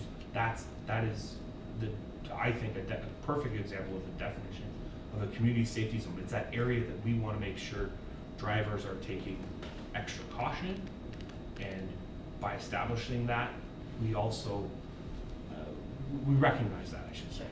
And is there already something in process where we educate the difference between community safety zone and traffic calming? Like, is that an education tool? Like, do we need to do that? To the or- chair, there isn't, but I think absolutely there should be, should this warrant be established and start to be used on an ongoing basis by town staff, is clearly defining the difference and the appropriate application of each warrant. Thank you. Yes? So just to clarify some things through the chair, to Mayor, is that it's two different type of management tools. Traffic calming does one type of application, and the community safety zone is trying to do another thing as far as a management tool of not necessarily just speed enforcement, but there's the set design speed that already people have to abide by. But what it does allow for doubling of fines in a community safety zone, and it also allows for automated speed enforcement to occur in those zones. So what we tried to do here was establish some criteria related to some areas and road segments that we thought that community safety zones should occur in. And in order to do that, will allow us to follow through with an automated speed enforcement program after the fact. So if we don't establish community safety zones, we can't have automated speed enforcement, so. Okay. Any other comments? Mayor Collier? Thank you. Has everybody spoken? Has everyone spoken? Is there in the planning rule book or whatever, a set list of criteria of what a community safety zone is? Like a set criteria you have to follow, this is what a community safety zone is? Or is this your opinion? Through the chair, this is our criteria based on our review of. Okay, no, my but, question sorry, is no, there there not a set regulatory criteria. body that says this is what it has to be? Through the chair, no, there's not. Okay. My personal opinion is you're not going down the right road on this. Because, and I'll use this section on Bailey that scored the highest according to your warrants. There's no houses fronting on that street. There's no driveways on that street, except for the hospital. There's 4 traffic lights over less than a 1 kilometer distance. It's 2 lanes each way with a median in the middle. It's got sidewalks on both sides. And in my 50 years in Ajax, I've never seen an accident on there. It's not somewhere where I've ever received a complaint for speeding or anything else on. I could probably, with more time, think up a few more things. And I mean respectfully, I'm not trying to be disrespectful, I'm just trying to be open and honest about this, that I think we're focusing in the wrong area. It's definitely not somewhere that I would ever think that we would need to put unmanned speed enforcement, because it's just not a problem. And same with the North Harwood section either, it's just not a problem in my experience as representing that area since 2003. The areas we have issues, and the areas where I always envisioned us using unmanned speed enforcement were things like Wicks, where traffic cuts through and becomes a big issue, and the school crossing is there, and tons of residents have complained over and over and over again. And when I knocked on that street, almost every single door that somebody was home complained about the traffic cutting through and the speeding. That's an area where I envisioned, right going through to Cataraqui School, for instance. So I think we should look at this again, given and I don't, again, I was looking for if others shared my feedback or not. I didn't hear anything people saying they didn't. But again, if we accept and ratify this set of criteria, our hands will be tied, and once we are allowed to use unmanned speed enforcement, we will not be able to use it in that example I gave you on Wicks, because it won't meet the warrants. Is that a fair statement? If we approve these warrants in front of us today? Correct. Okay, so this is why I think we need to look at this again, given that it,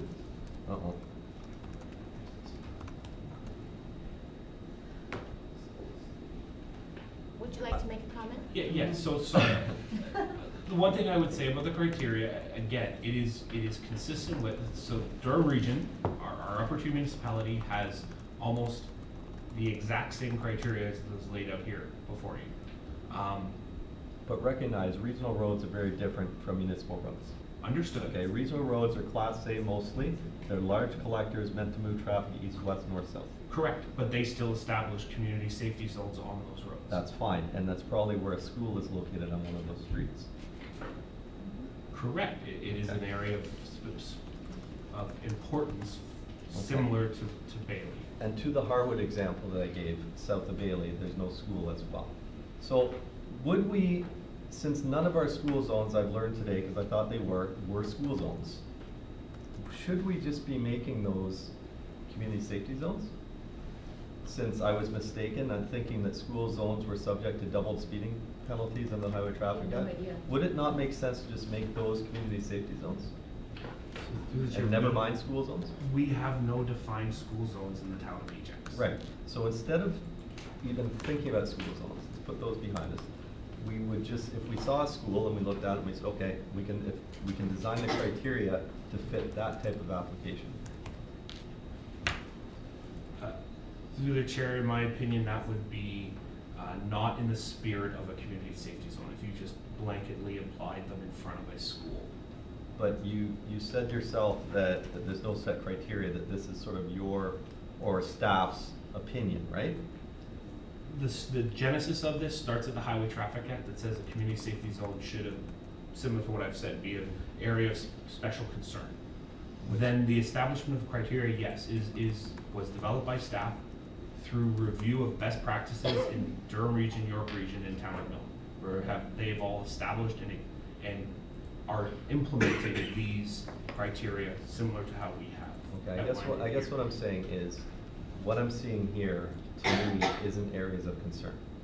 And I'm trying to tell you what the areas of concern from my experience is, and I'm not a traffic engineer, I concede that, but I do get a lot of calls and have got a lot of calls over the last many years as the representative for the area. And these are what the expectation is of where we'll be able to use unmanned speed enforcement. And that was the expectation when I brought it forward last May, or 2 Mays ago. Anyway, I'll make the motion, Madam Clerk, that this be referred back to staff to come back with the report on unmanned speed enforcement when it is available, whenever that, so that's to GGC, so that's the time and the place. So, any comments on that? Regional Councillor Dyes. Yeah, through you, Madam Chair. So Don, if a report was gonna come back to us, can we clarify the differences of community safety zone, school safety zone, traffic calming? Because I'm not sure how you fix this problem, because it's really kind of a traffic calming issue that we're talking about, isn't it? Seems to be, but I guess we need clarity. Through the chair, it shouldn't be. If there's a traffic calming issue, we should be applying our traffic calming warrant.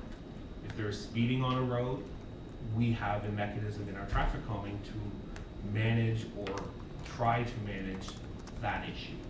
The development of the community safety zone is outside of that. Yeah, I know what you're saying, but we obviously there's a different understanding Yeah, of that. understood, so- understood. But yes, absolutely, we can, as part of any future report, we can clarify the divides between each process or each application. Great, thank you. Any other comments? Do you have that motion? Could you please read it again? Certainly, I'm just Yep, go ahead. hammering out the finer details. Okay. So correct me if this is a little bit off. Moved by Mayor Collier that the matter be referred back to staff to be brought back to a future meeting of the appropriate committee of council at the same time as a report on unmanned speed enforcement. Fine. That's suitable? Okay. I think that's it. Well, which is the other? Is it the Strategic Road Safety Action Plan that speaks to the unmanned speed enforcement? Okay, so, and that I believe I read in here was coming in the fall? We have a report about to speak to in mere moments. Right, but in this, so we can finish this one. Correct. Looking at this, I think it said somewhere that this is going to come back to council. We anticipate automated speed. We will have additional answers on the process in time for a report back to the fall. As I mentioned earlier in one of my comments, the RFP for the procurement of the technology is outstanding. That needs to be finalized before we will know what technology would be used, which then needs to be put into the regulation, which the province needs to undertake, and only once that regulation is updated could we ever, as a town, proceed with an automated speed enforcement program. Okay, so whenever, Mr. Clerk, whenever that unmanned speed enforcement section comes back at that. I think that's covered. Yeah. Okay, so that's the motion moved by Mayor Collier. All in favor? Any opposed? Passes. Thank you very much. Okay, the next presentation is Durham Region Strategic Road Safety Action Plan and Town of Ajax Initiatives 5.2. Please go ahead. 6.2. No, it's No, fine. 5.2. I stand correct. 5.2. Yeah. I was dreaming there. So, through the chair, in the interest of time, would you like a brief, would the members of the committee like a brief outline, or would you like to proceed straight to questions? A brief outline or straight to questions and discussion? No, I think I would, guys, do we have to vote on this? I prefer an outline. Okay, Since I you will prepared make You it, should listen to what you say. Thank you. brief but thorough. Okay. So, thank you. That's a great deal. I'll Brief but take thorough, it. but, so, through the chair, this is a report on the Durham Region Strategic Road Safety Action Plan, or the Durham Vision Zero Plan, that we've all heard about recently. So the Durham Region recently passed, endorsed, and has initiated their Vision Zero program. The town of Ajax participated in its development, identification of emphasis areas, and identification of initiatives that the town is doing in support of a Vision Zero framework in attempts to reduce collision fatals and injury collisions on our, not only regional roads within the town, but on town roads. Outlined in this report are three, there's a high-level outline of the Vision Zero report by Durham Region, but then more specifically, there is a brief discussion of the three initiatives that town staff have undertaken or are in the process of undertaking in support of this Vision Zero plan. The community safety zones, which was the report that we just went through, so identification of additional community safety zones. Automated speed enforcement is the process that we're participating in. As described, the RFP for the identification of the technology is currently open and in process. We are participating in a steering group that helped develop the terms of reference for that. We've identified high-level estimates on what we envisioned the program could be in the town of Ajax. And as such, when the regulation passes and automated speed enforcement is permitted, we will be one of the first municipalities in Ontario, first group of municipalities in Ontario that will be able to implement automated speed. We will be essentially first in line with the approved contractors amongst the other group of participating municipalities before others can procure their own. So we feel that's a strong position for us. We'll be able to be a leader in the implementation of it. Then the final element is the red light camera program. Town staff have been in communication with regional staff who are currently undertaking a review and assessment of a pilot program that they envision rolling out in the coming years. The results of that study have yet to be published, and we understood the region was trying to go back to regional council before the summer break. It appears they haven't made the deadline. So I'd suspect that that's coming in early fall. Following that report, we would outline implications for the town of Ajax if there have been any intersections in the town of Ajax identified in this potential program, and any associated relevant information for the town. So there would be a report coming once we have more information, more direction from the region, as red light camera program needs to be initiated. It needs to be initiated by the region because they control all of our signals in the town of Ajax. Therefore, a red light camera at a signal needs to be a regional initiative. Unlike automated speed enforcement, because that is our own technology, we would be able to proceed whether the region proceeds or not.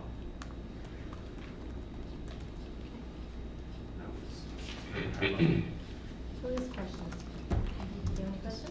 Mayor Collier. Of course I have questions. Thank you, Chair, to you, Ms. Green. Just very quickly, it says in the, we don't know what the cost will be for the unmanned speed enforcement at this point. That's what it says in the report. So, that is correct.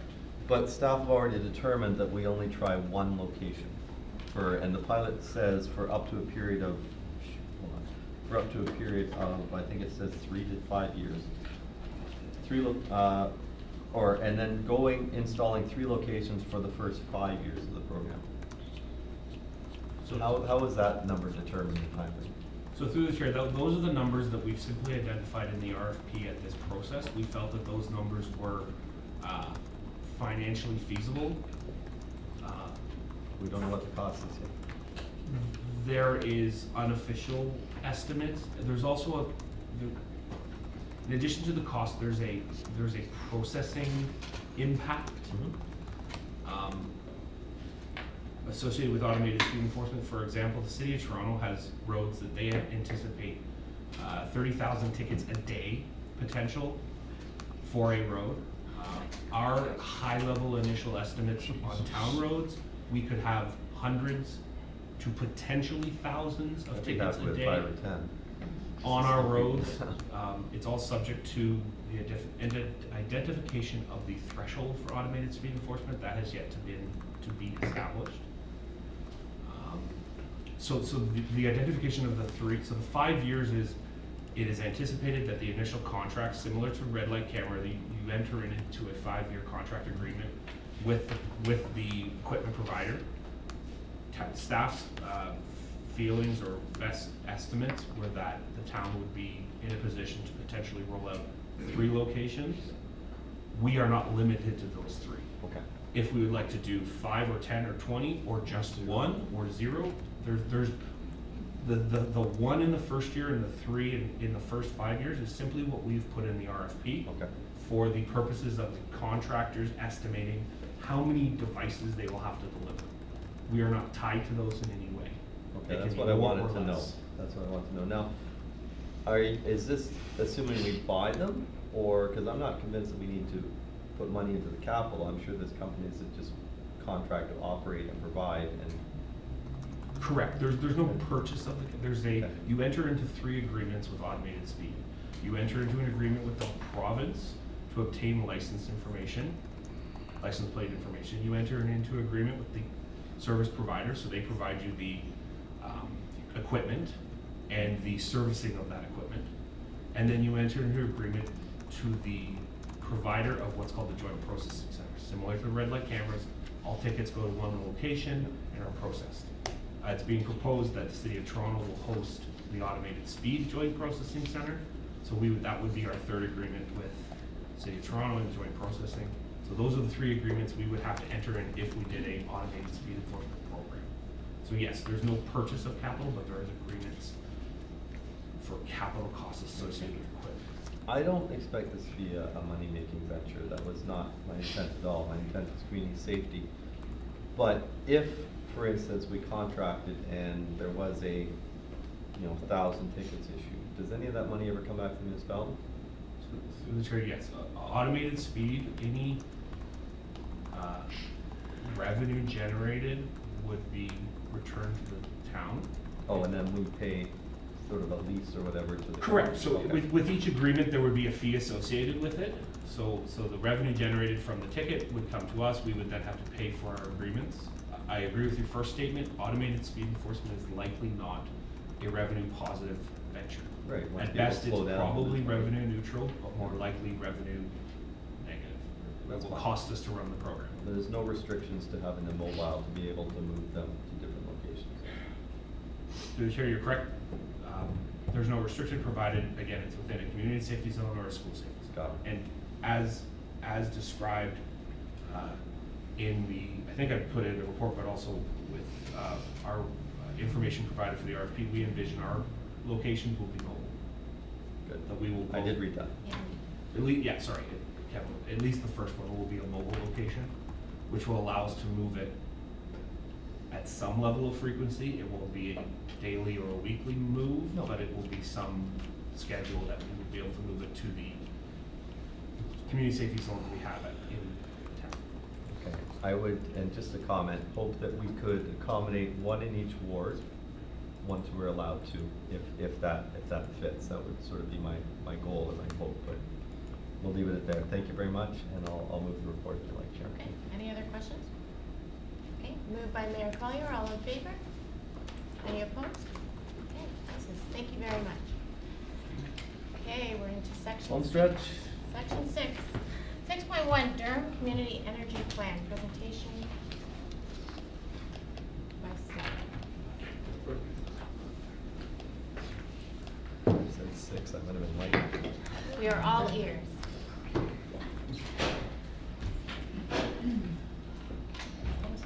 We have a presentation. Oh.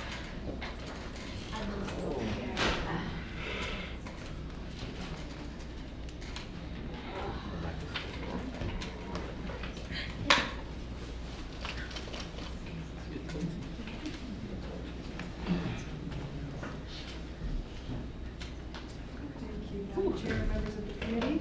The purpose of this presentation is to provide you with an overview of the Durham Community Energy Plan and to seek endorsement of the plan in principle.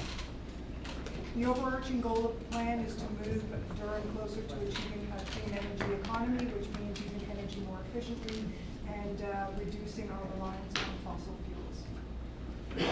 The development of this plan was initiated in 2016, and it geographically encompasses the entire region. The plan involved 4 distinct stages. The first stage was broad community and stakeholder consultation. The second stage was the preparation of baseline data for all sectors of the economy, so that's residential, commercial, institutional, and so on. And the baseline data was gathered on greenhouse gas emissions, energy costs, and the amount of energy generated by each energy source, that being renewables, natural gas, and so on. The third stage involved a technical analysis of that baseline data within 3 scenarios, which I will speak to a little more in a couple of slides. The final stage was the preparation of this plan that lays out a path for how the region could move towards a clean energy economy by 2050. And the town was a contributor to the overall budget amount for this project. Many of the stakeholders were also project partners and participated in the steering committee, which had 14 meetings during the process of this study. So I'd mentioned 3 scenarios were analyzed for their impact on a common set of outcomes. Those common set of outcomes were energy consumption, energy costs, greenhouse gas emissions, and economic and employment implications. So analysis for all these scenarios looked at how each scenario could bring Durham closer to achieving this clean energy economy by 2050.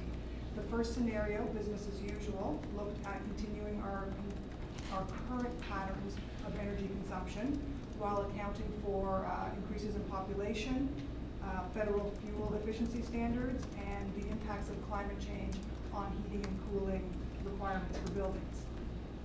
The second scenario, the business as planned scenario, made the same assumptions as the first scenario, but it took several steps further by also assuming that there would be increases in provincial building code, that there would be a slight increase in building retrofits in residential and commercial sectors, that there would be an increase in the adoption of rooftop solar, that there would be an uptake in the use of electric vehicles, and they also assumed a modest increase in local large-scale solar and wind projects.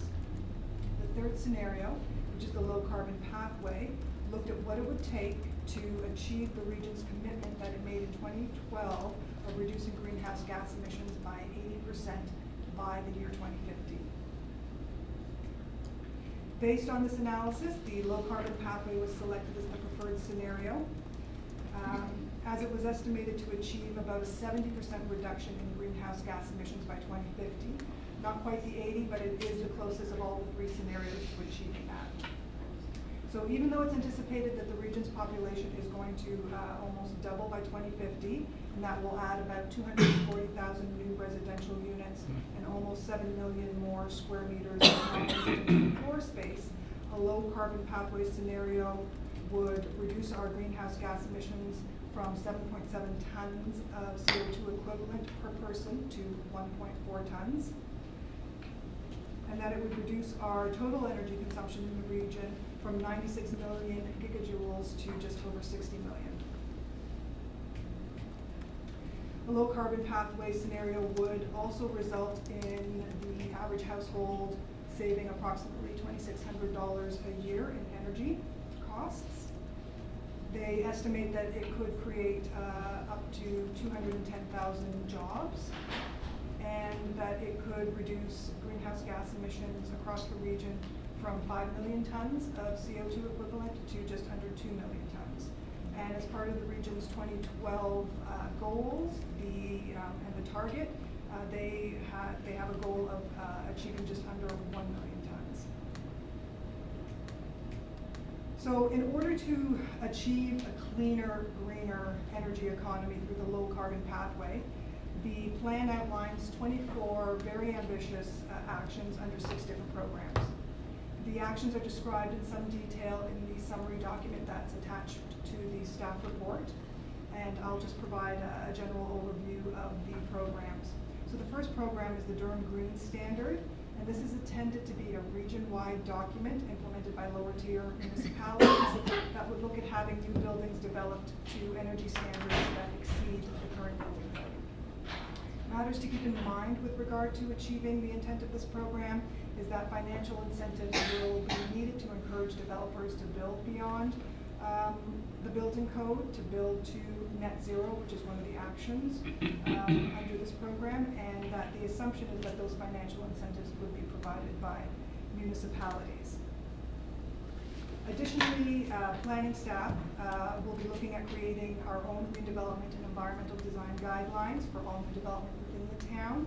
And it would go beyond what this particular standard would be looking at, which is just the design of buildings. And our guidelines would be also addressing the design of sites. The second program, the Durham Deep Retrofit Program, would be a partnership with federal, provincial levels of government, utilities, and other organizations that would collectively work together on retrofitting nearly all of the existing residential, commercial, and institutional buildings in the region by 2050. So the actions that would be needed to, under this program, are key to reducing the greenhouse gas emissions to get the region as close to that 80% as possible. However, it's an extremely ambitious program, and its success is highly dependent on government funding and property owner willingness to undertake the work, especially given that the government canceled the Green Ontario Fund, so there's certainly no provincial funding for upgrading energy efficiency. The Renewable Energy Cooperative is a program that would create an organization to focus on and promote public and private investment in renewable energy opportunities. Again, this is another program that is very key to moving Durham towards their greenhouse gas reductions. And it would help achieve buildings that are near net zero, but this is also a program that's going to prove difficult to implement given the repeal of the Green Energy Act and that we no longer have a feed-in tariff program due to the high capital costs associated with the amount of time required to recoup costs for installing renewable energy. The financial incentives to offset the cost would be needed.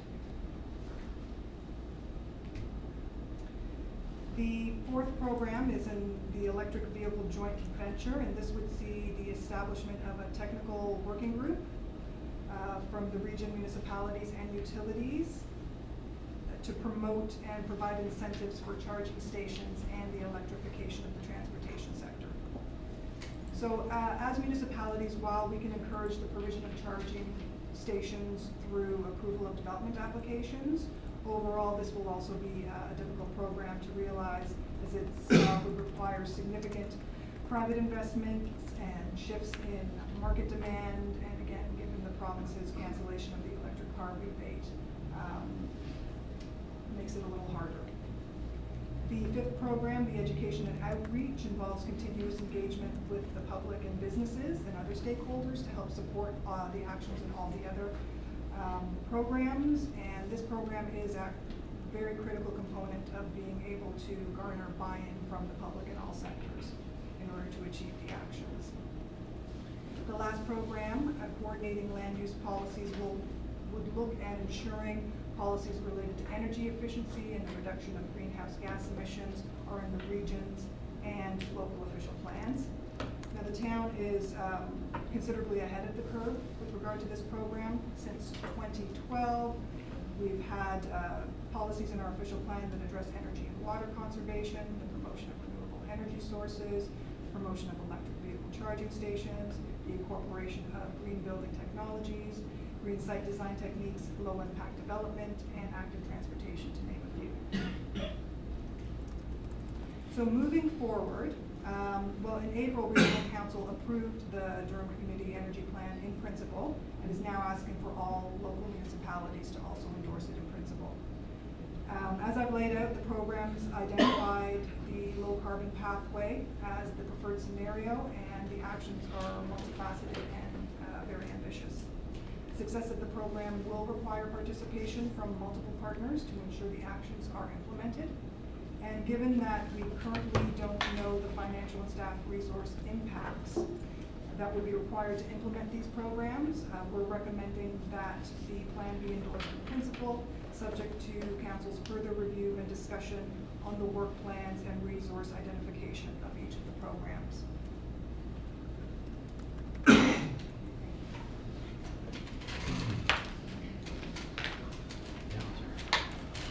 Thank you very much. Who has a question? Probably.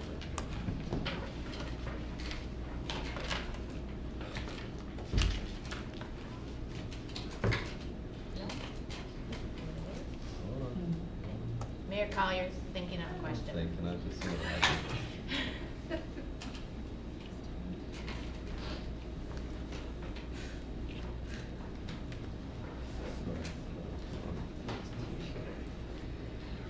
Just, I guess, more of a comment. I like the payback numbers. I mean, it makes sense, but without any sort of incentives, I just don't know how realistic this is, because people just, like, for instance, I have a 10 kilowatt solar system, and the payback is not what the business plan showed it was going to be.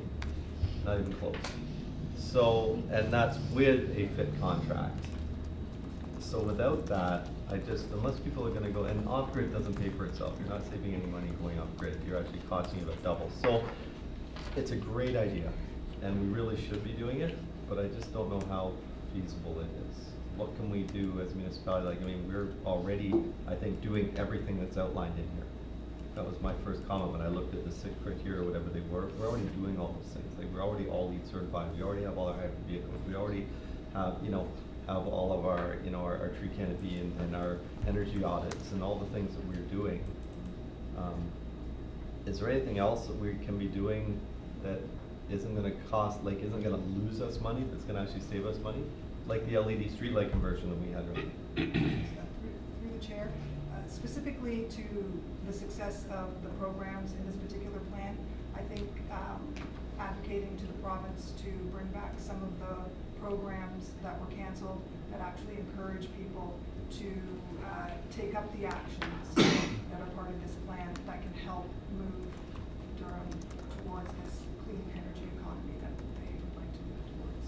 Yeah, unfortunately, I don't think that's gonna happen in this day and age. The federal government has a small rebate, I think, for electric vehicles, but I think other than that, I can't see the province stepping to the table.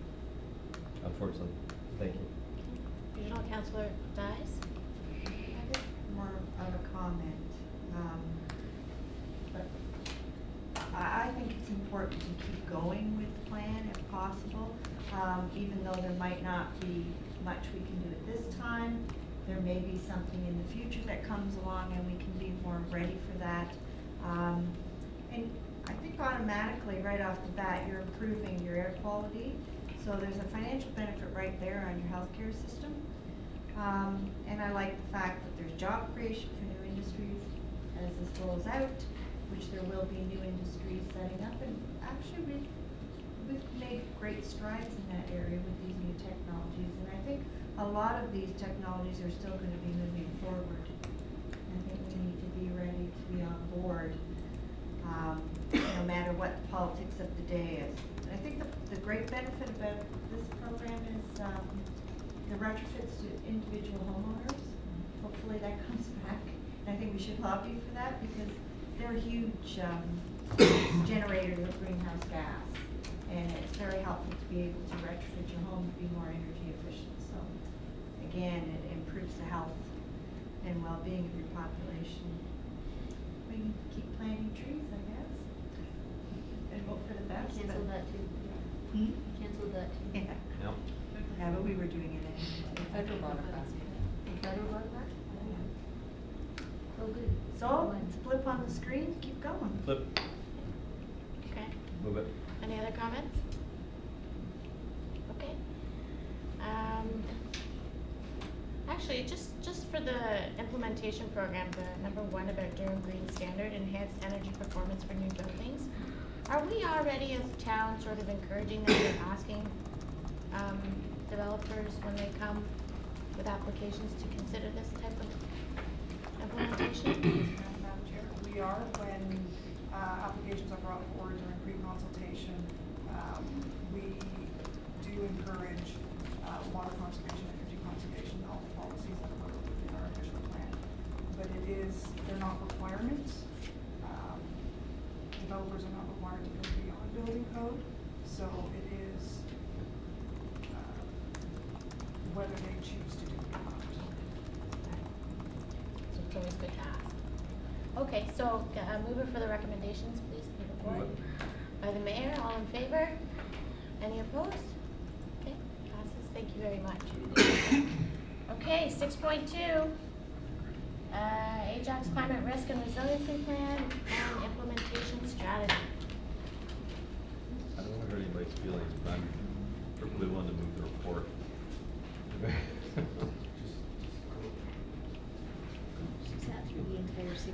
You sat here for 5 hours. Let her do her report.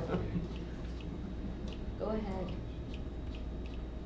So I have big knowledge at 6:50. Go ahead. Oh, okay. Yeah, Finish thank this- you. Finish this thing.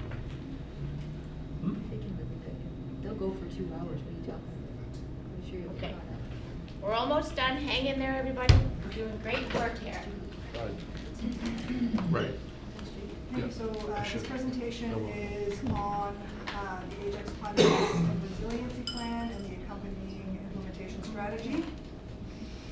So the overarching purpose of the town undertaking a community climate adaptation study was to identify, map, and prioritize the risks related to extreme weather and provide the town with a strategic planning framework to help it adapt and be more resilient to the impacts of climate change. The risks that were examined related specifically to changes in precipitation, changes in temperature, and other types of extreme weather such as ice storms. The projected impacts of climate change are fairly wide-ranging and encompass risks to property, infrastructure damage, service disruption, human injury, and economic loss. The town has undertaken many initiatives related to climate change, those like the FCM Partners for Climate Protection Program, the local action plan, the corporate energy conservation demand plan. Those three focus on climate mitigation, which is aimed at reducing the flow of greenhouse gases into the atmosphere. And then other initiatives like the town's participation in ICLU's Train the Trainer, and this study in particular are aimed at adaptation, which is about equipping the town to adapt to degrees of change that can no longer be achieved. The town's official plan, as I mentioned, has extensive land use policies, and they address both climate mitigation and climate adaptation. The study was undertaken in 3 phases. The first phase was the development of a geographic information system tool that facilitated detailed analysis of 3 main climate stressors: severe weather, temperature, and precipitation, to determine how and where Ajax would be impacted by those types of events. Phase 2 utilized the data from this GIS tool and identified risks to determine what our vulnerability would be to those risks. And then in phase 3, the work undertaken in the first 2 phases was used to develop our climate risk and resiliency plan and the implementation strategy, both of which identify and prioritize municipal actions to help ensure that we can adapt and manage extreme weather events when they happen. Through phase 2, there were 3 focus areas identified that are the basis for the actions in the plan. Those areas are emergency preparedness and response, which focuses on ensuring emergency response procedures and communication protocols address extreme weather events. Natural capital and natural systems, which focuses on the resiliency of the town's natural systems, which includes our trees, our wetlands, creeks and woodlots. And stormwater, flooding, and erosion focuses on flood and erosion risks for creeks and the Ajax shoreline, as well as our management of our stormwater infrastructure, our ponds and our pipes. So this image encompasses the framework of the risk and resiliency plan. It shows the 3 focus areas there on the bottom, and it also introduces the vision for the study, which is that a climate-ready Ajax that is collaborative, leading, engaging, action-oriented, and resilient. The key words of the vision were also then translated into goals that address collaborative in developing a system of policies and programs, leading, which is directing the town to set an example for the broader community on climate change action, engaging, which is empowering the community to take action and share information, action-oriented, which is leveraging our past progress and setting the stage for our future advancements, and resilient, which is enhancing the town's ability to deal with climate change impacts and returning to normal without major delays. The vision and goals then set the stage for 8 high-level objectives. I won't go into detail about these objectives as part of this presentation, but they are expanded upon within the plan, but in general, the objectives address ensuring that emergency plans and communication protocols are in place, and that emergency information is communicated to town residents and businesses. It addresses the retrofitting of our existing infrastructure and construction of new infrastructure to be more resilient to the impacts of extreme weather. They address providing staff with the tools they need to identify these risks and make appropriate decisions for climate adaptation actions. And the goals also, and the objectives also address protecting our natural systems to support biodiversity and improve their overall resilience to climate change impacts. So within the goals and the objectives established, the town and its consultants then worked, and we identified 51 actions that formed the implementation strategy. So the implementation strategy presents actions that the town can take over the next 10 years to build upon the programs that we've already undertaken to date in addressing climate change. So each of the 51 actions has an associated implementation timeline, a cost, a lead department responsible for undertaking the action, the identification of community partners where appropriate, and funding sources. Internal funding sources are related to actions that require staff resources or funds from the capital budget, or external funding sources for actions where grants can be accessed. So the implementation strategy document organizes the actions under one of the 8 objectives, but for the purposes of this presentation and for brevity, I've organized it under the lead department, and I have in some cases merged actions and summarized them. So for the Office of the CAO, the actions that were identified include developing a communications plan for disseminating emergency information and for communicating road closures and transit disruptions and other types of alerts with regard to extreme weather. Also developing an emergency notification system to distribute information in real time. Developing emergency preparedness materials with a focus on priority populations, and this would build upon the emergency preparedness materials that the region already produces. Creating guidelines to address cold weather events, as we have guidelines currently to address heat-related events. And developing protocols for canceling town events due to extreme weather, and developing a corporate policy that helps, or that facilitates employees working from home during unsafe travel conditions, and procedures for closing town facilities. The lion's share of the actions lay with planning and development and operations and environmental services. And with regard to planning and development, the actions include partnering with businesses so that emergency information is distributed, and providing programs for businesses to help them learn how to maintain business continuity during extreme weather events. We would also be looking at developing a policy that would guide the construction and retrofit of town infrastructure so that it can be more resilient to extreme weather. We would look at promoting programs by other community partners that may be available to help homeowners and businesses improve the structural resiliency of their properties. As I mentioned in the previous presentation, we're looking at creating redevelopment and environmental design guidelines.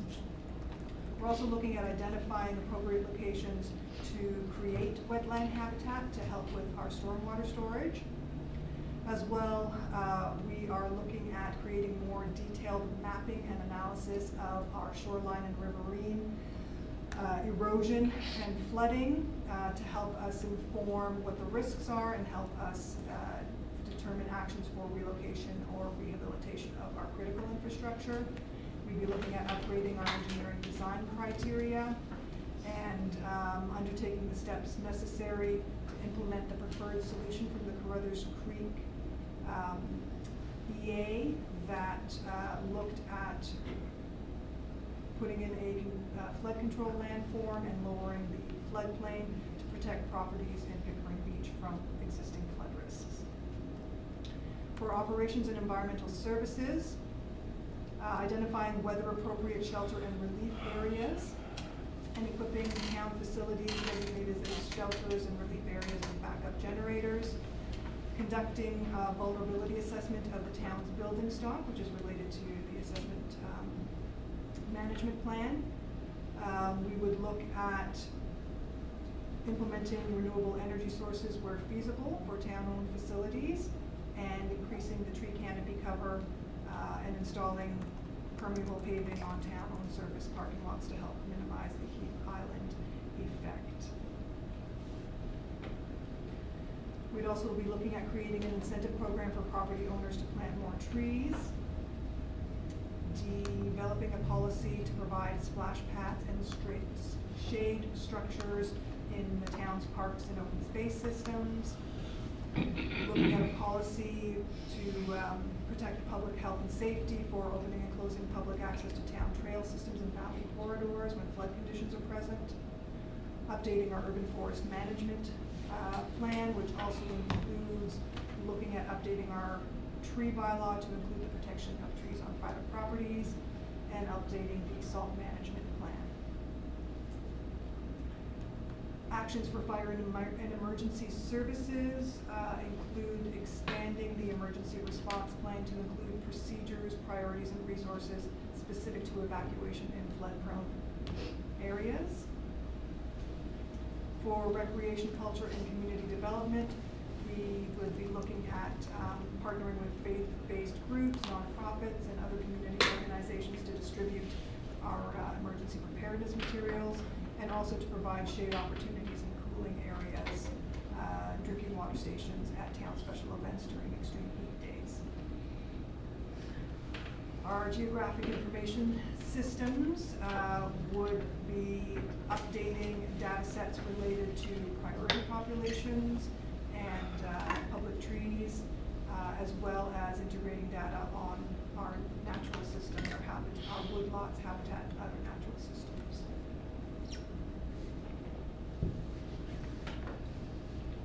The implementation strategy is going to be a living document. It will be updated as actions are implemented, as lead departments are identified or changed. We will be looking at developing a review team that would be responsible for the implementation of the actions of the plan. The review team would have representatives from all town departments that are responsible for actions within the plan. The intent is to have the team meet twice a year and to support staff as needed undertaking the actions. To further advance the actions, the team would be responsible for preparing an annual work plan that would be provided to senior management for their endorsement. A comprehensive review of the plan and the implementation strategy would happen every 5 years, and the intent is that the reporting on status of the implementation strategy would go to council every 2 years.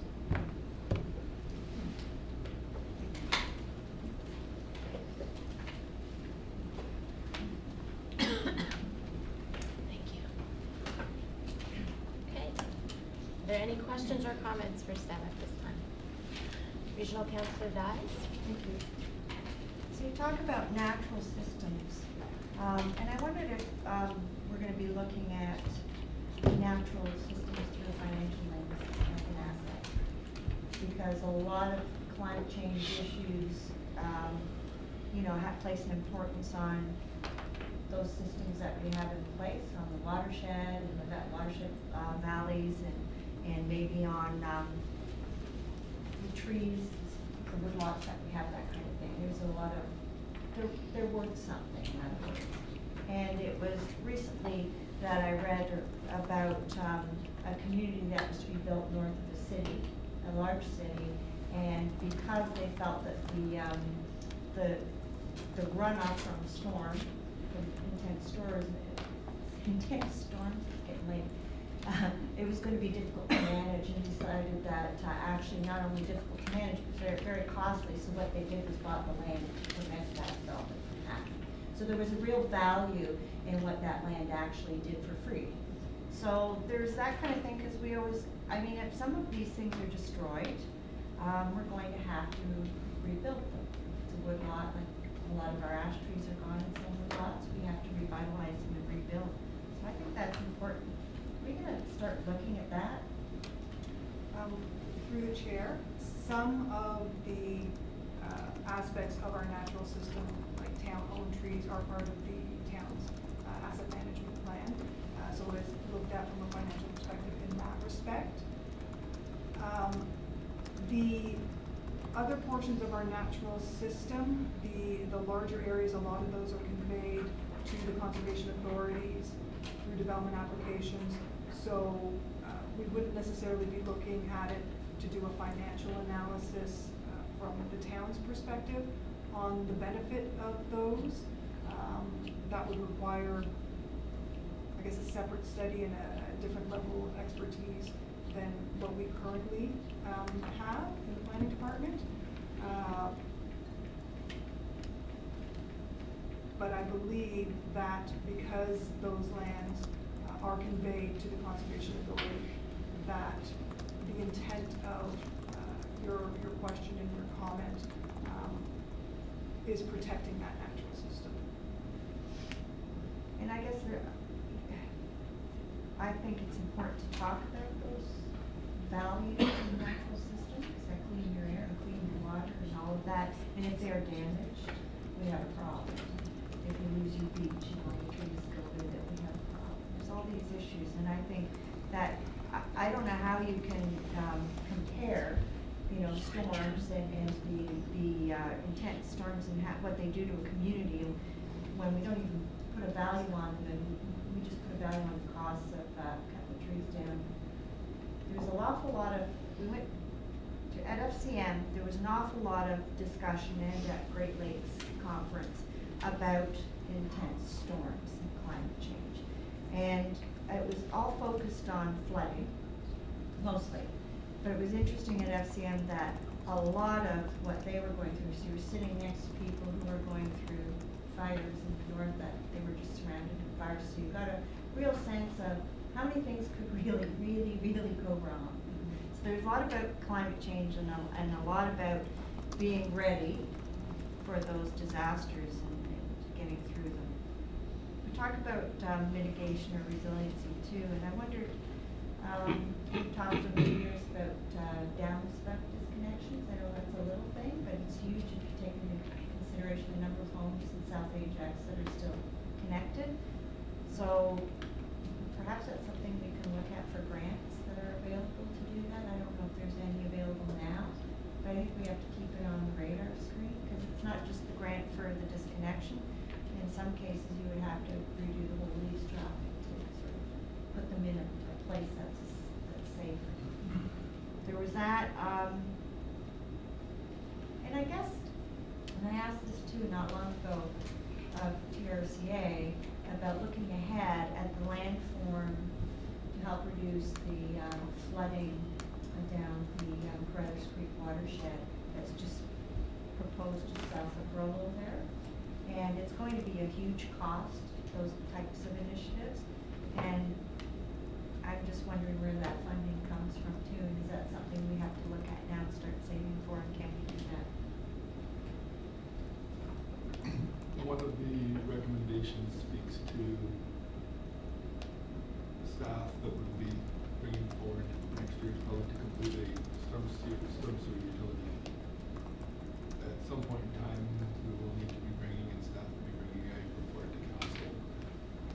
Don't know what the form will look like in terms of the potential ability to create and establish a utility fee for Ajax that goes towards and provides a sustainable funding source for stormwater management improvements. That would be a funding source that could potentially provide the capital costs associated with the construction of that dam. So in our current climate, it would be difficult to fund and finance. So I think there's a direct relationship between our ability to deal with the climate change stormwater impacts and the town's ability to generate additional revenue dedicated to sustain that stormwater management asset as we move forward. So present We're going to be conditions. caught off guard, I think. Things are happening quicker than we think, and like I said, a lot of discussion. You heard from people the possibilities in different areas, and nobody ever mentioned the ice storm. And I thought that was really interesting, because that was huge tree loss, and that was sort of putting together your plan, your emergency plan right away on the fly. And you guys did a great job with that. Losing lives, which is good. So I won't go on, I know you're all tired, but I know that a lot of work went into this, and I really appreciate that. The timing sucks. Yeah. Thank you. Any other comments or questions for Steph at this time? Okay. So there's 51 actions that you mentioned in the plan, so I was thinking we could go through all 51 of them now. She went through all 51 I'm in the just presentation. kidding. May I please have a motion to move the report? Councilor Tyler Moran, all in favor? Any opposed? Okay, thank you very much. That passes. And finally, we will hit number 6.3, the Community Safety Strategy Update.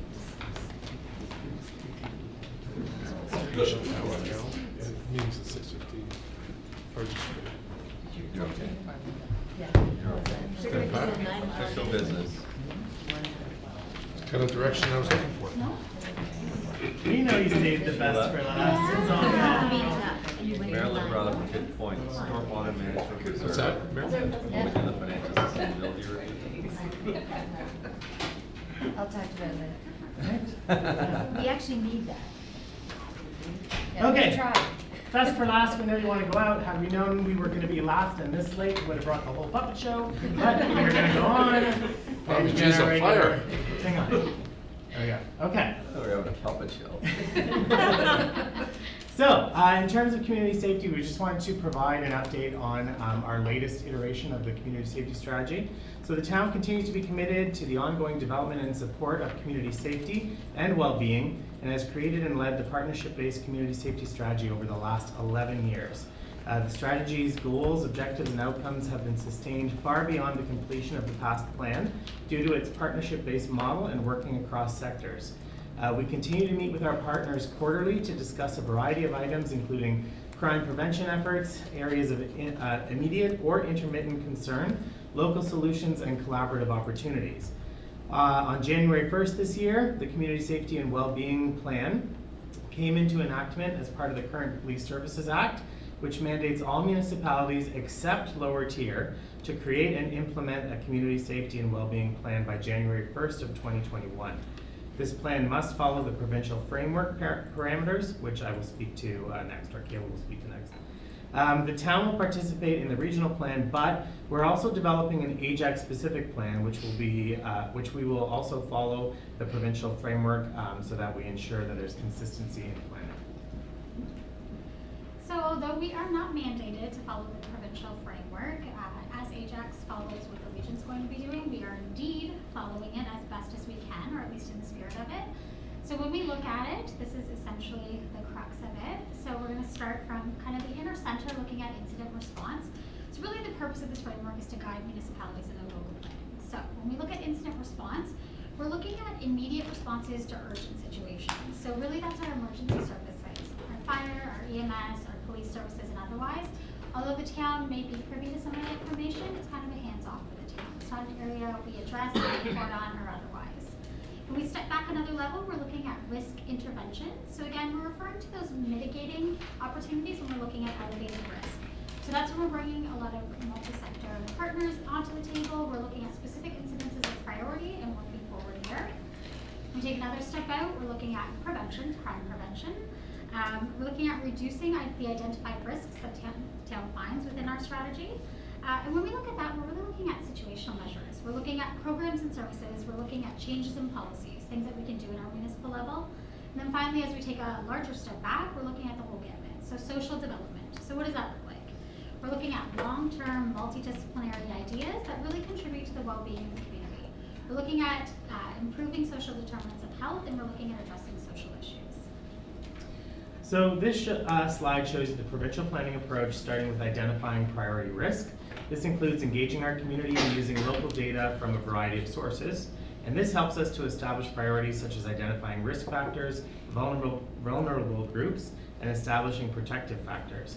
Once those priority risks are identified, measurable outcomes and performance measures are determined. Following that, we use research and evidence to select appropriate mitigation strategies, leveraging existing assets where we can. And then finally, we develop an implementation plan. We also need to measure the plan's progress on addressing risks and update as required. So if we look at the provincial approach right now, we're currently in the initial phase of identifying priority risks. So as many in this room know, in February we started our interviews with members of council. Your summaries were just completed. I think they were sent back very recently. We also then started taking a look at staff. So looking at appropriate staff members that we needed to sit down with, that we needed to interview, or that we needed to have focus groups with. That's now complete. We then moved on to our partners in safety, and as we move forward in the presentation, you'll see the list. It's quite extensive, it's unique for Ajax, it's an exciting opportunity, and we heard a lot of information from them. We then moved on to targeted groups. So we looked at focus groups, as well as key informant interviews or surveys with our community organizations, so our not-for-profit sector, in Ajax and Pickering. We looked at local organizations and or businesses. In total, we actually had 30 consultations just in this piece of the phase, hitting over 129 specific targeted stakeholders. And that's before we've even taken a step out to our community officially. So we're excited about that. We got a lot of really great information. We are launching tomorrow the In My Opinion Hub. So that'll be an opportunity for residents to constantly engage with this platform. We are going out with community safety, a very generic question first, and then as we move forward through the analysis sections, which we're moving into next, we're going to be asking them very specific questions. So providing them with opportunities over the next actual 4 years of the plan to provide feedback, to vote and pull on things, to drop a pin where there's concerns in their neighborhoods, and to constantly stay engaged with the process rather than having it be a piece that they hear about annually or otherwise. So other than that, we'll be moving into analysis over the summer. And I did want to recognize Kayla's work in that. Like, it's a lot of consultations, focus groups, interviews that we have had with staff. I only did a few of those. Kayla did the majority of them with our student Remish, who is no longer with us. He's moved on. His placement is gone. But all that compiling and all that kind of stuff is a lot of work. So congratulations on that. Yeah, did a good job. Okay. So there have been some emerging trends, though, that we have seen in the data that we've received to date. These include mental health concerns, issues with community cohesion, violence, and concerns about police presence or lack of police presence. And then other concerns include housing and homelessness, substance abuse, road safety, and communication. So these are kind of those top emerging trends. So as we move forward, so looking into the summer months in June and July, one of the exciting pieces for us is that we can finally bring all of the partners in community safety back to the table. So at the end of June, we're actually going to be having our first meeting with them to tell them about what the results said and what the kind of emerging issues were. We're also going to be setting up action tables for them to compile some of their ideas in terms of what they can see moving forward, what resources they may need to inform the final plan. And again, then based on priority areas and what we see in those trends, we'll be looking at the current staff complement to see whether or not we will have the right representatives on the committee, whether or not we need to move forward with other groups. And this slide shows you all of our partners in community safety. So you can see just how many they are, and from the wide gamut of sort of not-for-profit sectors and social services that we have. They're a great group of people to work with. They're always conversing at the table. No one comes and just sits and there's blank looks. It's a very active table that we have, and they were excellent as well to engage with when we were doing our interviews and focus groups with them as well. Is the town not a partner? Well, we I didn't see our logo in there. It's on the front page. We're on top. So again, as we move forward through the summer, it's going to be an interesting summer full of research and analysis. So again, we are going to be looking at our current programs and services. So looking at our current assets and mapping those, because there is a lot of good work that's already being done, as even we heard tonight. So that'll be a first piece of it. Outside of that, we'll be looking to compile all the final community interviews, focus groups, research data, etc., and the info from the In My Opinion Hub. So that'll all be coming together. Then we'll be working with Durham Regional Police Services as well as other local data sets, really looking at crime stats and do they match what we're hearing in all of those interviews and research. We'll be contrasting those and comparing them with other local findings. So again, we are working closely, as of recently, with City of Pickering, So they've come on board as a new partner, so this would be a unique opportunity for us to work with them. We'll be working on analyzing some of the data between Ajax and Pickering. We'll also be looking at provincial, national, and of course cross-national data. And then once we are finished that, we'll be working with our national partners, especially in crime prevention, to really look at what the evidence-based approaches are that we're seeing across Canada that are working really well that we can test in Ajax. And then finally, those partner action items will be developed and finalized by staff and our partners. This strategy will also include an evaluating or an evaluative monitoring system that will be directly built into the plan. We will be looking at council endorsement of the strategy by the end of this year. And that, it's done. Look how quick. Right? Any questions at all? Happy to. Kayla's is happy to answer those. Thank you. Any questions or comments? Great job. The comment that the interview process in the council was really, really informative. Yeah, it was. Thank you. Anything else? Okay. I think that's it. Okay. Yeah. Okay, so we made it through everything. And so I guess now I just need a motion to adjourn. To adjourn. Who gets the award Counselor? for the most questions? Most questions ever at GGC. No, Is that an no, award? for that. Okay, so all in favor to something to adjourn, go right, at. guys? Good job, Lisa. Thank you. job, Let's go Lisa. Raptors. Yep. Oh, Bye, everybody y'all. knows it's been relocated to Oddly Rec Center for tonight?